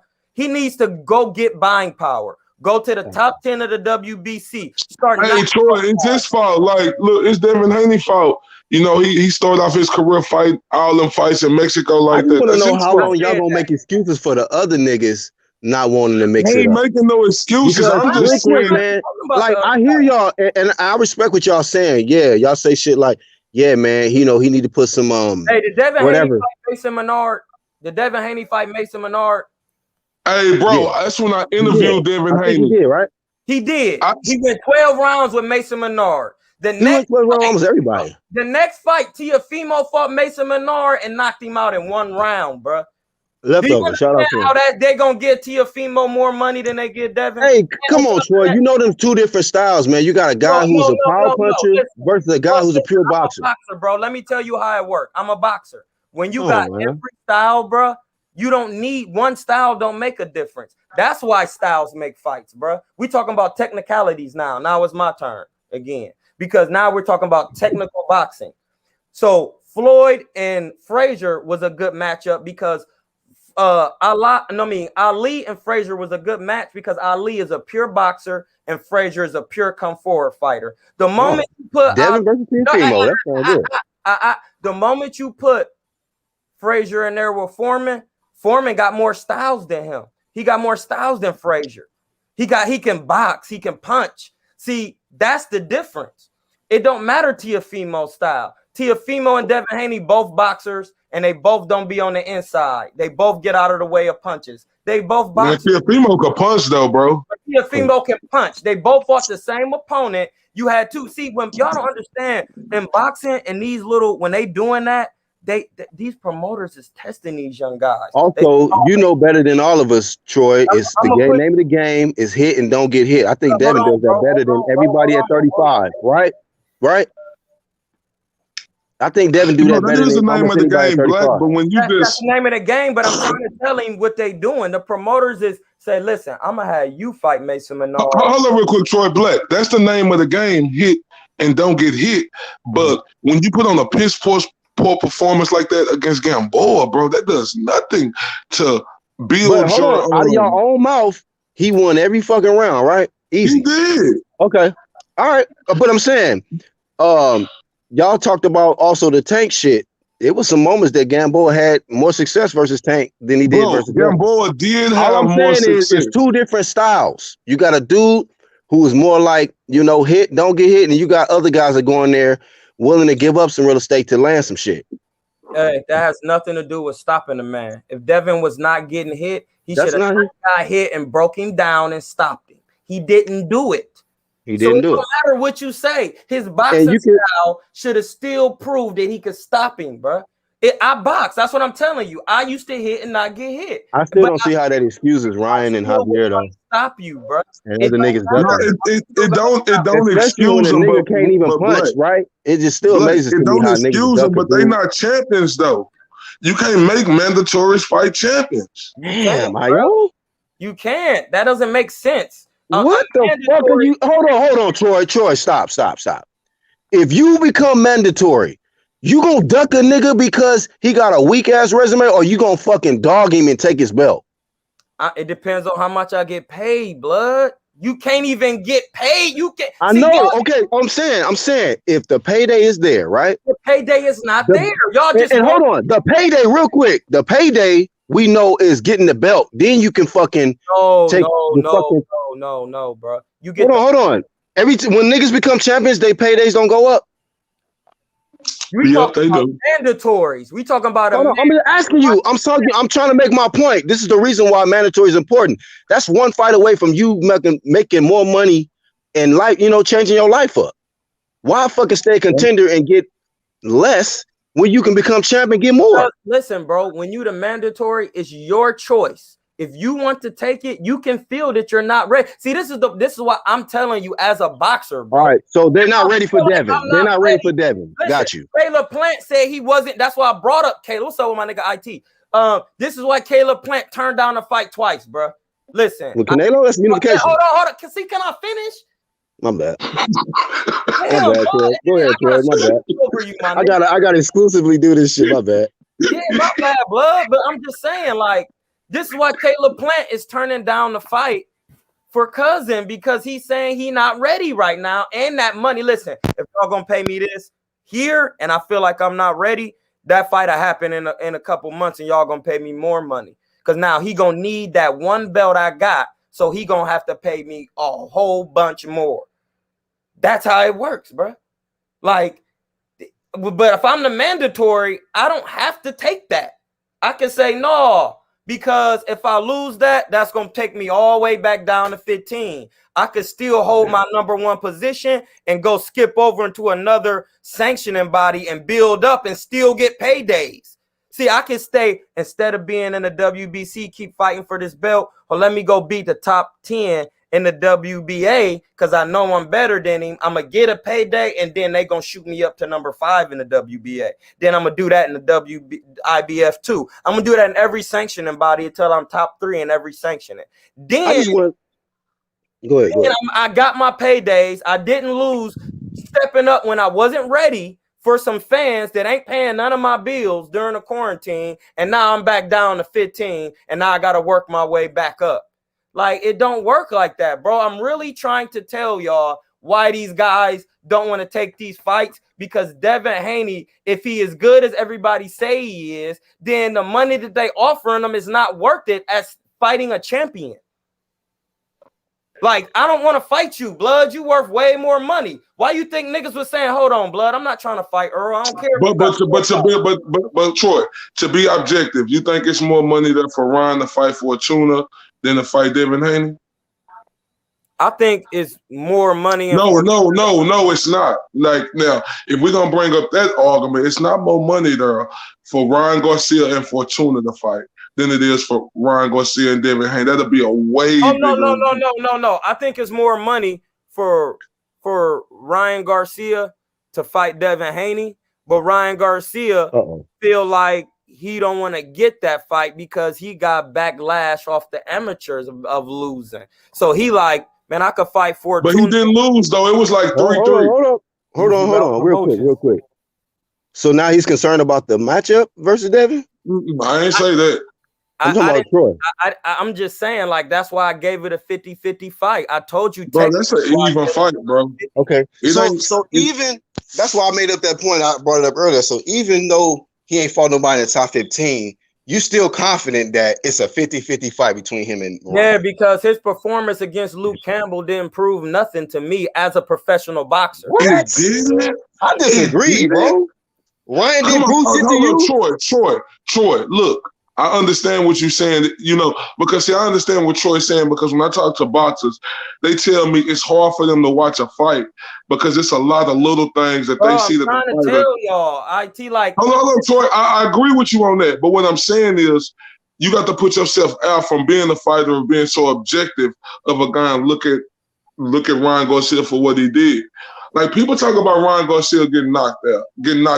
No, but they don't talk about him. They don't talk about his medal, him getting back up and then stopping the dude with a body punch, bro. No, I get all of that, bro. I get he did that. But in that fight alone, that showed me even a skilled guy in Devin Haney with 8-ounce gloves on, even though he's pillow fisted, and the fact that Ryan doesn't have the greatest defense. That's why I'm saying it, because Ryan and them not having good defense. But look, this is the difference right here with Luke Campbell. That's a former gold medalist, Troy Campbell. You got to give Luke Campbell his respect. And that's why I would like to see Devin Haney and Luke Campbell fight, because now Luke Campbell got to fight Devin if he want another shot. See, that's why I'm saying, like, I want to see that fight too. I want to see him fight Luke Campbell or one of these other guys. Devin just take you. Because you remember, he was supposed to fight Luke Campbell first. How the fuck Ryan snatched that fight from up under him like that? Because Ryan is a bigger draw. The money is there. I keep saying that. Yeah. The money is there in facts. He's not snatching nothing. It's big bank, take little bank. We all know that. Ain't bullshit. You ain't bullshit. You gotta act like that's not a thing. Hey, that's for sure. Because look how Crawford getting. But I don't understand that, because Crawford making more money than PBC. No, but Crawford, see, the thing is, I get it now. Because listen, they saying if you want to step in, that means you're challenging, so you got to pay me. And Bob Arum saying, I'm not paying them, blood. You got to wait till they challenge you. and then try to negotiate because it's really business. Like Crawford, you pound for pound the best. So it's got a hard to get you a fight, bro, because you on top rank. You got to just, you either have to get off top rank and go with PBC. But say, man, that's a cop out. Why he got to get up top rank? Bro, I'm just talking on the objective side because as a fighter, you said talk on the objective side. See, that was my fighter side talking. Like, okay. Oh, my bad. Say fight. My objective side is the business of boxing. My fighter side mean everybody. That's when me and UGC will never have an argument because fighters should just scrap. You know what I'm saying? But on my business side, I got to be objective. Like, this guy haven't fought this guy. He haven't fought this guy. I can see why it's not happening. It makes me mad too. But if you're not getting the fights, you just got to fight the guys. Like, you got to fight some other guys that nobody want to fight. And that's why. But Terrence Crawford's fight other guys, and he still get criticized. It's not Terrence Crawford's fault. He been champion since June. Terrence Crawford been champion since. See, this is the difference right here. Terrence Crawford been champion since June 2018 and still can't buy a fucking bucket, bro. It's 2021. Bro, you don't have to preach to the choir. Listen, everybody think I hated Earl, but I just want to see the work. That's my fighter talking, blood. Like, I want to say no. Once I was biased because I wasn't biased to saying Earl Spence shouldn't fight him. I was biased because I was from Dallas. I was like, man, Earl Spence, just on that Dallas shit. You know what I'm saying? Bro, I'm from Akron, Ohio, bro. Enough said. The Lakers is my team, but then the Cavs was my team. Then the Miami Heat was my team. I'm from Akron, bro. Like, so I get it. Like, I'm from LeBron James. It don't matter where you go. That's what I'm doing. Like, that's just it. So I get that. But as a fighter, I have to be, that's my subjective side. Like, bro, I just want to see the fight. No, that's actually, subjective right there. That's objective. What you're saying is subjectively, you're saying that these factors is coming in, these factors, and I get all of that. And that's what I'm trying to get UGC to see. Like, Devin Haney is not getting the fights, blood, because he has to do a little bit more work than just go to Mexico, bro. They don't do it like that. It's not, bro. I tried to do that. Listen, bro. Hey, I know a promoter who does that with his fighters now. Yeah, his name Repo Rick. No. I ain't gonna say his name. Who the promoter? Yeah, but I know a nigga who be doing that, and it's a good way to help move these guys who have limited amateur backgrounds, and you want them to turn pro early. I get it. I had a limited amateur background, so that's the way to get my skills up, dog. So I will have to pay $500, and let me tell you, they charge you a black fee, bro. So y'all telling me, I be hating on these niggas? I can't hate on nobody black, bro, because when I went to Mexico, they literally charged me a black fee because they think I'm fighting like Floyd. It don't matter how I fight. So I will come in not fighting like Floyd, just knocking people out. They told me, you can't come back to Mexico. We don't even care about your money. I was like, man, what? I'm talking to my man Felipe, like, bro, this don't make, he my advisor. I'm like, bro, if I'm paying, I'm like, I'll pay $1,000 this time. He like, no, bro, you gonna have to take a break. They on to you. Like, they want you to really fight somebody. They want you, that's what they was telling me, IO. I'm like, fight? I don't get it. Like, I'm paying. I'm like, Felipe, just handle it. He like, I can't. They don't want you to fight. You gonna hurt one of their guys. The promoter know you. You're Creno de Chivo. You come down and you knock niggas out. We know what you're trying to do. You don't have an amateur background. You like a younger Kimbo type nigga. So I'm like, this was October 2016. Look, this is a fact. This is October 2016, my G. So then I take October off. I fight Alfredo Lugo in Richmond, California. Alfredo Lugo fought Adrian Broner, Danny Garcia, the dude who put Pritchard Colin in a coma, Frankie Gomez, Mike Dallas. He fought some. You know how much I had to pay to fight, cousin? Because having that name on my resume and I haven't done nothing, and he been 10 rounds, the commission didn't even want to approve the fight, bro. And I'm a grown ass man. I had to go in. The promoter had to pay the commission extra. And then once I paid the commission extra, bro, I got to get some work with Lugo, and I had to fight him for free. And I walked the promoter for $300. All I got was $300, bro, for fighting somebody who fought Adrian Broner. Yeah, the nigga had 38 fights. He was 14 and 20 something. But This the nigga fact Troy got 300 to fight, and niggas turning down millions to fight Devin. and this is what I'm telling you, bro. To get those fights, you gotta be worth the money. That's why I'm telling you, niggas ain't turning down that money. The money is not there. I had to Akure. He was like, blood, you gotta sell all these tickets, my nigga, to get these fighters to come. You gotta sell this many tickets to pay this guy. If you can't do that, then you gonna be fighting for free. I was like, I'm gonna beat him anyway. I fought him for free. I sold 3 ringside tickets. They was $100 each. I kept my money because he told me I had to pay dude, and he had dude selling tickets too. This is the promoter. I'm telling you how they work. The promoter sold tickets, and he got me to sell tickets. So the promoter got paid, the fighter got paid. I didn't get paid nothing, and I won. And I only had 5 fights. It was my first 6-rounder, bro. So like, Devin Haney is not worth the money. He has to fight somebody. Let go of the WBC, climb in another sanctioning body, work your way up. If you that good, it's easy. It's not about nobody else. Devin Haney's the champ. He's the chosen one. He can fuck it. Go to another sanctioning body and start spanking. Why is that hard? I don't get that. I agree. That's crazy, man. Do you recommend anybody else to drop their belt, man, and start from scratch? Yeah, I do. Canelo dropped his. He has 68 now. I want all 68. Hold on, no. Hold on. But I'm talking about. You just said, do I advise anybody? Canelo just dropped his middleweight belt. Other than the face of boxing, my dude. Come on, man. No. I don't get. See, this is the thing which y'all don't understand. Y'all say what belt do Caleb Plant got? The IBF. What's somebody gonna tell him? I mean, he beat Scott the Gay, so what's somebody gonna tell him to drop his belt? I don't recommend guys to drop their belts, man. That's the problem anyway. That's what got us in this whole damn franchise situation anyway, because the niggas dropping belts to avoid fights. No, we got in this position because That's true. That is true. Right, Io? Right? That is true. That's all the point I'm making. The reason why we got into this damn mess and why me and my homie Troy getting into it and shit is because of these motherfuckers. Huh? Troy, that is true though, because Lama Chico did. I'm saying we got to go above and beyond that true statement. I know, but no, Black said the reason why. I'm just making a point. Like, the reason why this mess even took place in the first place is because somebody decided to drop a belt, devalue a belt, and devalue a mandatory, man.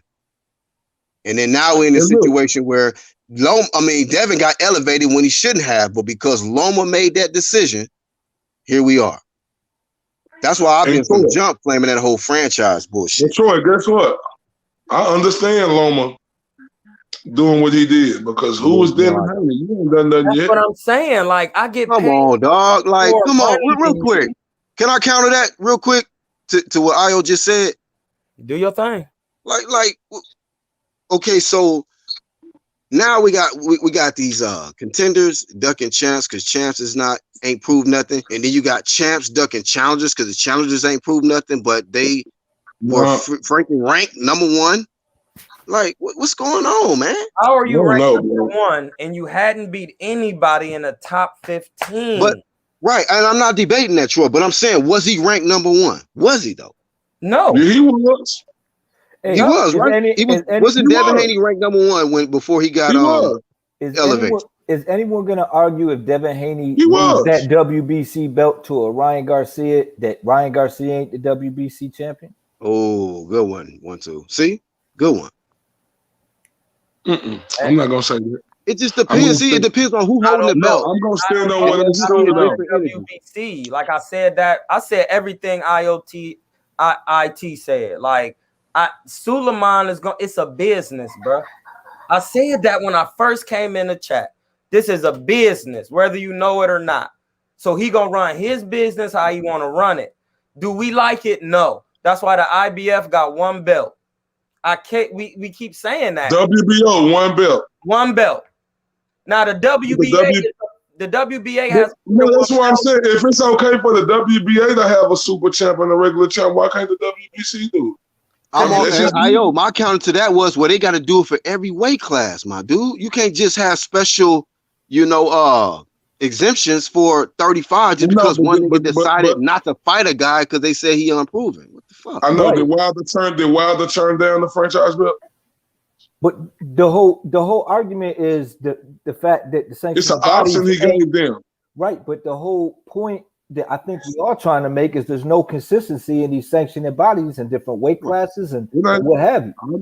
I agree. One too. You can't with the WBC to recent state because you got to remember the WBA, bro. They have they system so in order. If you the regular champion and somebody vacate, there ain't no argument. You get elevated. Now you in position to fight. Now you about to fight Errol Spence. How easy is that? That was easy because the WBA got it. You got a silver champion. That means you're next in line. You have to keep fighting guys. And then when you accrue enough revenue, then you can challenge the guy because you can't even you gotta know. Think about this. If it's levels and belts, as far as regular, elite champion, and all of that, then it's levels and pay. To hold the silver belt, you got to pay this much. How you gonna pay that when you don't even get paid that? You see what I'm saying? Like you can't be doing that. I'm just trying to tell y'all it's so many levels, and that's why it's kind of tricking y'all. But you got to think about it like this. Before you can actually get a real title fight, it has to have the backing on a full circle, 3.14, bro. It got to be a complete. The money got to be there. The stations got to be there. Everything. You said before you get a title shot? Before you finalize all of that, bro. Devin Haney is not worth. So I wonder how much money Kavaliauskas brought to the table when he fought Crawford and shit. Listen, I'm trying to tell you, bro. He was I just look at a whole bunch of irrelevant, nobody ass. No, he didn't bring no money, Black.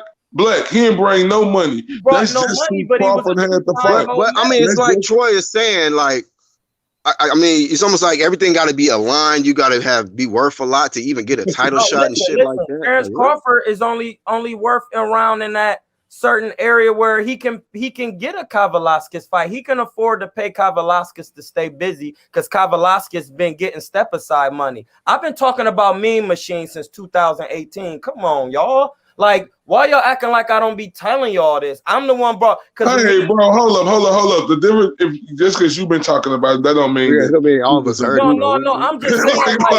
Hold up. We're not trying to tune you out. Mean been in position for at least 2 years at number one. I know. Look, Hamza. He's not Hamza. He's not a big name. But I don't fault Terrence Crawford. He got to do what he got to do. He got to stay busy. And you got to remember, Igor Kavaliauskas is a two-time Olympian, bro. Like that's a good name to have on your resume, right? But listen, all I'm saying is there's certain guys that get shots at the titles who don't nobody fucking know. Like they just ordered I'm sure somebody know the Williams guy, but Liam Williams about to fight Demetrius Andrade. He about to get a shot at the title. What the fuck money he brings to the table? Not nothing, but he gonna get a shot. So I just I know he brings England. I know he brings his country. Only thing he got going for him, Black, he brings his country. Not everybody that gets a title shot is worth stacks.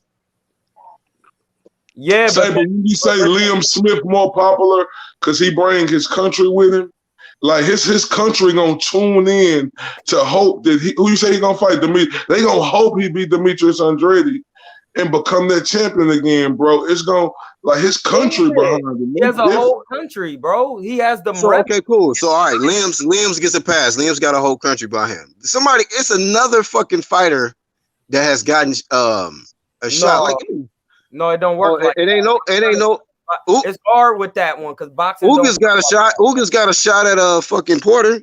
You can't even speak English. You don't bring shit. Yeah, you can't sell out. Porter can't sell out a Big Nick.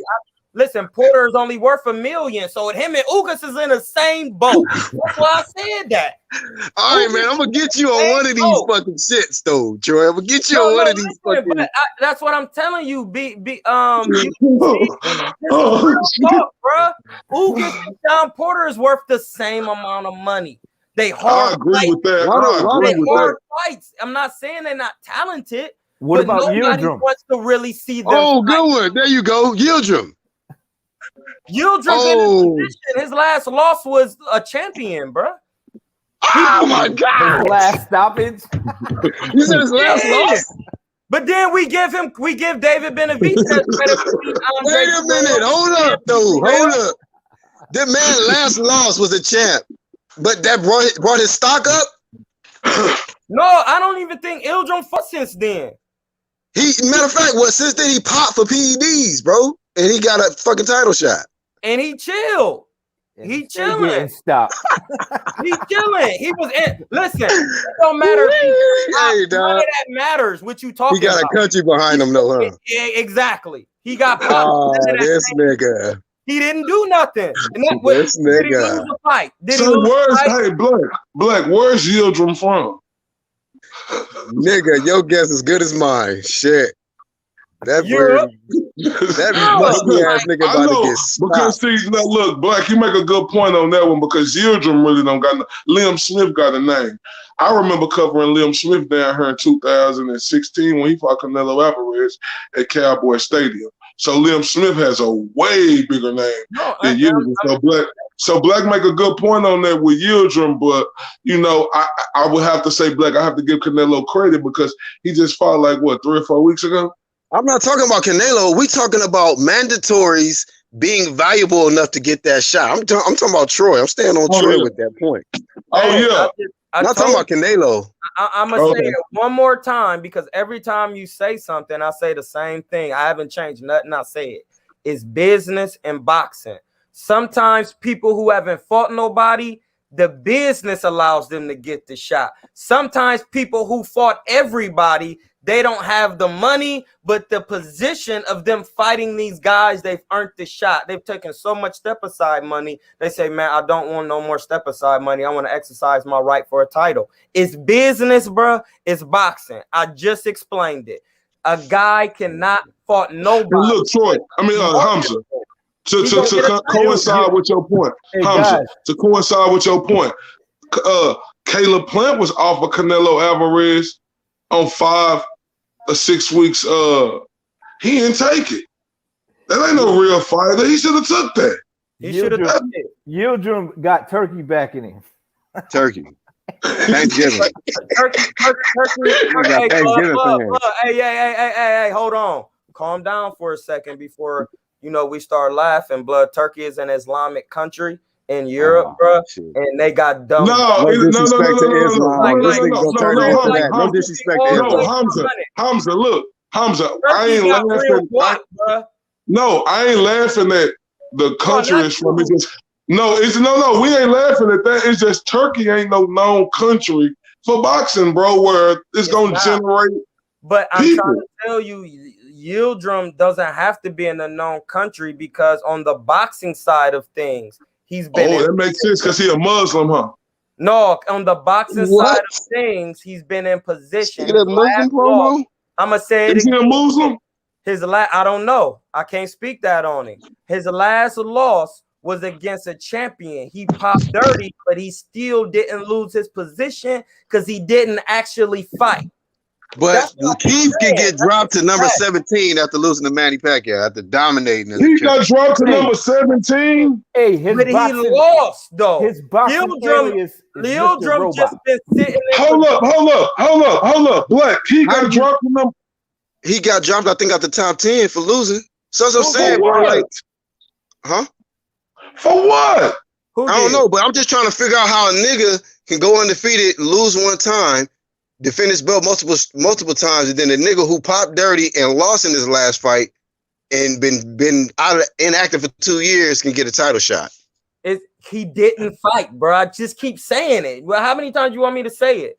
So according to you, you don't have to fight and you can do PEDs and still that qualifies to get it. Bro, losing is when you lose your spot, bro. Do you understand boxing? You actually got to get in there and fight to lose your spot. Just because you pop dirty, if you don't fight, you don't lose your spot. But he did both. He lost. I'm not saying that giving a credit to PEDs or none of that. I'm just saying you have to lose a fight to lose your ranking.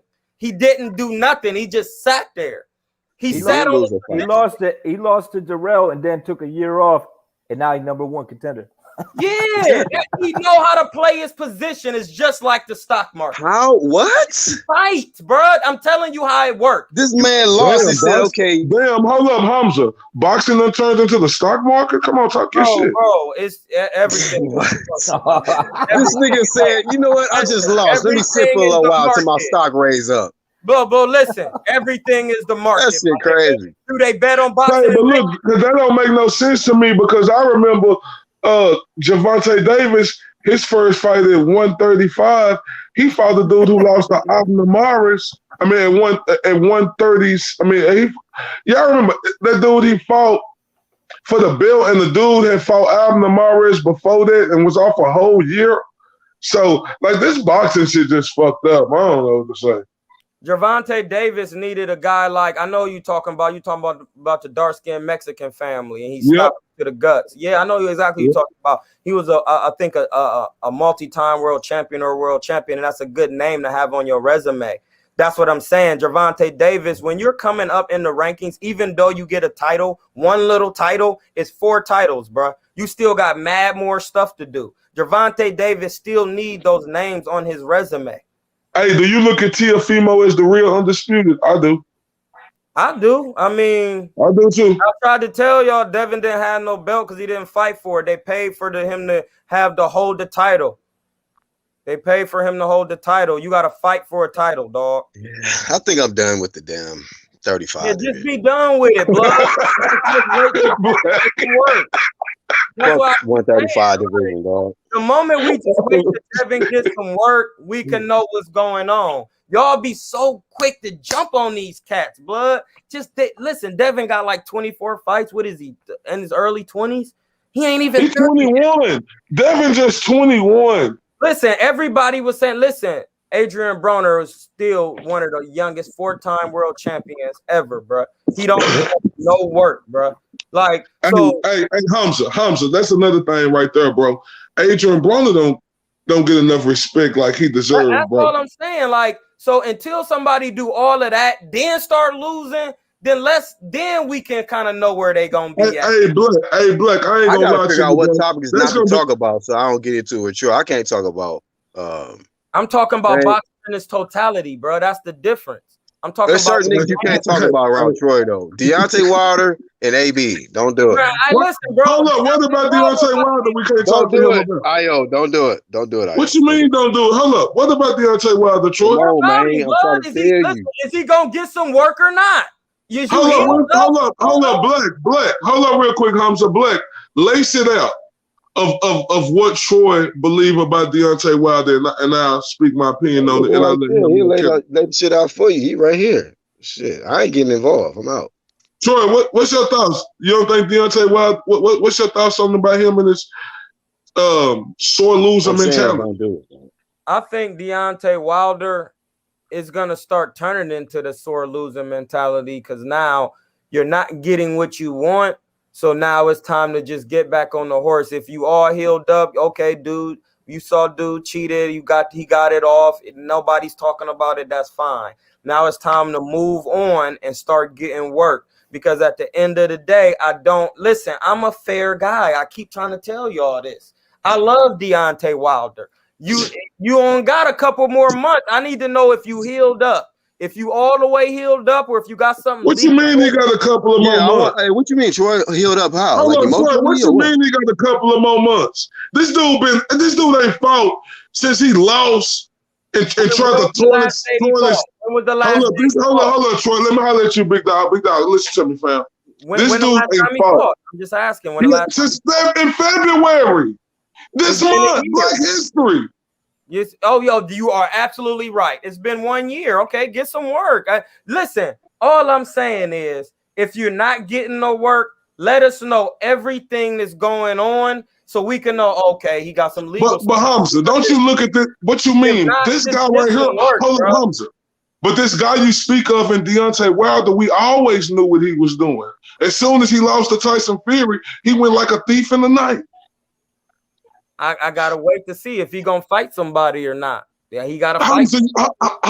Hamza, this dude is outpricing himself for Charles Martin. Say he want $10 million.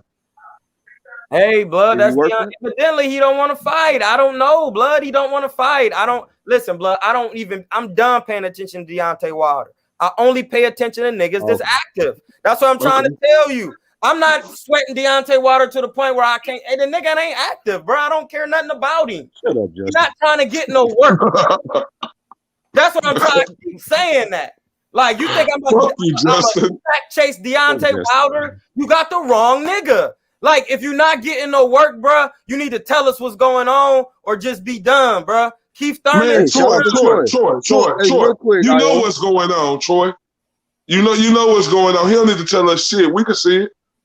Okay, This is a well, dude. hey, if that's No, this is my first time hearing Troy say something like that, so I respect. He said he needed to speak up. I'm Let us just know what's saying going on. shit And like look, bro, look. This is what I don't get about Deontay Wilder, Troy.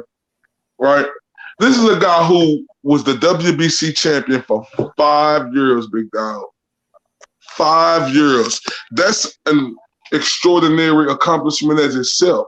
But to be there for 5 years and have 10 title defenses, and that puts you on the next to Muhammad Ali, one of the best fighters of all time, and then to piss it all away and to throw this decorated man under the bus in Mark Breland and say you scolded the white man in Jay Diaz, and he was in there actually wrapping the fist and made all these excuses. It's just ridiculous, bro. Look, Deontay Wilder has pissed away all his accomplishments because guess what? He just lost one time, bro. Hey, bro, that's Deontay Wilder, bro. If he not getting no work, I don't even care, bro. I don't even care. Is he working right now? Is he active? He retired. Nah, bro. He should be, bro. That's what I'm saying. We should let him get away. No, but he should. No, because he started making excuses, these mediations and outpricing himself. Bro, I don't even listen. I'm not a man of excuses, bro. I don't even care about his excuses. No, I'm just telling you, bro. It ain't no excuses. He trying to put out there like he want to fight. Oh, I want $10 million to fight Charles Martin. When you become a $10 million fucking attraction to fight Charles Martin, right? You know? Hey, bro. He putting it out there like he trying to make it, but it show you he mentally out of there, bro. So why is we even talking about him? Tyson Fury beat the confidence. Okay, well. No, because he need to come back and show face. Hey, he need to come back and show face. And stop all these excuses. Listen, I love Deontay Wilder to death, ITB, but I'm not his daddy. I don't care what he do, bro. I don't care about being his daddy. It's just about, giving him that same energy as we'll give, like you give Devin Haney and say this or that. What about Deontay Wilder? Not about being his daddy. It's about letting them get your ass in the ring. Devin Haney is asking for fights. Deontay Wilder is asking. Deontay Wilder asking for fights too. Hold on. So real quick. So hold on, real quick, Io. Basically, right now, Troy, you more interested in Devin than Wilder right now. Bro, Devin Haney been fighting more than Wilder, bro. Wilder, I forgot all about. No, he haven't. No, I'm just talking about lately. He talking about lately. Yeah, Devin. Lately, they both just not too long ago. When was Devin Haney's last fight? He just fought the great Gamboa. What you talking about, Io? I'm talking about when was that though? I don't know. It was recently, man. It was before Wilder. Was it recently? It was a couple months ago. Yeah. It was right after Tank dealt with him, man. They both 12-round shotties. No, because Gamboa was off for a little while because of his Achilles, wasn't he? Yeah, he came back healed up and got in with Devin, man. I'll tell you. Hamza got you. Don't worry about it. Tell him about. Let him know when last time Devin was in the ring, man. I'm tired of niggas hating on Devin, man. Hey, I'm off the 35 shit, dog. On God. Don't fuck up my relationship. We gotta stay on that 35 shit, bro. Because hey, I don't care about no relationships with no niggas, bro. I don't. Y'all like niggas, man. I don't like arguing over these fighters. Devin Haney fought in November 7th, 2020. Okay. He just fought. That's what I'm Okay. saying. Like, I'm gonna be talking about Devin. Hey, Deontay Wilder, bro, you ain't trying to scrap. So what am I even talking? I don't care about your excuses. I don't care about none of that. I was homeless getting work out here. I was homeless fighting, my nigga. No. And I'm I living know. great now. No excuses. See, no excuses, bro. Like, I'm not a no, No bro. I excuses. literally was living on the port of Oakland No excuses. fighting, bro. I didn't make no excuses, bro. That's No why I don't excuses. give these niggas no excuses, bro. Yeah, I'm living great now. You know what I'm saying? But I was literally living in a trailer on the port of Oakland, bro. Because I was like, man, I just don't want to be bothered by nobody, nigga. I just want to box. I just want to box, bro. And then that's what I did. And when I was done, I was done. Now I'm living. But I don't care about what Deontay Wilder talking about. Is you bitch or beast? That's from black man to black man. Damn. Oh, you in Oakland, my guy? Like, yeah, I'm in Oakland, but I'm from Akron. My dad was living out here for 40 years, bro. He lived in he from Akron, but he lived in New York for 17 and then lived out here for 40 years. So I just came out here to just be with my dad, and then he died. So I'm just got to take it to the next level. So, bro, that's what I'm doing. But I'm just saying, Devin Haney, even if he did, listen, even if he did fight Gamboa, he getting work. So he's worth talking about. Is he? Wilder's not working. Is he worth talking about after that performance when he should have got him Come out of on, there? bro. He talking about compared to Deontay Yeah, Wilder. he's worth talking. He worth talking about how it was a piss poor. No, he ain't. No, hold on. Yes, hold on. Let me Come finish. on, God. He's worth talking about the piss poor performance. Oh, okay. Talk about it. We gonna talk about how it was piss poor though. We gotta keep it 100. No, like, And he's worth bro, talking look, about because he's a champ, and Deontay Wilder ain't. The fuck? We're gonna talk about champs more than these damn knockoff contenders. Listen, all but at the Deontay end of Wilder the day, gotta do Deontay Wilder really won all his he gotta belt. do is beat Charles Martin because Charles Martin was a WBC champ. I don't think he's gonna beat Charles Martin though. I don't think he's gonna beat Charles Martin. Mentally gone, and that's the listen. As a boxer, that's And the correction, he was the IBF champ, not the WBC. Hold on. Oh, my bad. That's the but he was a former champion. That's my point. He's a one-time champion. So that's good on your resume. Look on my boy Prince Charles. There you go. Listen, the problem of a knockout artist, when you don't get the knockout, it ruins the confidence. It's over with. You over with. It's done now. You got to really learn how to box. Like you got to learn now, my nigga. Can he now, do that, Troy? What you Is he about capable of now? doing that? What you about? What you are? See, this why I'm just all the way 100, bro. What are you about? Are you gonna get some work? Is you gonna learn how to flick the jab, or you just gonna just be stuck in the past on the fact that a man got over and beat your ass? Ooh. Whether he cheated or not, because at the end of the day, if it didn't matter your team, at the end of the day, your team, they could have did all of that. If you got listen, I know it to be true because they tried it with Floyd and Maidana's club. But Floyd caught on to it. Even if they would have tried it, Floyd still got defense. Deontay Wilder doesn't have those skill sets. Then I just tell you earlier in the chat, style make fights when you only got one style. Floyd got more than one style, bro. So it don't matter. It don't. At the end of the day, I don't give excuses. When you winning, until you show me. After you lose and you come back, then I'm going to ride with you. I'm going to be riding with you off rip because you look like me. But what about AJ? Do you ride with AJ, man? Yeah, I ride with AJ, but he got to show me more. He hasn't improved his defense still, bro. He's still the same boxing. Hold up, Troy. Technically, he looks. He didn't say, hold up, Troy. Hold up. He improved his defense in that Ruiz fight. You know that. He made adjustments. No, he didn't. He didn't look like. Listen, bro, I'm a boxer. Like that's why it's hard for me to watch. No. And a lot of people said AJ couldn't box, and then he fucking outboxed Ruiz. I never said he couldn't box. I'm saying other people, not you. Yeah, I never said none of that. I'm not saying nothing that these other people are saying. I'm Troy Hamza. Remember that. I don't care what he looked like. His defense is trash, bro. I could tell. I watch boxing. I'm a boxer. His defense is still trash, bro. It's still not good. I'm trying to tell y'all. I mean, shit. He's still good enough to keep his belt. Hamza. I understand what you're saying, But it ain't that we saying his defense ain't just super great. We saying he made adjustments.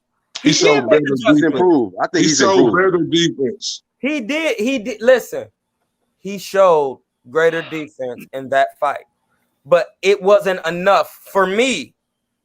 Yes, I think he's skilled in all of that, but it wasn't enough for me as an actual boxer. It wasn't enough for me because I want to see him be. Listen, every boxer, I don't care how you fight, blood. I want to see you looking sweet. The moment you're not looking sweet, I'm gonna be picking it apart. I'm a boxer. I'm not trying to hate or nothing, bro. I'm just. Can I ask you a question? Can I ask you a question, Troy? Yeah. Who do you think is the most skilled guy active right now? Most skills. Canelo Alvarez. And then after that, give me your top three. So Canelo. Skill, just far out straight skills. Yes, sir. I'm gonna go with Canelo Alvarez, Terrence Crawford, and we just talking about straight skills. Yes, sir.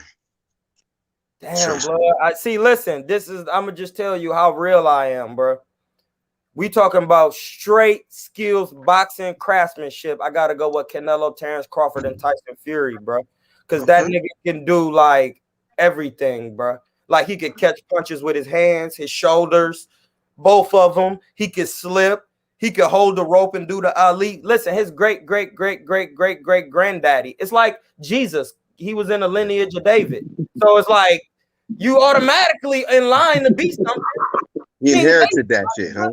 His great granddaddy was boxers. He was bred to box, man. Tyson Fury got so much crazy skill, bro.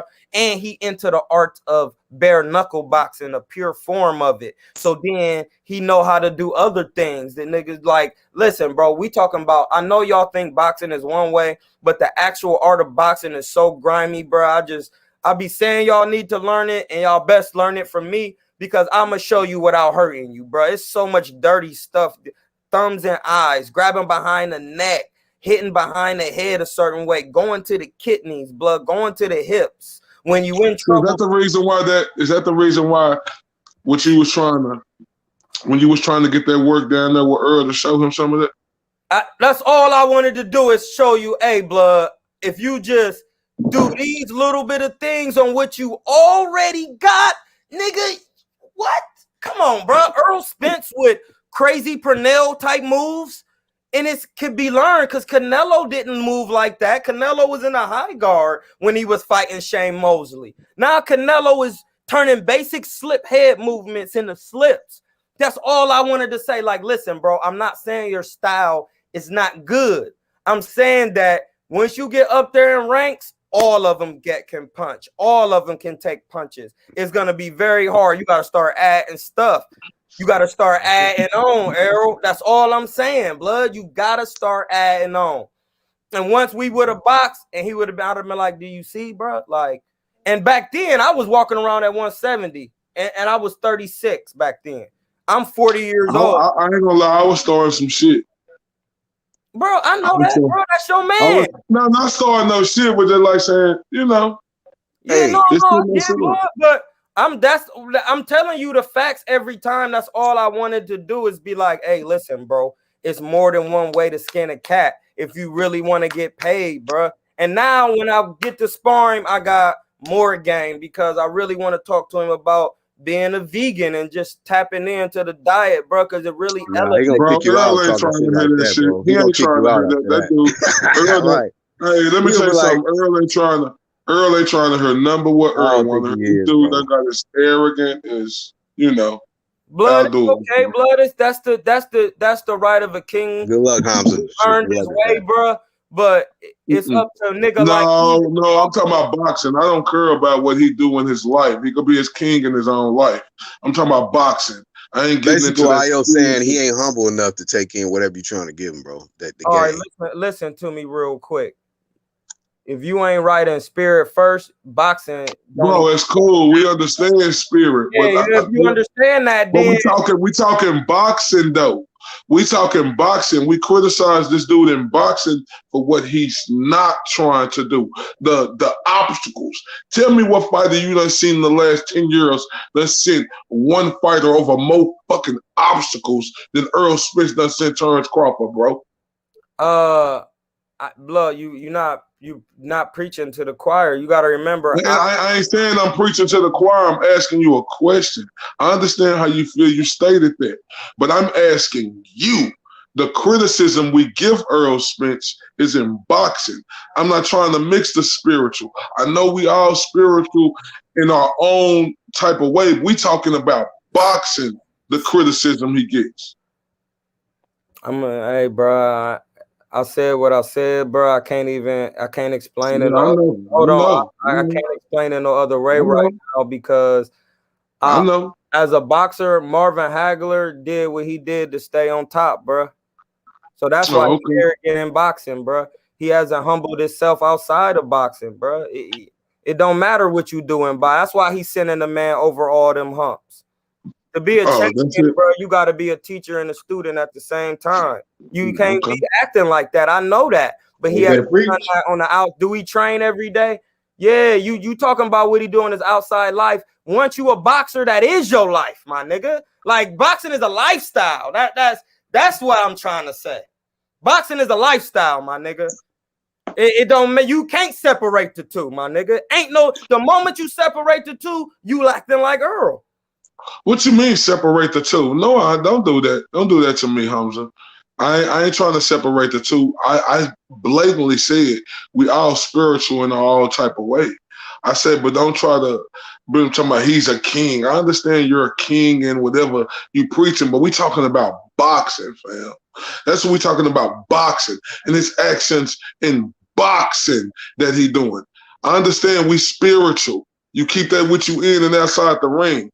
But that don't your spiritual don't have nothing to do with your actions that we criticize you for in boxing. We're not criticizing you because you may believe something. The Black Horseman may believe away. Hold on. I'm gonna explain it one more time, bro. I'm gonna explain it. You said it. You keep repeating it. I'm gonna explain it one more time. Boxing is a lifestyle, bro. That's why I'm trying to tell you. There's no other way I could put it as a professional boxer. It's a lifestyle. So that involves everything, bro. If you're not training every day, bro, and doing what you're supposed to be doing, you're going to appear to be arrogant in the forefront because in the behind in your mind, you know you're really not ready to handle this man. So you're sending him through obstacles over and over again. So no, I understand. Hunter, when you say he don't train. He don't train every day. He don't do the things he's supposed to do. If he was doing that, he would be confident in fighting a man, bro. No. One thing I'm gonna give Earl credit for. I know he trains his ass out during a fight, though. Only when he got. But look, and one thing I'm gonna give him the benefit of the doubt for. That's not boxing. No, look, I'm talking about the life-changing experience that he went through that done rededicated it and focused him and put him back into that way where he gonna train and keep himself, I ain't talking about whether he will fight this man or fight that man, but I do believe the situation that happened to him, he's rededicated to the sport. Now once he feel like he rededicated, then it's up to him to choose if he want to fight Terrence or not. But even when he wasn't rededicated, he didn't want to fight Terrence Crawford. Yeah, okay. And first he told him to go get a belt. He went and got that belt. Then he say, "Why would I fight you when I could take the easy road?" Come on, like bro, this is unprecedented. Listen, I said all this before you were saying it. I'm just saying. But the thing about it, no. The thing about it, I didn't have reason to say this yet because it wasn't out there in the public yet. Yeah, bro. Listen, before everything was out in the public with Earl, bro, I knew everything about Earl already, bro. I just not to say nothing, my G. Like I really ran into cousin. Like I was talking to him, bro. I knew everything about him, and after that moment, I was like, "This ain't gonna go good." But I was really talking to him every day too. I was really inside the gym with them every day bro. too. But me and him, I was really there. Me and him had a whole different vibe. So Yeah. I know him just as much as you knew him in that little stint that I met him, because the vibe that we had, he gave off to let me know everything about him. So I'm just saying, letting you know that the man was trying to do. Now I get it. He don't want to fight the guy, bro. I get it. I'm saying everything you saying, bro. Wow. Everything you're saying. I've been saying that. But see, this the difference right here when Earl Spence was Just the trying to most fight all avoided them guy other in boxing. guys. When Earl Spence was trying to fight all them other guys, I was calling them all ducks. Now when Terrence Crawford trying to fight these other guys, I'm calling them the same thing, Okay. including Earl ducks. All right, and I'm gonna tell you what I was saying when Earl was trying to fight all them guys. He hadn't fought nobody, and he wasn't worth the money. That's what I was saying. Everybody else kept saying I was. Hold on. I'll be honest with you. Troy was saying that. I remember he was on my show. Troy was saying that, but it was like kind of confusing that he wasn't worth the money because Earl Spence was a high-touted Olympian who was getting this major. Hold up, Troy. Who was getting this major push from PBC. He was their golden child. So the money was there. It's just that them guys, they didn't have to fight him right now because they had other options. So listen, the money was there, but for the money that you would get paid once actually he proves himself is gonna be more. I'll keep saying that. Like the fight Earl, the money is there. Some money is there, but he was an Olympian. I wasn't. I need more than that. And when he get up there, I'm gonna be wanting now everybody calling out Earl because the money is actually there for what his stature proves. That's what I'm saying. Once you start fighting the guys and showing that your stature proves, you're gonna get the money. The money's there now. No, and that's why I told people when Earl Spence was trying to fight Terrence Crawford. When Earl Spence was trying to fight Keith Thurman, like it was really nothing there because Keith Thurman was in position to fight Floyd Mayweather, and Earl Spence hadn't fought nobody yet. Now, when you look at Terrence Crawford trying to fight Earl Spence, that's not the same thing. Terrence Crawford has been in position, and his accolades stand high. So I just don't get this guy in Earl Spence now, man. This is a guy who did a total 360, and this is a guy who's deserved all the criticism for not staying. Look, you know why we loved him, Troy? Listen, bro. Only thing is I'm doing, but I just can't be too judgmental. So I'm How always. How's that judgmental? That's truth. I know. I listen. I know it's truth, bro. I've been saying it. All I'm saying is a certain time when he was calling out the guys and it wasn't there. Yes, he has gotten big-headed, but I'm gonna say it again. You said something that resonated with me. He trains his behind off only when he have a fight. That's not boxing, bro. It's not a. I ain't say that. No, I ain't say that. Yes, you did. You did. You no, I didn't. No, I didn't. You said Earl does train his butt off when he got a fight. You did say that. No, I said me. Look, I ain't around Earl every day. Obviously, I wasn't around him. Hold up, big dog. Look. Listen, Troy. I wasn't around him every day. Don't put words in my mouth. But when I was around him coming up, Earl trains his ass off. When I seen him train, I said, so you don't know, you speculating that he don't do that. And it's obvious, we done seen in the news, Earl done told us himself, sometimes he do this and do that. I made that point saying Earl may come back. He came back, rededicated himself to the sport of boxing to where he taking it serious now. From his, shit that happened to him. I'm saying the same thing you saying, bro. I'm just saying like that on the back. What you're saying is the reason why he's showing this fake arrogance because he's not ready to get to work, bro. He's not. Listen, bro, I'm a boxer. So what's gonna happen with Terrence Crawford, bro? I told people that fight ain't never happening. What's your thoughts? Oh, if it don't ever happen, Terrence gonna go on and box and do what he want to do and get some work. He already put his mind to it that that's what he want to do. So he gonna keep doing this thing. Like, no, I'm asking you, is it gonna happen? You being in boxing, you speaking to us so highly about the big. Listen to me, I'm asking you a question now. One at a time. Hold on. I'm asking you a question now. You being in boxing, you speaking so highly of the business. What is your thoughts? Do you think this fight happens? Yes or no? I'm gonna say no because the business of boxing is not gonna let it happen because Earl is a money man. Like he's a very clean cut gentleman. He's from Texas. They got a big open market. Like it's just not. It would be a loss, right? Even if he didn't get stopped, it's still a loss is damaging because it hurts the stock, bro. Here I go again. It just hurts the stock. It's like Yeah, but he ain't as clean cut with that DUI he has.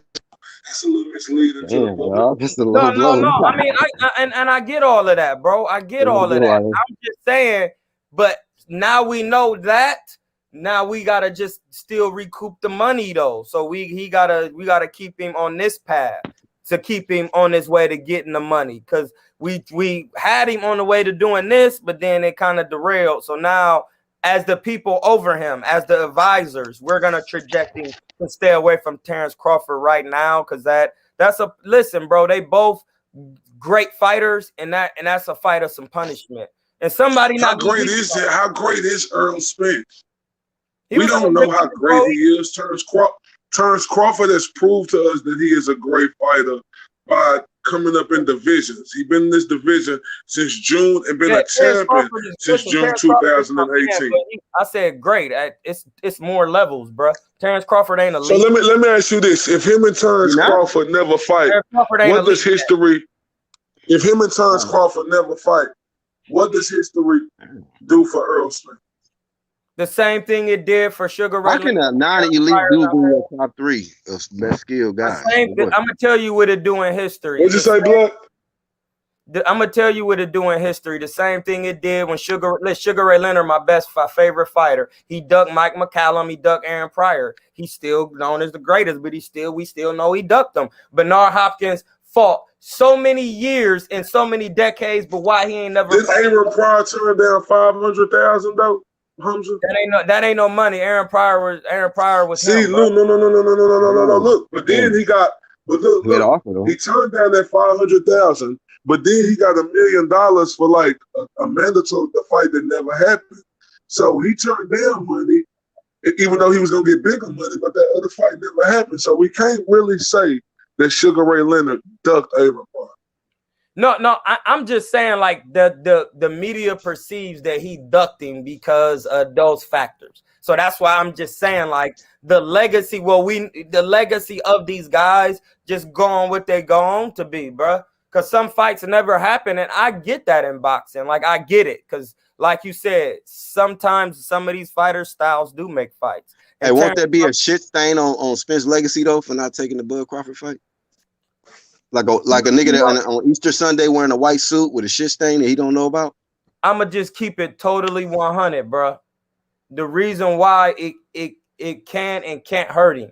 If he go on and don't do nothing else besides nothing in the welterweight division, yeah, it's gonna hurt him because he's gonna say he never fought Terrence Crawford and he just went on and kept losing. He might as well fought Terrence. But if he go on to a higher weight class and beat somebody else, I'm just saying hypothetically, if he does it, this will outweigh Terrence Crawford fight. If he go out and beat somebody great at 54 and then at 60, then yes, we could say, well, yeah, I could see why he didn't. He said he didn't really want to fight, but no, I'm gonna tell you like this. I'm gonna tell you right there. All right, my turn. Now, hold up. Go ahead, Ayo. Let me tell you like this, Hamza. My thing about this is no. If he pass up this fight, it's gonna be just like Riddick Bowe when he threw his belt in the trash can. Lennox Lewis. You know, Riddick Bowe was a great fighter. You know, but people don't talk about him being a great fighter. They talk about him not wanting to fight Lennox Lewis, bro. History ain't gonna treat him right if he go up another weight class. We ain't gonna care about that. History is gonna know at the time of your prime, you turned down a fight with a guy who they was rated as a #1 pound-for-pound fighter. That's the fight that everybody in this generation want to see. History won't treat him well. That's not true because Roberto Duran quit against Sugar Ray Leonard, came all the way back and fought Iran. Hold on, he got in the ring with Sugar Ray though. He got in the ring with Sugar Ray. That's a difference. That's not the same thing. Hey, hold on, bro. Talk that shit, Black. Yeah, he talking it, but he quit in the ring. What's worse than that? But he got in What the you mean? ring. Hold on. No. Nothing What's is worse worse than getting is to a the nigga ring. not even accepting a fight, not even getting in there. No. Nothing is worse as a boxer, bro. Listen to me. By quitting in the ring, you're supposed to get at least knocked out. I know, but you can't even quit if you don't get in there. Bro, that's the point. You can't quit if you get in there. That's my point. You would just say, no, I don't want to fight. I don't want to fight. Hold up. A nigga who was courageous to get in there and quit, or a Hamza, nigga who you was too telling me scared to get in it's there? worser not getting in there and not getting in there, whether getting in there and then quitting. You telling me that's worse? Niggas get niggas. Yes, it is. Come on. Yes, it is. No, you're wrong. I'm a boxer. I don't care what you say. It don't matter that you're boxing, man. It's a nigga dying in the ring, bro. So quitting is the worst. You listen. If you didn't want to fight, just don't take it, bro. Just don't take it. Bro, what you mean don't take it? You act like he was getting beat the fuck up or something. That's what makes it worse. Hold up. Hamza, you act like Sugar Ray Leonard was just beating him the fuck up or something. That's what makes it worse. He just got tired of him toying with him. It wasn't a fight where he quit on his fucking stool. No, a guy who you should be disturbed with is a guy like Nicholas Walters. That's a fucking quitter. No, he quit in the ring. They both quit. That's a quitter. You should be disturbed with a guy like Guillermo Rigondeaux. No, that's a fucking quitter. They both, all three of them quit. Duran didn't make up no excuses. He quit because he got tired. Sugar Ray moving around. He don't make it good. Quit. I don't care about no excuses. Yeah, I heard you. Hey, AOBZ, right? That's a good topic. What's worse, quitting or ducking? That's a good fucking topic. Like, why you even boxing if you ducking? Just don't box. Hold on. Wait a minute. You said, why you even boxing if you ducking? Yeah, like. Damn, bro. That just bodies a lot of niggas then. Listen, why a lot of niggas is getting white sheets. And you gonna quit. That's what ducking is. Like, you don't want to fight. So what, just no box. And then if you fighting at any time in a ring, did you quit? That will always be labeled as a quitter. Sorry, man. You I come can't back and do it show different. I'm gonna be honest, man. I can live with at least, giving it my best shot and then quitting, then to fucking let everybody know I'm scared of this motherfucker. I'm not even getting in there at all. Fuck y'all. Y'all got me fucked up. If that's the case, then everybody should be boxing. Because it ain't that bad then. But everybody don't box. And even boxers quit. Nigga, exhibitions. You know these exhibitions taking over, dog. Everybody about to start boxing, nigga. Yeah, somebody gonna because you got these fake these pussy ass niggas in professional boxing ain't doing shit. Marinating and ducking. No, that has nothing to do with that. Some people just don't. People see a money grab. Everybody sitting at home. I get it. Tyson and Holyfield coming back to get almost 100 million. That ain't got nothing to do with these motherfuckers in boxing, ducking and marinating and making excuses. Absolutely not. 100 million. I get it's a different time, but you gotta say back in the 50s, 60s, and 40s, Archie Moore and those guys fought into their late 40s and 50s, bro. Like that's what I'm trying to tell y'all. These guys are not. It's not the same, bro. The Holyfield and them ain't doing nothing different. Bernard Hopkins fought till he was 50. Hold on. First fight. My point I'm trying to make, man, them dudes fought each other, man. They gave us competitive fights. It's too much excuses and wrong side of the street shit to where niggas like old niggas with gray hair can come back and get the bag. Because these little young niggas ain't doing shit. I'm trying to tell you, young niggas ain't doing shit. They've been doing that. That's what I'm saying. But that's why they can come back and get the bag because they was on some big champ shit, bro. But you got to remember, bro, I keep trying to tell you, these guys are trying to get a quick money grab. I've been saying the same things, bro. But that's the reason why boxing is the way it is right now. Everybody trying to be the Mayweather nigga. So they could be on the gram, bro. This is not the same boxing we talking about, bro. Exactly. I'm just saying live stream yesterday, bro. I know that. I'm trying to explain that to y'all. The business has got so weird because it's not the same. Everybody see a quick money grab. It's just quick money grabs, bro. This is not the same. So we can't even. That's why I'm trying to tell you. Yeah. Hey, you know what, man? And I'm gonna make this point because you actually brought this up first. I was like, Yeah, I man, can start Troy at 3. tripping. Hold on. I was like, Troy tripping when you first brought And this that's up. 3 But to 7. now niggas 3 is to talking 7. about this. Hey, Ayo, hold on, mute, bro. Now niggas is talking about this fight happening. You said this first to me, Troy. Jamel versus Bud Crawford. I told you, blood. Because listen, Say that's a real fight, it again. bro. Hold Jamel, on. So before you Jamel cook on that, right? Because I remember you brought that up first. I was like, this nigga crazy with this shit. I'm like, this nigga, they induct this man so bad to where now this man entertaining him going up and fighting Jamel. So what's up with that, man? Like this That's dude. listen, bro. When you What? got nobody, listen. When Canelo lost to Floyd, did anybody say, you know what? I can't wait till he go fight Kovalev. Like, no, listen. I don't care how beat up Kovalev was. Nobody ever thought you would see. Floyd even said it himself, bro. He never thought he would see Kovalev and Canelo in the ring together, bro. I'm trying to tell you, I know boxing, bro. Like a good fight, a crazy good fight, bro, by two athletic dudes is Jermell Charlo and Terrence Crawford, bro. They styles is similar. Terrence Crawford just can switch, and he a little bit more crafty with the head movement. But Jermell Charlo can fight, bro. They're not too far in skill. It's just one man is a little bit bigger. So we want to see if Terrence beat Jermell, then I don't need Spence. I'm like, hey, bro, I'm out with But you. shit, he got more belts than Spence. So hell yeah, that Crawford would fucking get way more. That's what I'm trying to tell you. I said that. Now, when Canelo fight Usyk, because he fight European guys, and Usyk is a pillow-fisted fighter, and he beat him, because Usyk just hanging around to get a title, and then Canelo gonna fight him, bro. And people gonna say you crazy for saying that, and I'm gonna say no, I'm not, because he sparred that big ass Cuban. Dude is huge, bro. Come on. He ain't even got to be good. Dude is huge. I fought on the Canelo undercard. Dude is crazy huge, bro. Canelo be getting work with him, bro. He getting work to fight Usyk, bro. Because he even said he going to go up to heavyweight. I know y'all don't see it, but when you work on your defense to a point to where, okay, I get it. He might hit me with a hard shot, but he not going to be able to finish me because he a heavyweight. I can use my feet and my defense, and he's slower. I can weather the storm. And when he get tired, I can hit hard enough to stop him. And then they're going to fight, blood. Because Crawford can hit hard enough to hurt Jermell Charlo. And we all know Jermell Charlo can hurt Crawford. So it's a great fight, blood. I'm trying to tell you, like, Usyk is 6'2" or 6'3". Like, y'all on here saying Usyk a whole foot taller. So was Callum Smith, bro.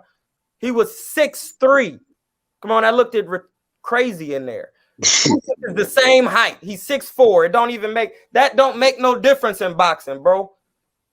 Dwight Muhammad Kwawi was 5'8" when he fought Evander Holyfield.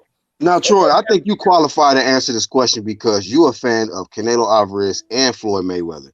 It's a lot of people nowadays is saying that Canelo now, the Canelo that we're seeing now, will be able to beat the Floyd that's in his prime. Do you agree? I can't always agree with that. I can't. Well, no, yeah. If they fought now without Roger, yes.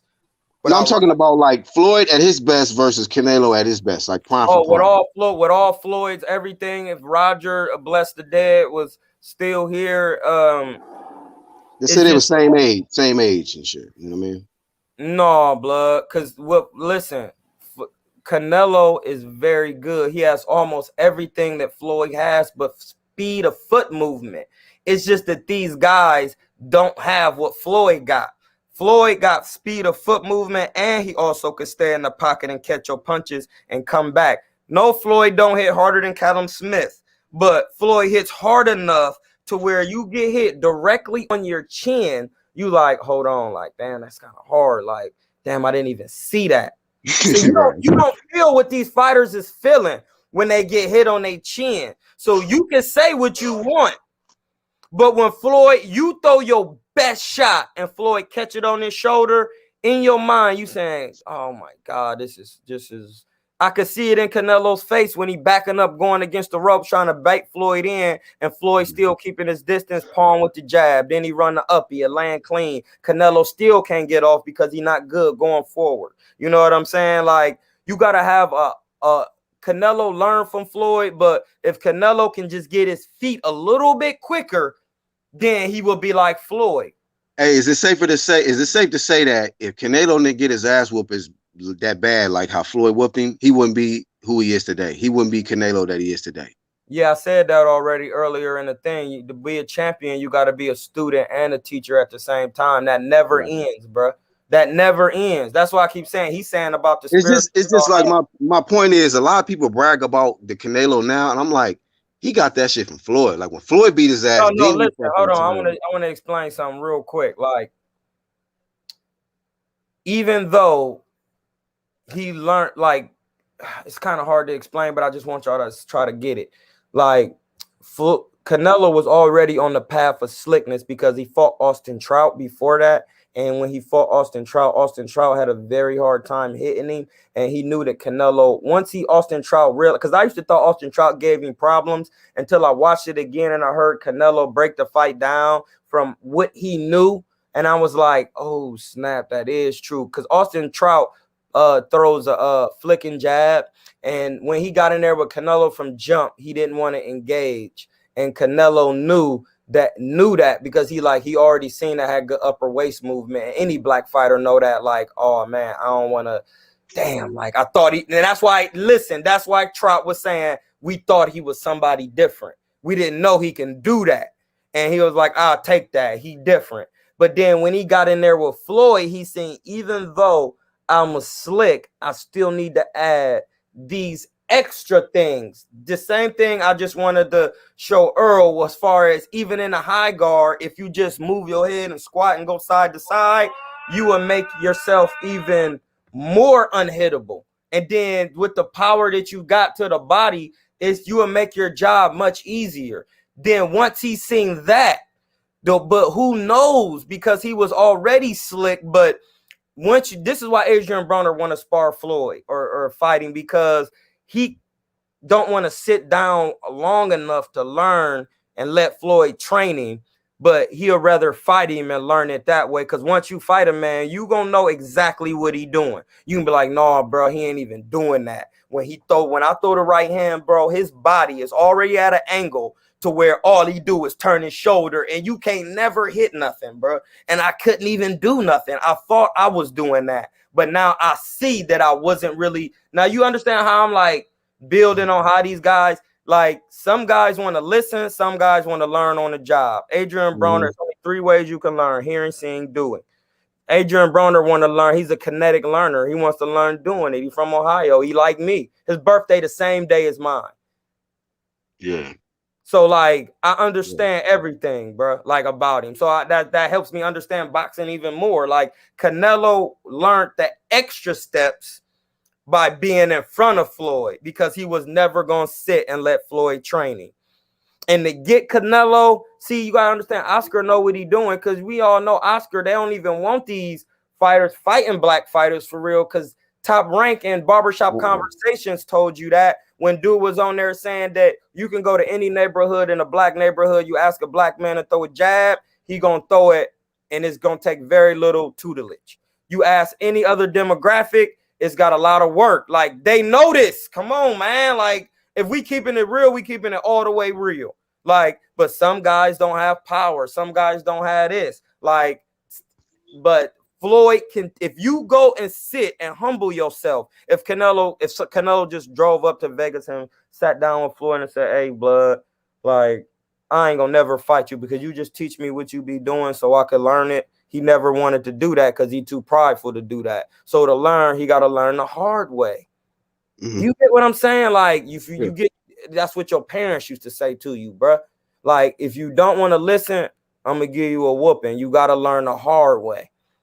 He wanted to learn the hard way, and he learned it. And now that he learned it, these other guys never going to learn that, because they all saying, well, Floyd had this type of style. They not paying homage. So the moment you don't pay homage, you don't learn, bro.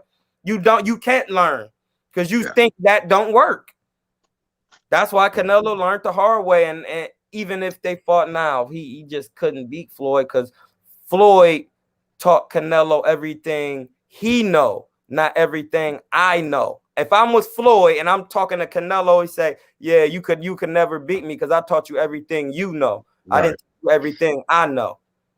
And that's the difference. And that's science. That's spiritual talk. So when IOTBA saying you can't separate it, I just gave y'all some spiritual bars because the I and the person are two different things scientifically. It's a fact. Every scholar knows this.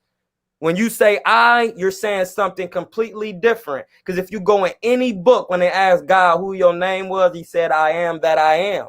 So when you say I am going to do this, you're speaking it into an existence. That's a fact.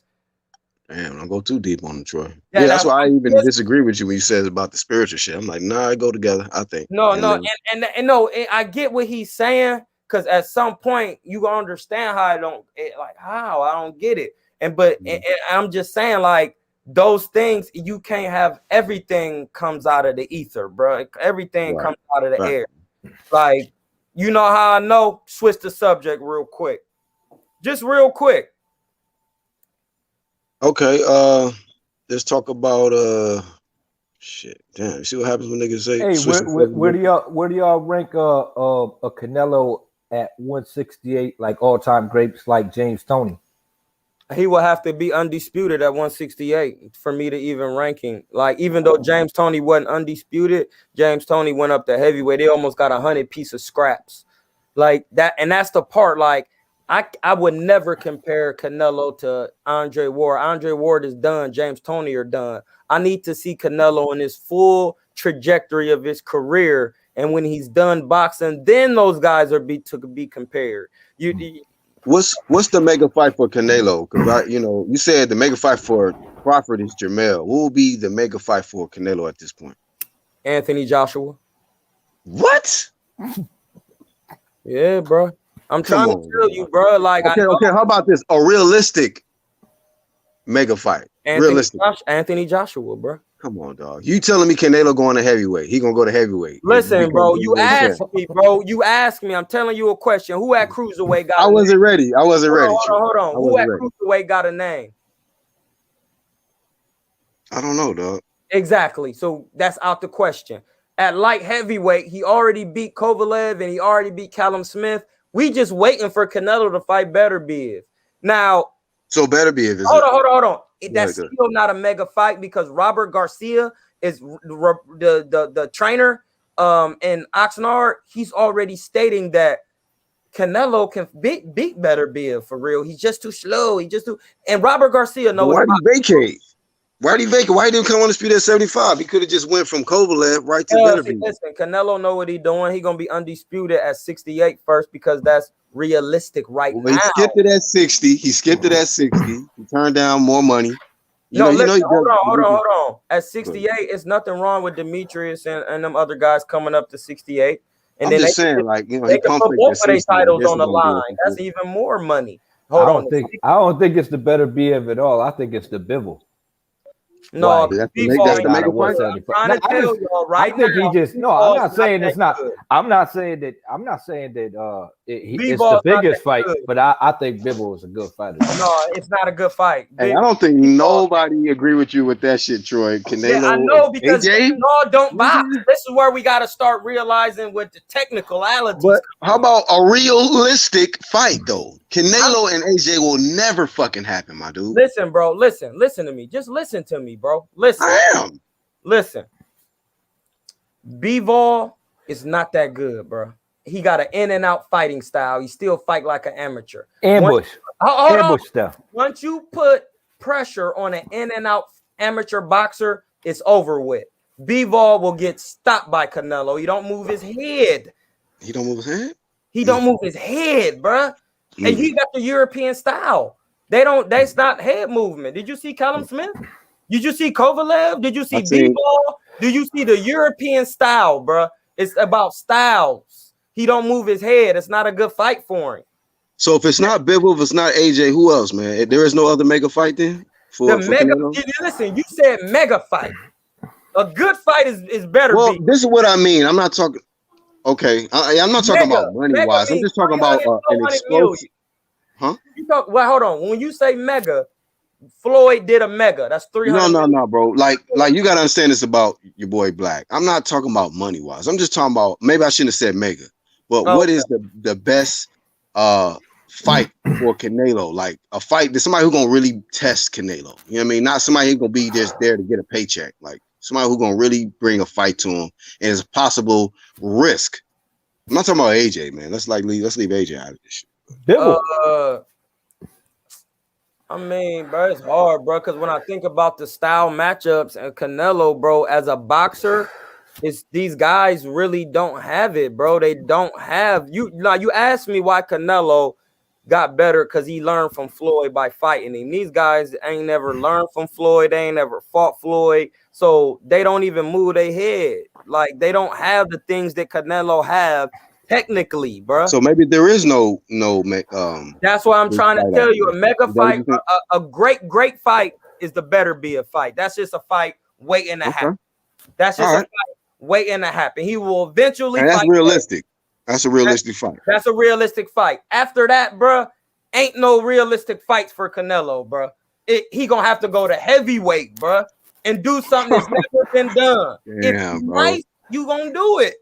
How tall is Canelo is 5 foot with 8 height, bro. I'm just looking at it though. I'm just trying to picture this 5'8", 5'9" dude at heavyweight taking on AJ. It's not about height. It's about skill set. I'm trying to tell you, bro. It's I know it is, but nigga, hey, all right. If you know it is, then why we keep saying you trying to imagine? But we talking about heavyweight, my G. Heavyweight. It don't matter. Skills pay. Listen, when you get to a certain point in your career, Canelo said he gonna fight heavyweight, bro. He already Canelo said he gonna fight at heavyweight. Canelo said it, bro. He been saying it. He said these fights that he doing, he want to test the boundaries. He said, I want to fight at light heavyweight, cruiserweight, heavyweight. We gotta clean up this sport, man. God damn, that's all I'm saying, bro. What do you mean you gotta clean it up? He get tested. Listen, bro. All that to think Canelo is still cheating at this point is just we gotta stop, bro. And if you go to heavyweight, bro, and he taking shots, nigga, like clean shots, much cheating in the world, bro. Like if that's the case, Floyd was cheating. Hey, I just don't like Canelo doing 1 month of Vita tested, bro. That don't prove you clean to me. You know what I mean? We know how niggas do out here, bro. You know how they do. That ain't no clean athlete. That don't prove shit. Hey, bro, at some point, if that's the case, put everybody on the juice, and then they still gonna be ducking because at the end of the day, being on the juice don't determine whether you gonna get hit or not. So if everybody was on the juice, who's still gonna get smoked? The man with no defense. It doesn't matter. It doesn't matter.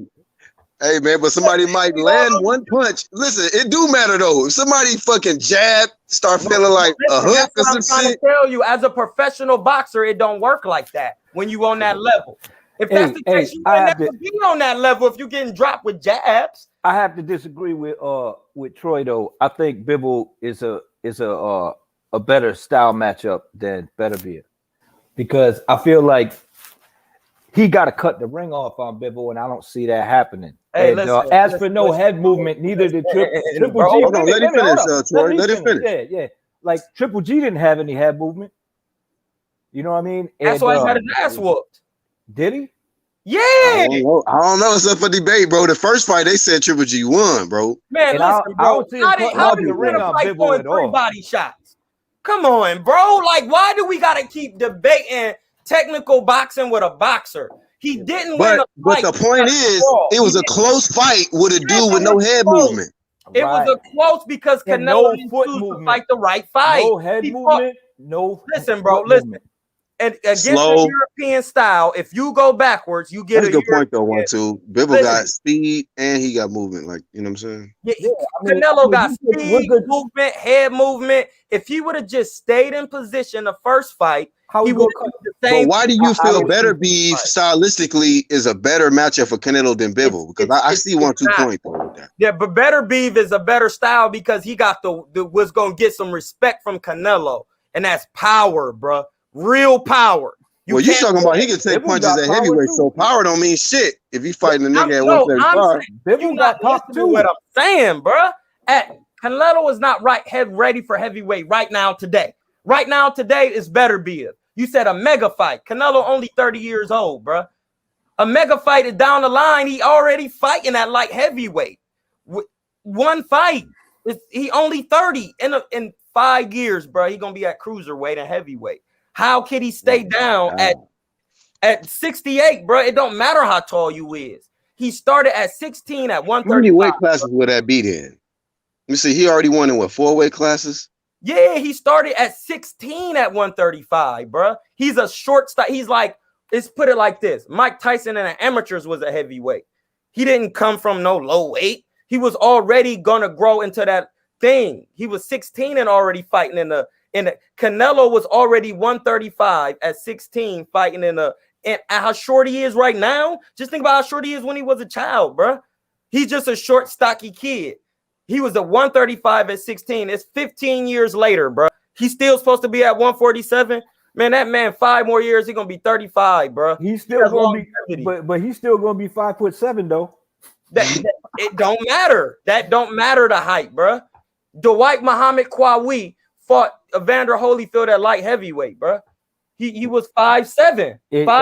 Okay. So if you see, so what you trying to say is Canelo. What if Tyson Fury pulls it off? You think that's a good style matchup for Canelo? Of course not. Like, because the guy can move, right? He got good feet. No, and he's really big. He know how to use the height. No, not because he can move. Because he's 6'9" and can move. Right. But what I'm trying to say is movement does give him no. Because Lara gave him a lot of problems as a professional boxer. You know why when they put on the stat sheet the height and the reach? Because that plays a part with the movement. Right. If you're 5'8" if you're 5'8" with movement, you're looking eye to eye to Canelo. Y'all reach is the same. He ain't got to take that many steps to reach you, bro. You 6'9" with movement. That's why it's a mega fight. Right, better be if it's only 6 feet. I get your point when you add those attributes like we'll say Floyd Mayweather. He got the 72-inch reach, but with his movement and his accolades makes it an advantage. That's what makes it an advantage, bro. But what I'm trying to say is a Bivol has good. Like I don't see Canelo cutting. I'm gonna say it one more time. Bivol is only 5'11", bro. Yeah.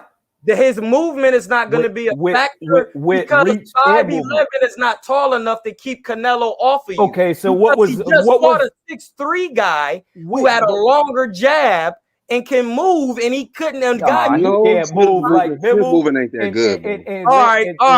Lara had good movement. Yeah, and Canelo couldn't keep Lara off of. Lara couldn't keep him off of him, bro. Well, Lara couldn't. Yeah. Okay, and Lara also couldn't keep a dude off him either. The dude because he listen. What's his name? It ain't all it is, bro.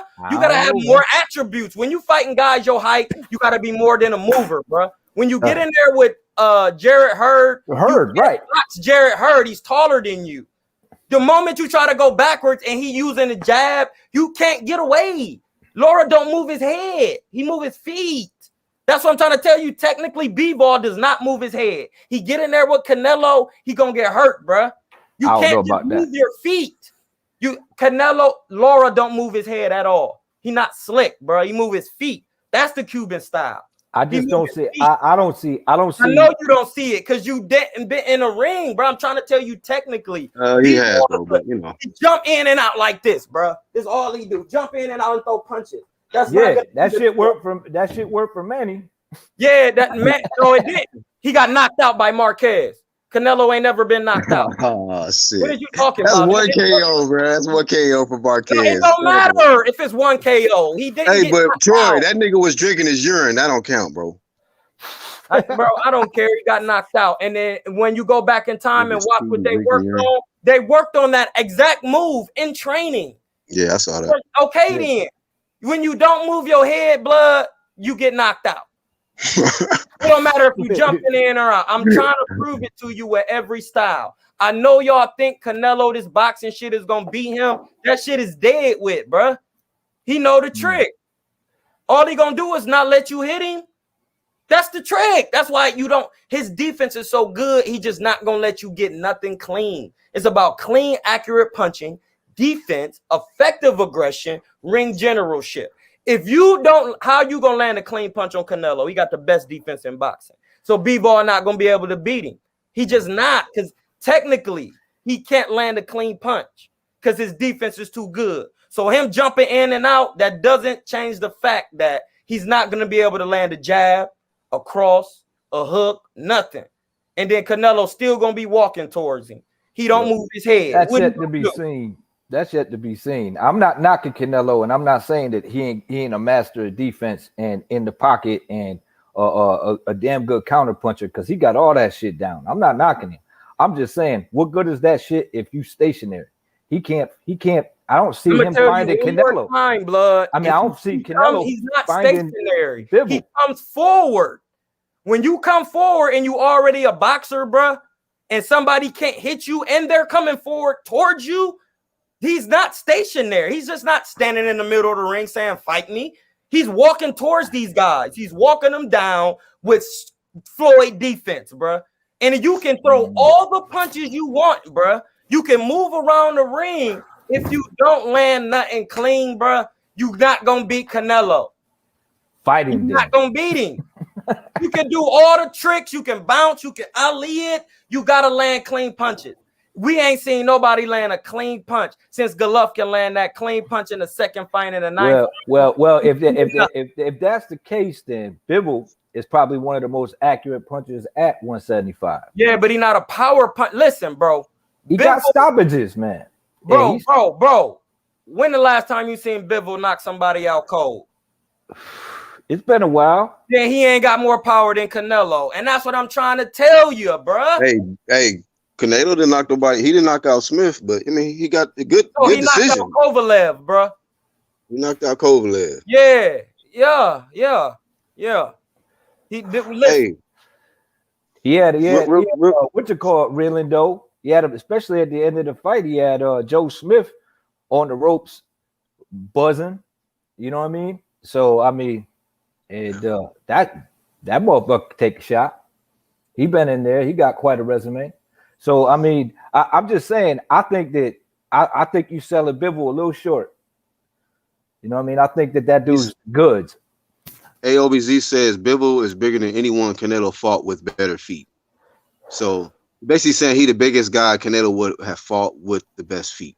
Like he's never fought a big guy that can move like Bivol's. What AOBZ said. He got popped too, man. He stopped some guys, man. So I mean, that's what I mean. Like the dude got popped, and he said Kovalev don't count. He said Kovalev don't count. Who else?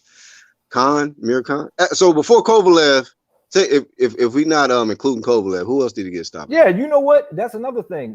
Khan didn't have any head movement either, and he was doing all right for a while. He was fine. He won like the first. How many rounds did it go? 4. Yeah. What I'm trying to say is like he don't have head movement. He pops in and out, but you just put that man in 175 body with a chin. Now that changes the game. You know what I'm saying? So that changes the game. That's just how I look at it. I mean, he gonna look at it how he look at it, you know, and that's fine. And I get it. I get where he coming from, but I'm just like, hey man, make the fight happen. Yeah, that's all. I just think it's a better style matchup. As for Better Beeb, I think that's more of an exciting fight because I think that Better Beeb is there to be countered and he's there to let his shots go. And I don't think he's going to be concerned with Canelo's power, but I think them body shots going to change it. I think that's what Canelo does, and that's one of the reasons why he's so smart is that he'll go to the body early. And then you'll feel him at whatever weight you're at. You know what I'm saying? And then when you start trying to defend the body, that's when he come up to the head. You know what I mean? He be setting them guys up. You know what I mean? He be turning it over. Yeah, so I pay attention to it. You know what I mean? I analyze the fights. I'm not a professional fighter, but, you know, I've been in the ring and I do understand certain things and I do kind of know what I'm looking at. But, you know, I just think that's a better style matchup for him. Bivol, I think it's probably not as entertaining, but maybe it is because maybe you'll see, you know, a Canelo in a position you never seen him in before. You know what I mean? That's all. Yeah. That's all, folks. Hey, ladies and gentlemen, we started off talking about Tyson and Holyfield. 6 hours later, here we are. Yeah, yeah, man. Yeah, I was gonna cut out a couple times, but it's difficult to get in there when everybody on fire. You know what I mean? Yeah, bro. Hey, but shout out to our guest today, man. We had Troy King, Jamal Wright a little earlier, Yep. Sporting Advantage. Yep. Calm. Yep. Everybody was on Calm. fire. Yeah. Everybody was spitting their shit. So shout out to the whole squad, the whole chat, man. I'm about to take off. Thanks for having me, Black. Always a pleasure, my man. You know what I mean? And Actual Facts was here too. Actual too. Yep. Bro. Yeah. So that's about it for me, man. I ain't got nothing left. I got shit to do. You got Troy on, boy. It's exhausting at the end of that damn live. So shout out to Troy though. But thank you for coming on, 1-2. Appreciate it. No problem, man. Peace, yo. Yes, sir. Hey, big shout out to the whole Truth Hurts crew, the homie, 1-2 Kid, for staying on to the end. And everybody else that was in the chat, man, holding it down. Y'all was cooking it up, man. Y'all was not letting Troy off the hook. Y'all was bringing it. Hey, shout out to Tono. That's my bro. He said Bivol offered to pay Canelo advantage before Canelo even tried to make things as well. Yeah, I think Bivol was trying to get that fight. He was trying to get that fight before. So and he was saying he was willing to come down to 68. But I want Bivol to focus on 75 and unifying. Bivol and Better Beef and them guys. Shout out to Joe Smith, who's gonna be fighting this weekend. I might come back with another live tomorrow or the next day because I want to give some show some love to Joe Smith. I'm a fan of him, and I think he will be a champion this weekend. So that's really all I got, man. Shout out to the Playback Gang and everybody that made this live stream possible. You can leave y'all thoughts below in the comment section, and just look forward to the next live stream, man. We'll be back with it. And shout out to LaRon who came in with the Flames. I'm BHP, man. Y'all take care. Be safe.